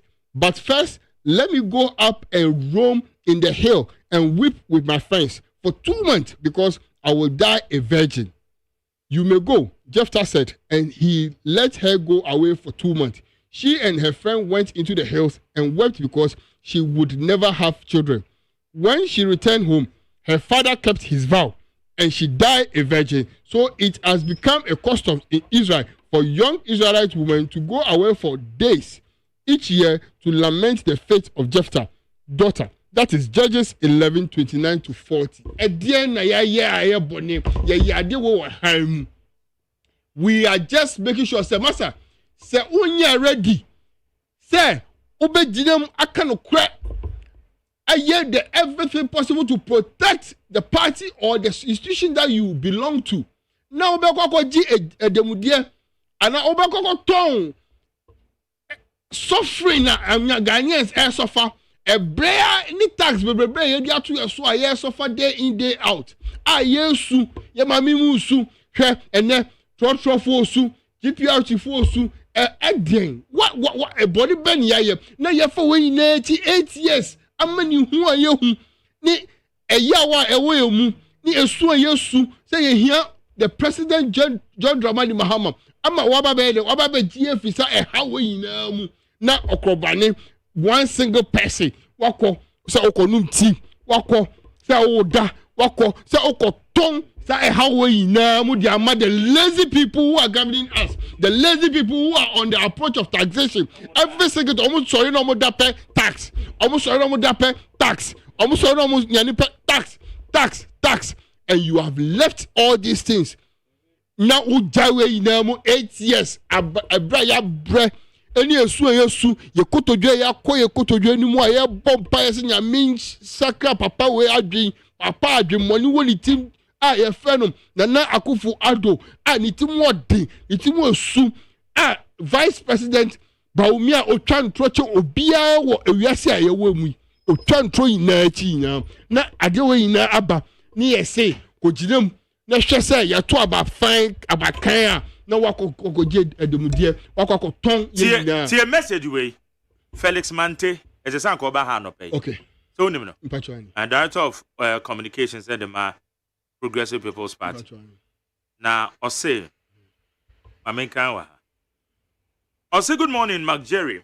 Unfortunately, I couldn't make it to the studio due to circumstances beyond my control. My view on the NDC oath is that there is no problem if members of the NDC swear on their lives and that of their families for the upcoming elections, but they should extend same level of oath to the time they are in government. That if they steal state funds, their goals should kill them and their families. That is what Ghanaians need. Should they succeed in winning the election? What are you doing? I'm working. How's that? Let's say every A and your B. Okay. You're free being called A.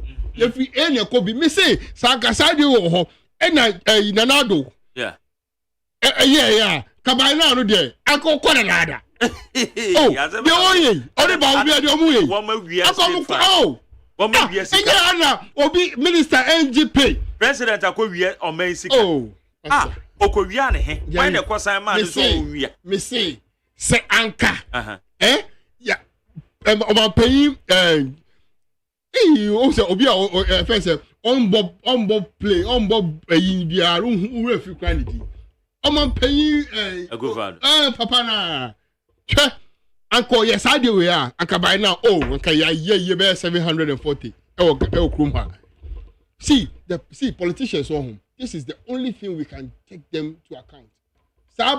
Your friend said, oath, I, Abdullah, for Massa, Onina, and Kosishe. Let us put some measures in place. And you see, look, I'm a Muslim. And I believe in Islam. You are a Christian, you believe in Christianity.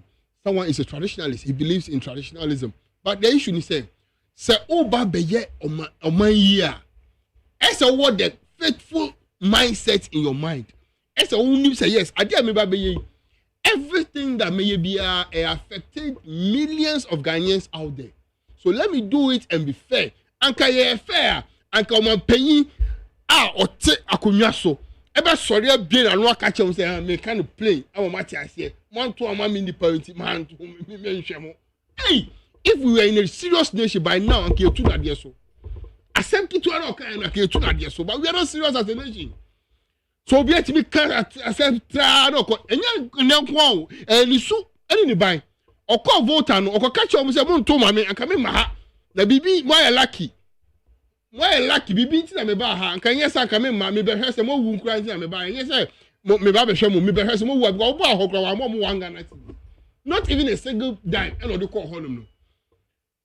Okọ pon just pon ha ya omu bie kwan no so ohene ne ka che ne se de bia mo ye Socrates. O si da be na wa to ama me da. Unto ma me nti yedin o sika kwa koye. That is the kind of person we are calling the president is honorable president of the Republic of Ghana. That is the person we are talking about. It's me see if you ask him. And yes say. So we say waba what you move fine, uti move fine, wakuma move fine say you over some NDC here. And now over the GM in 2020 amaya. Me say say dey we kra me pamacho. Me say mumma yen famma 2024 we mu a. Yen mayen yen double. It should be double. Life, video life. If you are not ready, stay away. If you are ready, come and you're by force. And yeah, you're teacher obia, you're fasika and two engineer obi so. Say go and do me. I said, I will put in line my whole family, my whole generation, just to defend this. Abra you close to 8 years. I'm near you. 8 years. Na you ma mu dada. That year sika ke o. You wo. 8 years. I come out there o krom ha no ho. Aman fun, aman mo boni aye fam wo krom ha no ho. Ye ho na adin o. So me see, so obedi 100 years ah. Na na ku follow kwa mo 8 years yi. Ati so ma oba 92. Naturally na wo 8 years. Edin biom, what else should we do? Now you can't say and a desperation and to put your life and what are you talking about? And I'm said no desperation in the Bian Muna +1 +2 +3 who free higher no sorry 15% tax yeah they are 2 20% tax they are 2 5% yeah they are share 2 mutual the munima say twawe yen free and yen fan go share ha share ha omo kasa na mo yin free yen fan go share ha. What else again? What else should we do?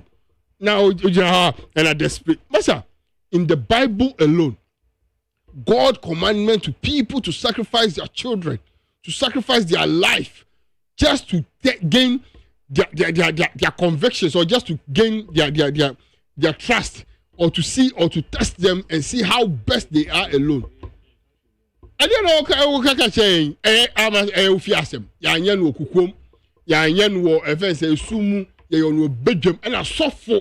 Nyame ato ne nsa afa no nyame ayeden ahira no ngo. And the bedina on the sword nobody share some. And the sword signifies something better, something good, and it is aya kwanche wo Bible. It is how the Bible need dia na yedi. Na ya eji Bible di ni eji Quran di ni en toaso. Because anyone who believes and understands the Bible, will never tell you what happened on that very day was a crime. It wasn't a crime. Thank you. And I stand for it. Also, what you know at the same, I need 100.9. Yeah, go ahead. Was it? Minya is a wow, Obekoda during elections. Obekonum tea during elections. Now can who be? That's what he just said. And see, if Papa or NDC now Papa is part of NDC leadership, please make sure your dad doesn't sleep, because Minuan say those who sleep during elections, those who drink tea during elections are betraying the party. Into Papa NDC now elections during the process before the 7th December and up to the time I be declare elections. Papa, you should be scared for your life. That's basically what. Dog. And nowadays, I say people went to drink tea, people went to sleep, and it's part of the betrayal. And those who swore the oath, they shouldn't sleep. They shouldn't drink tea. Until Papa now I call that during elections. Can who say or the name called trust? That's what my brother has said. And I would Jafta comparison. Jafta made a promise to God. And then you promise also God now. Who there you are making a promise to him? God. What you God? God. Who else? You have the Bible. A pastor. No. They are not. They are. You know the pastor. Let me give you the name of the pastor. Spirit. No, they are not saying that. They are not saying that. They are doing anything for God. Pastor. They are making a promise to God. Who want the number? Oh, menya number. Prophet Nana AGYEMAN Owusu. Okay. General Overseer. Possibility Worship Center. Possibility. It's possible. Oh yeah. It's possible. It is possible. What happened. It's possible. It is possible. What happened. It is possible. And it is possible. We take tax in Ghana. It is possible. Okay. I need 100.9. Next topic. Next topic, you know. That's holiday. In honeymoon. A honeymoon no hot and now president and so now some can fight. And no one ever and no one say obi am penya ye your tax. And I ye oh yes, I'm I can't do what I dream no do so. Anya condition no. Ma say o man o sorry pa. E kan kwa na dey frɛ hello. But the better way to me car mommy. Oko for electricity so oko tua 100 Ghana na kura won sem a. Exercise or plan 200 Ghana. Oko water inso ma. Ekwan inso a ye road wealthy but it is unwealthy. Like bibi ajegu basa and when you wake up in the morning safe. Na wa gasa na anyam say o man pay na do 8 years we home. Say if you say buy no say you move ahead. Well, even if I'm going this is my time until on your trip. Ube live 100 years and I'm paying yana do nkwa momo abete we age so call automatically 8 years. O man paying with all due respect. Now with the respect I'm for the amount need the prestige I dey show someone you need so your man paying I be can asempa ama inquire wo echi no ehun say yes this is a good leader why we need to follow. Ubi wanu a and some say ya leko minister of yari de me kan obeka se me twin santi my di me kan because editor idea I know the say o say edit o ya ju kra so ya me na me ka tro pa o ka say na me ya edit no ma ju mo papa asem ni bu a wo de to kwa minim de be free ya minim it is about the one for so no but o say as a film. Oh, say, Oman na otimi akoka che mpefo say ekunfi ho na amanto ama meninti ma sheda na mai atimo o say ayadwemone enani da ho nti say e ka asem bia ofaja ya ma edit mai because obi a wo adwemone ni e fa say eni da ho boni we a wo dia me say if it is a serious nation that we are in by now I guess they are dragging it to Parliament House by now I guess ya manage you can't say only the home free home cry like he should just get out of where he is because he's not fit person to lead a nation. Say Yan Tuama Minti. But omutua tax. The people over there pay tax. Now me try say I feel election no. Obeko ekufi ho. Akwa campaign. Obeko ho. Edi ni si ho. Say okwa campaign. No bo hu de be ye. E Ghana ha. We will all go to the place and tell him our mind as well because Omo Kagana for him they pay tax. To me, let me tell you the truth. But me oh, so na ni la hand time na olumu. Yes, yeah. After all, who? But mani refi say, oye ne eno yo man penyu. Etina ye be ka ho asem. Tama onyo bia biem. Onko bisa. John Rollins or him. Yaman paying before all him on fan flag. Oh, me bisa. I'm talking about a tree and I make a yes, bears for your bunny bay and can I say a tree. Until I mean, you have a tray, not 10 inch tree. Me say, and someone no more. Me say, of Jerry, say, oh, to me, a beer one, no castle. The whole president say you should govern Ghana, which is not even wrong. Or selected where idea I want to do work or selected places are open for you. No wonder say Oko Achimholuma. Everything has been done. Why painting. He has done everything which means selected selective justice, selective governance, and all whereby say 1 2 mana on Maukum. And is it factual? It's factual. Enti obesa o chere me say Udru Asante Mantama. Ye akwan nyina o. Oh, say I have money when Udru Asante Mantama. Now Kuko is the Eastern region. Udru Eastern region. Oh yes. Ko Eastern region. 90%. Oh, me say 90%. Oh, aden ye ko me say me from team. Ana wo kodru your friend is saying enyinam honom ne ade no na. Ohonye Eastern region. Part of Eastern region. I say baby wamoto abama MPP no. Oh, baby 80%. Growth. Me say 80%. Oh, which is correct. Let us go. Me say let us go. 80%. Me can me say acquire nipa for 3 days square. 3 days deep out for soon. Oh, yeah.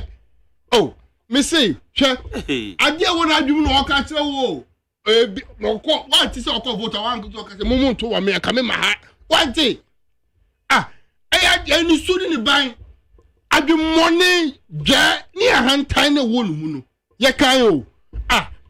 Me say, me kai every single day. Man paying.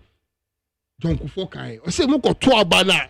I'm come promise or some go to yo. Now go for bo Jenny a hand kind of woman no much from woman. Ampa any brain any how in there any dear boy in there. Me see your boy said Johnny said na do be the president of Ghana wa high papa e duabola kan yesu na enim say in the so ho with a 24-hour economy. Your man paying JM Aka say Oba or the Beba. And we are very, very welcome to it. And Okase Obi Pehanimura. What is wrong with say Proye can kindly dream Nini a year messing up the country no. Now he's telling you that don't expect magic because I did not say he's telling the truth. It's for power no man. He's telling the truth. All fancy on down. My mind sweet quoted. I will give you $1 million each constituency. I will build airports in Takrade. I will do this. I will do this. Now, okay, every one village, one dam, one district, one factory, one constituency, $1 million. Nina waka ina wahe. it was just rhetorics and blah blah blah blah and JM any ready so we trying to know or kind of credit them say when I come the mess is messy unim what the news I gotta have say that a guy day baby anko ye or say me pamacho me news say mu hear miracle I will provide a miracle for you but don't expect you know say in the first 100 days of my governance which is Baumiane Nanado I will make Accra the clean then the city I will build tourist or do na had then oh hey where is all those things so he is telling you the reality on the ground say minim some hear miracle I know you want something better but please understand me in the next maybe in the 6 months of my time let us use that one to see what is in okay so okay say undi omanpenyida so you don't know what is inside me but so okay say asem na GM catch Baumia no say wakasa say na the dollar have wakasa town meet wakasa blah blah blah enum da ha odwa no num rough odwa ni na wi no okay chen say cracky nyabotre undi aban with undi president so you don't know what goes on there so relax and then Okacho said, I'm going there back again, which I know said Ghanaians will give him the mandate to go there. But me kohwa munya butrema me in the next maybe in a few months. Munya butrema me. Ni tutu nyama ni hu. Ade na o makata kata so aye hu ye no. Because there are so many things that has been hidden we don't know. Okay. Ni yemfa ye den, yemfa nye adwuma. Ade na waka boni. Obi oka no kra cho, ni obi odwa no num. Den na wo pe. That is it. Now you're born pineapple blaster and winning mine. Honeymoon, not how long? Oh. Or just 4 years? Oh. Only 1/3. We say John Mahama, we use 2 years, far better even Lord. They need 4 years. We don't need 4 years. Okay. We need 2 years. Okay. So he's using the 6 months to see Yama or Makata Swayenim. At their potty, Nama inflation, no yen so. At their potty, Nama dollar rate, no yen who exchange rate, then so. At their Makata Swa move from Ma. He has to see all those things because he has been there before, and that is it. And that is what we are all looking for. And they say, "I want condition why you are sweaty." Abba, I do not say, "Okoha hey, Ofaha hey, oh man, Koye, oh man, Koye." Dog. Ah, Ghana nie, dog. Ghana nie. We are going more. But I say, ah, Abba, again, we are going more. We are the obopa. We are more. We are the boy. Zagram, but I say, okay, dog, yanko. You know, if NDC4 I can say MPP are buying ACC Eastern Region roads up. You know Nhame. I believe and I woke up Boga to Boko. I was there some time back. Now a kwan so and my walk kwan so almost 2 kwanya. Now almost the and near my kata mutiso. The whole they've complained. And then Boga Equano Namia Dom, the government is working on it. Takwa Township roads, Obuasi roads. Go and see a Juma.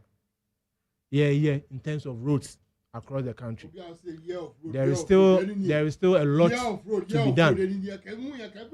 There is still a lot to be done. Inti Oshe Akwanya ya tachi. Oshe Akwanya ya tachi. Now still there's still a lot to be done. Nature the state of ya Akwanya.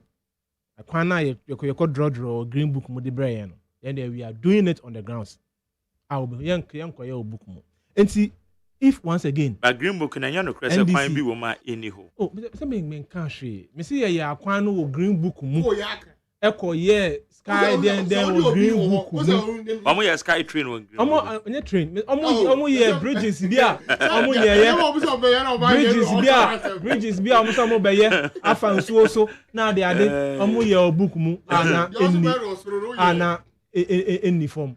They also very lost. So me if they say the government is paying attention to Eastern Region roads, and I know the government is not just tackling Eastern Region roads. They are first of all confirming, indeed, Abino a born homoding roads.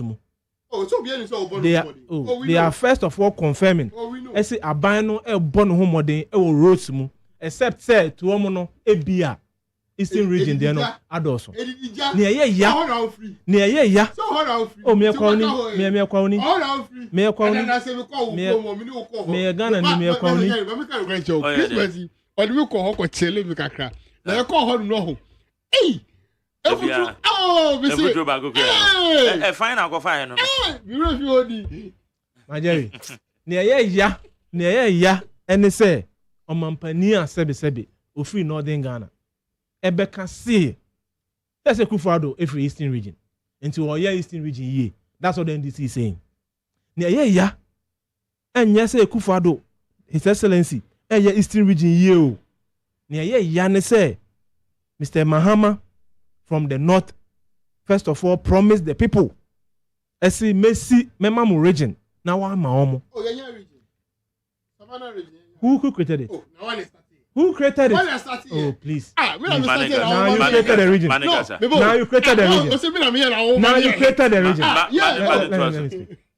So we promise a handful. I free north. I see you create a Savannah region for them. Now one year. And yeah. Nyane say Ekufo-Addo, His Excellency. Eastern region rose. Ne ne say Ufri north. Now we see mahu say ohia e wo north. Enti me de sada eba abe bridge the gap between the north and the south. Enunti have earmarked millions of dollars. I see me de beye confirm. Na ya hu confirm ba kupo. Na wa nya bibi ama wase a ebo no kro no. Wa nya bibi ama wase a ye mo no kro no.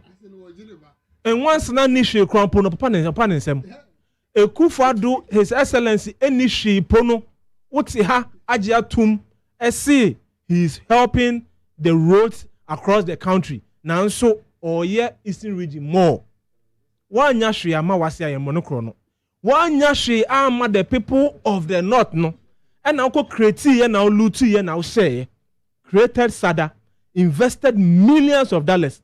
So the Korean confirm. Now the people of the north did not see a single I confirm. The people of the north did not see a single I confirm. And yeah. I see. Se ucha attack Maria. Now we Nambia. If you go and hide behind your own people, now we create, now we loot, now we share. And yeah. And yet President Ekufo-Addo sebi o see oil roads in Western region. Now coming back to the honeymoon, we have already told Ghanaians, Mr. Mahama has nothing to offer. He has nothing to offer the people of Ghana. And out of the abundance of the heart, and he has said it. Meba, I feel that maybe she books mu. Na makachre mu say we ne wo book mu enti esremo adwumayefo meba no ma rest. He is telling Ghanaians say he is not coming to do anything in the unlikely and unfortunate circumstance. Ghanaians will make the mistake of electing him. Obia was see obefa nipa akwatena ministries aye ejuma 3 times a day no kanchire will say don't expect anything meba mami honeymoon onipa or promise wo obeye Western Corridor Road I was promising wo this year obeye dual carriage from Accra to Takrade no I promising with the same thing in 2012 1 year no or kanchire will say meba mami honeymoon onipa wo 4 years in case in the unlikely situation, in the unfortunate situation that Ghanaians will make that mistake and bring him back over 4 years. Transition, it will take how many years? How many months? Sorry. Transition, please. Transition, it will take how many months? The appointment you will make and the vetting thereof, it will take how many months? Oh yeah. Or say, give me honeymoon again. Give me honeymoon again. In 4 years. He's telling you that don't expect anything from me. If you make the mistake to bring me back, don't expect anything from me. Into Mashas here, warning. I say, making mistake, you know. Now you bring me back. Give me honeymoon means, my time, me rest. Because the 4 years, in case you give me, or 4 years Pearl, if we make the mistake to bring him, he had just 4 years. He need only 2 years. He doesn't need Onipano. He needs only 2 years. He doesn't even need 4 years. In case you make the mistake and bring him, or what 4 years, no? Or can't I will say, my mistake, no? Only 4 years. Only just 2 years. Mami honeymoon and education, or what buy muna, or what buy muna, or sin near my yeno, or for teacher for 3 years, or 3 months, or what buy muna, or sin near my yeno, teacher for promotion, ama, or what buy muna, or sin near my yeno, or catch a gun and mabunu. Ese on ti me first can say bottom. Na so oje magician. Or what aban mu na o say enema ye no. O ka kire ye say your phones and the dum so buy. Or what aban mu no o say enema ye no. And o ma ye da dum so mu. O ma ye da dum so mu for 4 years. Or what aban mu. Onye say you chudi aso for na ko. Ghanaians, Ghana for ye ma ye ni enda ho. Ghana for ye almost half of my time. Interruption.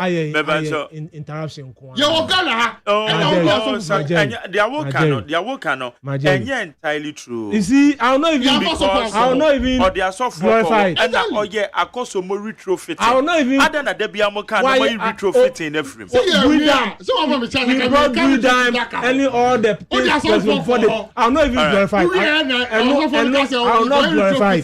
I'll not glorify it. You all know what the MPP did. All right. I'll not glorify it. In concluding, Ghanaians.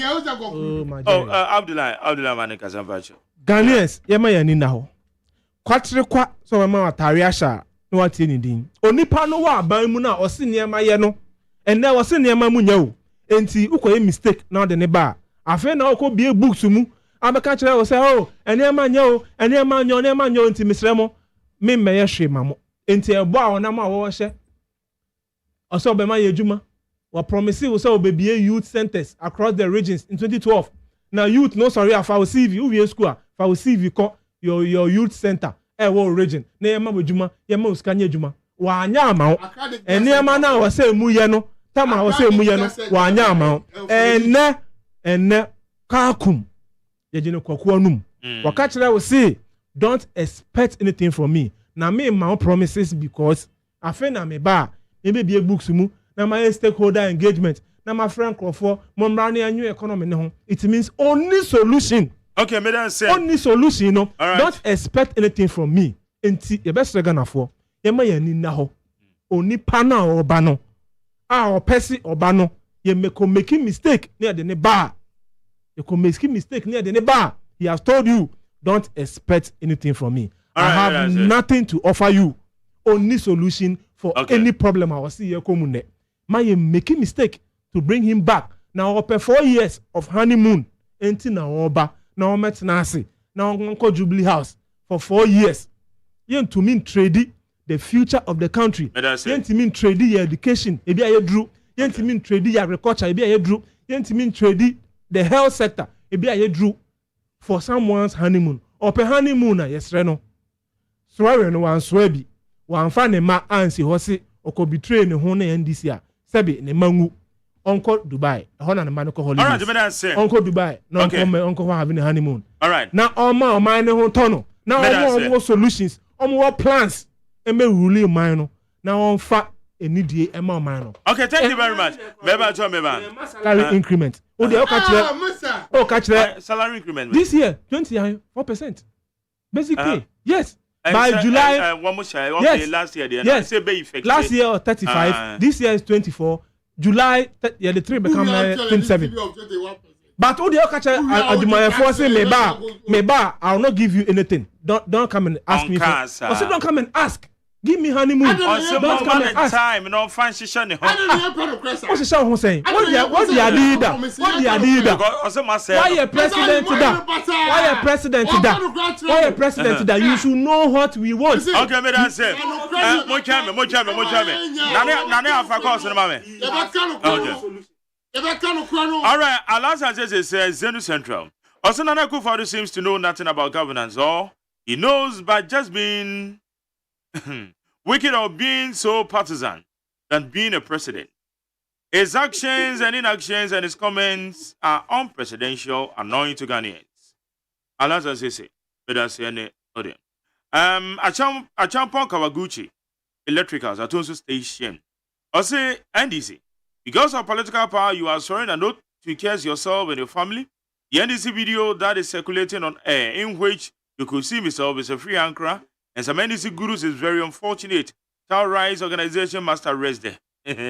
Also, just as watch Bantama MP. Well, so good morning, Mark Jerry. Hope this finds you well. Please, I'm writing this as a concerned citizen of our beloved country, Ghana. I believe that your major responsibility as an authority is to check every consumable items in Ghana for its safety and effectiveness for consumption. Please, are you aware of the concoction the so-called prophets are selling in their churches in Ghana? Do they have any authorization to sell them? Have you certified those items as an authority whose duty is to check those items? Can one use food and drugs authorities for negligence of duties and responsibilities? Who is to check it directly? Have you done your laboratory test to find out the damage that those concoctions might have caused? Nana sound of Senegal. Nana sounds wakabi. Well, say good morning, Mark Jerry. Tell you prior to you that if things get worse in Ghana, you're also part of it. I'm your J. Jamase. When him, yo, yeah, that's you. Well, say good morning to you, Mark Jerry. I'm listening to you and your crew here in London. Keep on well with a good job. God richly bless you. Okatachi na no uso asante or the London. Eric Wakubuwadi said the NPP government is the only government that think about the future and welfare of Ghanaians. So we should all support the NPP government. Surely NPP party will break the eight. Eric Wakubuwadi and the other way. Positive change. The NPP's understanding of the visionary leader GM's proposal of a 24-hour economy policy exposes them on why they couldn't manage this country's economy as a government. The 24-hour economy policy by GM has come to stay forever. No amount of propaganda from discredited Vice President Baumia can defeat it or can defeat its implementation. Positive change. I'm pleading with Ghanaians to reject John Mahama 7th December because he's not somebody who is serious and ready to become the president. How can a 24-hour campaigner go for honeymoon? Chia. I believe different. Where is it, Jerry? Remember?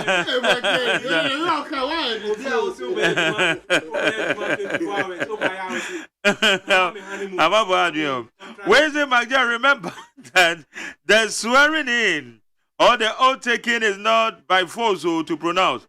If the one taking feels that is against his or her will, he doesn't have to pronounce it. Any institutional individual has the legitimate right to ensure transparency and honesty. Kwame Osrani Esidu or the Finland. Where's a good morning, Jerry? Tell Mustafa Gbandi of the NDC that if the NPP supporters come out in their numbers to vote in 2024, his NDC will not win this coming elections because the NPP have more followers. Mr. Tay, Gulf Estate. Where's Mark Jerry? Can you ask Kwame Amafo whether he has also taken the NDC oath? Person Pedro the Frobome. Or Troban Revisano. Where's the Mark Jerry? Baumia. A good father and Baumia benefited from COVID-19 pandemic because they received 25 billion Ghana cedis as COVID-19 relief funds and shared among themselves and later slapped us with COVID-19 tax. It appears they are not satisfied. Now they are introducing new electricity tax to finish as God save us. It's Musa Abattoir, as one said. Where's the Jerry and Kwabnama for good morning? I said, don't mind them. They are nobody to themselves and their family. Please focus on your work. We are always with you guys. Carlos of Emmanuel. And they are bad. Thank you, Carlos. Where's the Mustafa? Or the Philowa Menya Krobo. The change that we all desire, sedation, is coming. It's in the person of His Excellency John Dramani Mahama. The challenge of impacting positively on the people and putting the people welfare and standard of living at heart. The next, His Excellency is John Dramani Mahama. Hey, what have you? Mustafa Luwamenya. Did I say? Oh, try not what I say, we ye, and I just say, many balls are not my kind of them. Leviticus Pazadi Frikaswa. Also, Honorable Mavis Akumsen is retaining and maintaining her seat and what may regards to incoming President Dr. Baumia. We say Dr. Baumia is our next president too. Come 2024, and good people of Ghana have made up their minds to vote massively for the MPP to meet the demands of Ghana this time around. Campaign will be based on policies based because of the insult, vilification, and insinuation. We have gone past through that. Let's vote for the MPP for more transformational and developmental projects. OPK saying Dr. Digitalization Baumia, incoming president. Ghana should not listen to John Mahama because he will bring back doomsday and so many things that he did in his governance, which wasn't good at all. Fort bribe Burkinabe contractor, Boboswa, Ozi Mr. Sekojo, Oso Chapa, Sekojo no one special aid. Wow. Then I am a one time. Hey, okay. Let's say this in the 4 minutes. We say the fact that we have law enforcement institutions, Ghana is still a lawless country. It's over. It's over a decade since President Mills passed away. Until now, we are still altercating about his death. And yet, we don't know what actually caused his untimely death. Some high-profile citizens' personalities has taken hostage of the country's rule of law and justice, which has therefore had an effect on our constitutional laws and democracy. We have to really fix up as a responsible democratic state. Osegweku, UK. Okay, but that's it. We say, MJ, everything shows NDC in opposition are hungry, papa. ATS. Them, this is just the beginning. Hey. I see JDM can start his honey tone. Okay, I say the honeymoon tone. After all, he's a dead goat. I'm going to yeah, uncle. Gabriel, yes. 0302243540 0302257402 0302257902 yes 0302243540 Beba Chomache Jerry. Yes man you're correct.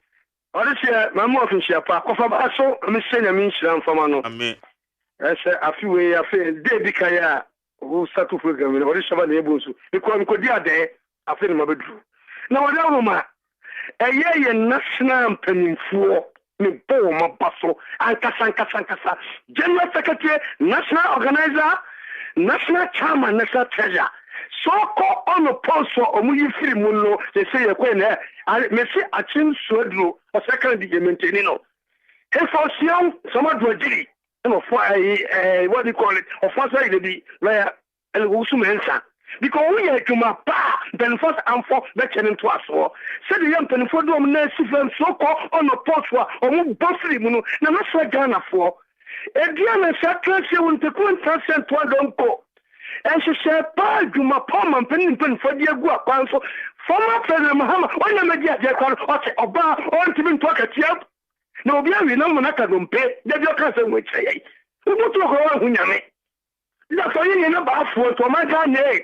Education, and Saka, you knew and could for back on my time. Chief Director, Western Housing, when Mr. Padmo, who were dealing with us, who could deal with Munkuba. What is someone about to say? I know I don't try. Maybe I told me watching. Good morning, my daddy. Yes, sir. Very much. Mark Mbata or Robo Katibuatini. Okay. Fantamanto. May we say that 24 hours, you know, we go to program and my niece was doing a papa. That's the papa. It was all Poguma and I'll get a listener. Mark Mbata, money was the case here. What channel English a month from Quadro Cranche, aka Abogate, or no, I bet to strategy. Strategy, I be papa, and why am I? And this is one by the sickness and the Abogate, Quadro Cranche neighbor. Robert Lamte, Obama Din and Paswaswa, Okumkom. Oh, I do what they are. nyankopɔn boa mo papa madina mpɛsoa so Robert Dante ɔno ara na ɛkɔ Almighty Baumia but Baumia deɛ papa yi wu ho braseɛ bɛma no so 2024 ma Jerry mpakyɛw wode metam no so no aka ate me deɛ me sɛ President Mahama Ghana ni bi ɔbɛkɔtɔ ɔbama no ɛne ɛwɔ no wayɛ o ɔba ɔbɛtwa free education mu hɔre mu yi ɔne na busuafoɔ ɛne ne yere ne ne mma ɛna ɛkɔdi hɔre mu ɔde Ghana sika na ɛkɔ o ɔde ɔkɔdi yɛ sika ɛne Ghana ni bi antie Mahama o no abra mpakyɛ yasoma baabi yasoma campaign yɛ o sɛ meba president yɛ ntoma ho o sɛ meba mekɔ kɔdi hɔre mu ayɛ na dwuma na sɛm bɛni obiara ntie no adada ɔba yɛ da so mu sɛ mfie nan mfie nan yɛ da so ɔde bi papa bɛɛ de man ɛna ɔnam wɔyɛ campaign yɛ wabra ahome o papa Mahama wabra ahome ɔne nyame nya dwuma Meda sɛ ne wadwe nkyerɛ ne 100.9 bɛba kyɛ ɔmakye Mejus Magdari. yɛtie o bɛma Yo Magdari frɛ me kɛsia dodo na bɔm na no sɛ fa bem kɔ wede asante ahyem kɔno ni ba ɛna me no ka sɛ ne me no nyɛ fi kɔno ngo ne fi mfunam fie kɔnɔngo deɛ meyere na ɛfiri ɔ meme firi dwabe aha Magdari na mitra sɛ ɔho ɔman Ghana asim no ɛm sɛ yɛn mpanifoɔ no sɛbe asɔden wɔ mo so bebree hwɛ nanado ɛbaeɛ obɛti president hwɛ bɔhyɛ a ɔbɛhyɛeɛ yɛgyina akyi to abama no kama ɔbɛbu general hospital a ɛwɔ la egu yi no papa ga sɛ ɔbɛsi sɛkɛyɛ ɛnya kan papa nka ɔfa nneɛma nkɔ so twa yɛkɔ so kan yɛ apɛ abɛre machine akɔsi so afei a wɔbɛkɔ no hwɛ kumasi mɛwuro a ɔyɛ efi fɛnsɛ efi bari a ɛkɔ hwɛ ɛkwan ɔmo nyɛ yɛ o ɛso wɔsɛ kɔ cape kwan so asan ɛde machine akɔsi sɛ ɔsan bɛyi cape kwan no enti papa ɛnyima yɛ ɔsabɔ no bo sɛ yɛ nti ɛbɛyie ni adanti na wɔbɛkɔ no wɔnya botan mu ɔmo a wɔakyerɛ no na ɔmo nya adwuma no na papa yi ɛsɛ pɛ sɛ ɔsan sɛ adwuma bɔ no boɔ hwɛ Baumia ɔpɛ sɛ ɔde ne Baumia yɛmpɛ no o yɛmpɛ Baumia because ɔba ɛna do nnwuma nti ɛna ɔyɛ no ɛno na ɔba bɛtoa soɔ edi yɛmpɛ Baumia edi sɛ wɔkɔ a ɔmfa ne nkɔ ne yɛmpɛ obi a ɔbɛtumi ɔman adwuma no na ɔmɛyɛ ma yɛn Bagdari yɛmi hyira paa meda ase meba sɛ meda sɛ ne wadwe nkyerɛ ɔde aba ne 100.9 memo akyɛ anɔpɛ yi Meji oso Magdari na wonti sɛ nyame adom bɔkɔ yɛtie o eben kwa benya mami nchia menua NDC na ɔte studio nyankopɔn hyira no na abebia even wɛ ansa na wabɛtoa so makyerɛ mo sɛ mehia lepile makurugu monka nkyerɛ no nkyɛ wobɛhu no ntina ne maba manka ho asɛm yo mate toa so meda ase sɛnea medi kan no mekyia menua NDC na ɔwɔ hɔ no nyankopɔn hyira ne bɔtɔm na de bia wɔtumi abɛka NDC nsɛmpa akyerɛ adasa man na menkyia lepile makurugu JM obegye efi how abenedie a doctor party bi aba betu yen so hwe doctor wa mi say doctor won kinkan ma Jerry sanka doctor kinkan pa anko bewu power no omu jagan a lot of buffets me be some say give it fan there we in fan extra fan get fan stabilization fan heritage fan omu di musika nyina manasa nanado enche aka 11 months obe handi over no then no di jagana ene Ghana ye mobo ma Ghana ene ye na na ye la sulala tene ye nyam pepe fo be kan ene IMF mo train service IMF very ebetimi ama ye sika ena me no ka say ye ntibe la ye wo bank kan eno nene abani bobo bosia ebi esi JM ne NDC time say NDC ni mama mo ye drink Ghana fo ho na me bi sa nya bia the NDC for in 2020 say obi go betray party no e dey never be table so ama yedi amamo ahye wonsa 8 years down the line e dey na waye economy abetu ye na eye na ma flourish na dollar to the city there for city ye ka kire ye say when your fundamentals are weak the exchange rate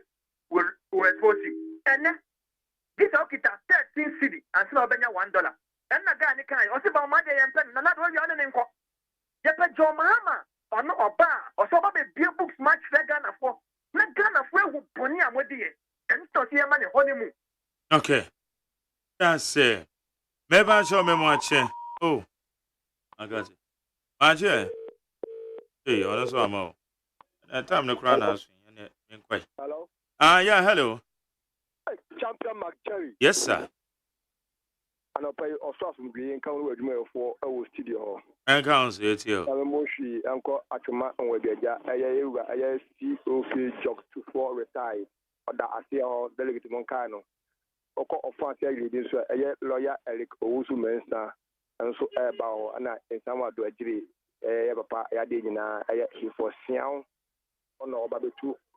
Another prayer, Lord in Puntu Abreum. Mark Jerry. NDC any at the Pepe Biadima or mine Ghana. Because you are your mama at the or Maya Kunyanusuno. Or Magana 40 years, 4 years now, Omudi woman, 4 years, Nisa, the amount more years. And the Yatua Betia and Oko, and the year will Kufuado Abba. And then all year and your market, Yaka Magana for any abat was on fast and then Ghana for a school free.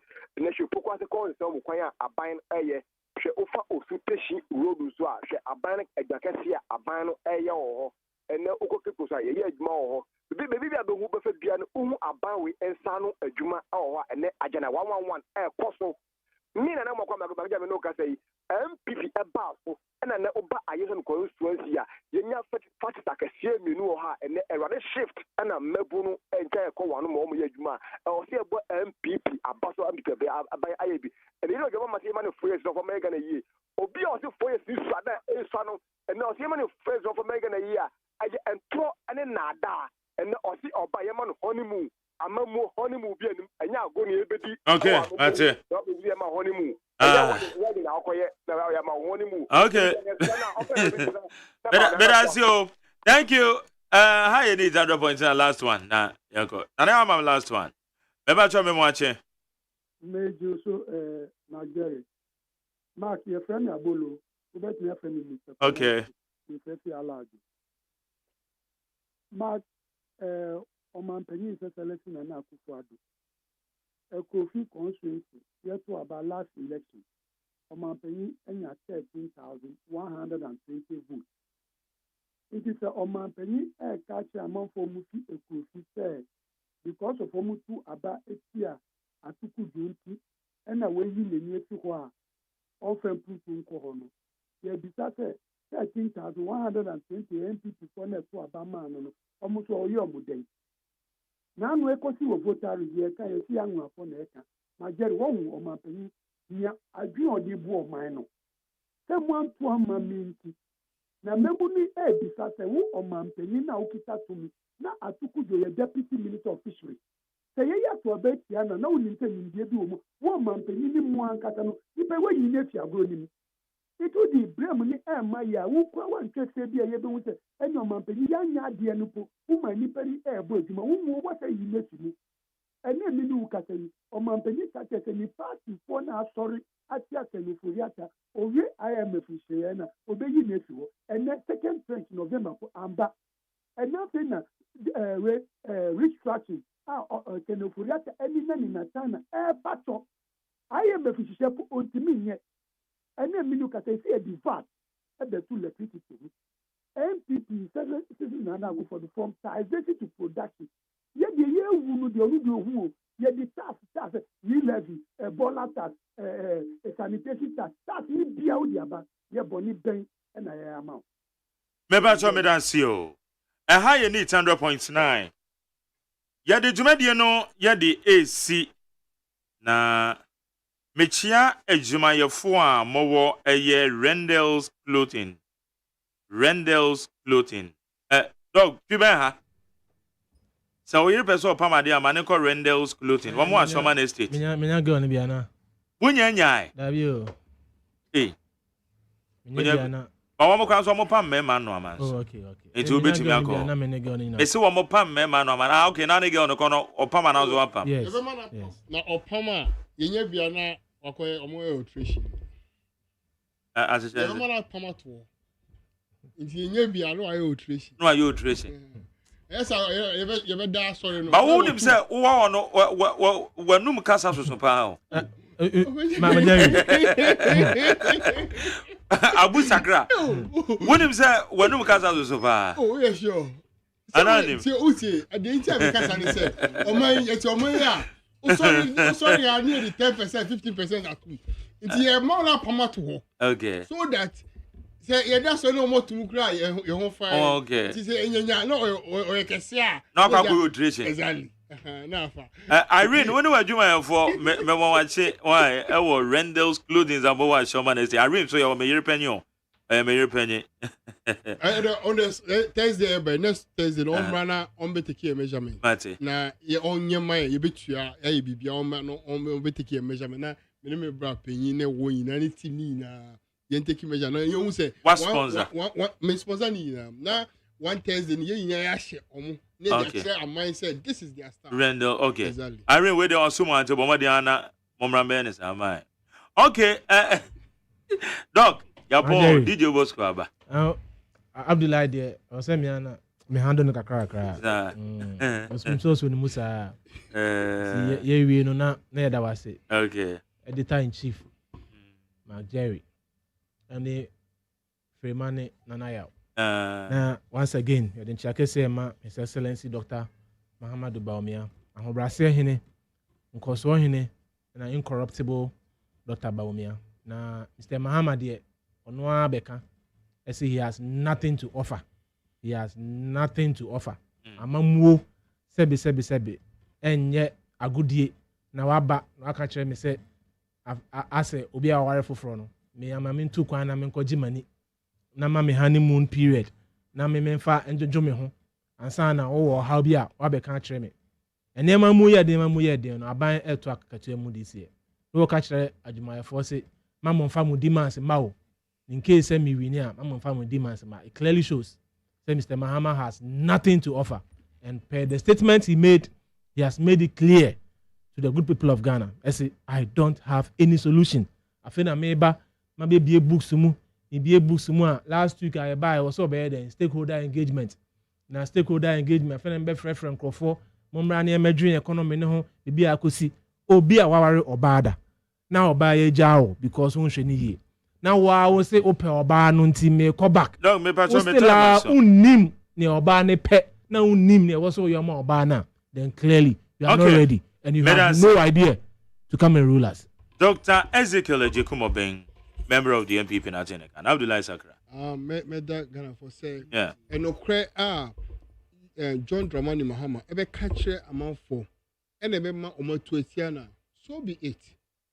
Was say or person or kind of as it is, and yes, or promise 1 million each constituency, one district, one factory, exchange rate reduction and stuff, and yeah, and drag and over or the no crack and ever. And he said, Oba, unchain, no, the kind of credit you say, me pa macho. More 2 minutes shaman somehow. The first 6 months, ne idea. If I say, me, share, BBM, yeah, now, all the OTS say, there are blaster, aye. Now for different coach bar. We are there. Obey steady players. No idea. Say, Dentina will say, Omra. Dentina will say, Omra. And he said, exactly. So, how do you fix the situation when you don't even know the situation? And to a name no better. You said the Mumbo number. He's coming to do what? You said Mumbo number. But you need their figures. So he is coming to do it, and he's telling us that you don't know what Ghanaians want. What he will do is what he's doing is I'm telling you the truth as it is. The truth is of a Jerry, a former president of a Jerry. Who said me ye do her? Kasa. It is a Mikasa will stop me. Or microphone or on. May I say? Or say or the no crack and ever. Inti or catch a Ghanaian and say, me Baba be change Ghana. Me be change a more bonny, a more phone, ni Jenny a hand time and way a president. May I say? Yeah, be changing now so. How do I? And Ukraine say, yeah. Me catch them. So in my first 6 months, no, dear, I'm not expecting anything miracle. What I want to do is to come, study the situation and fix it. Okay. Okay, we are coming. May I say? Higher. Abdullah Sakra, may I say? Jenny hand time and woman. Look, and you what? And you want $1 rate. Okay. $1 rate. DJ Bosco na better now or no? Yeah, sorry, you made you know. Yeah, see you. You be there, one. All right, thank you very much for joining me right here on 100.9. My name is Mark Jerry OSEI AGYEMAN. May I say, Nyankopon ya domo a. Nyankopon ya domo a. Ochina yebesa nhia ewo Ghana Montie so. Na momena nwumre me no be hia wo torchlight so ai. Yebehia torchlight, yebeto torchlight ne Ghana wo match ene. Eti torchlight ne be chance eye nonson na ye wie no wotwe. Na ya cross over kwa akotie commentary na makwehwe boni. Another Bosco Ghana match no jana. Na Ghana match America na wabra wani asehwe me di. Azempe ni o. Sa me kai say tournament we is the World Cup. Ghana and Czech Republic. And GD and so say you go bibi. Walk Ghana match no one seven no bia tendi. OSEI Ghana. Charlie no chi abekwa kwa hwewate. Bosco mo yesa o. Okay, me dey say na be ma kojo da me ado me produce ojina meche. Abena frame abankro na ya osafo me da mase. Mesia Waje is a darling boy, my supervisor, Dr. Father Dixon Nash. I don't know your executive producer, fully supported by my general manager, Kennedy Asante.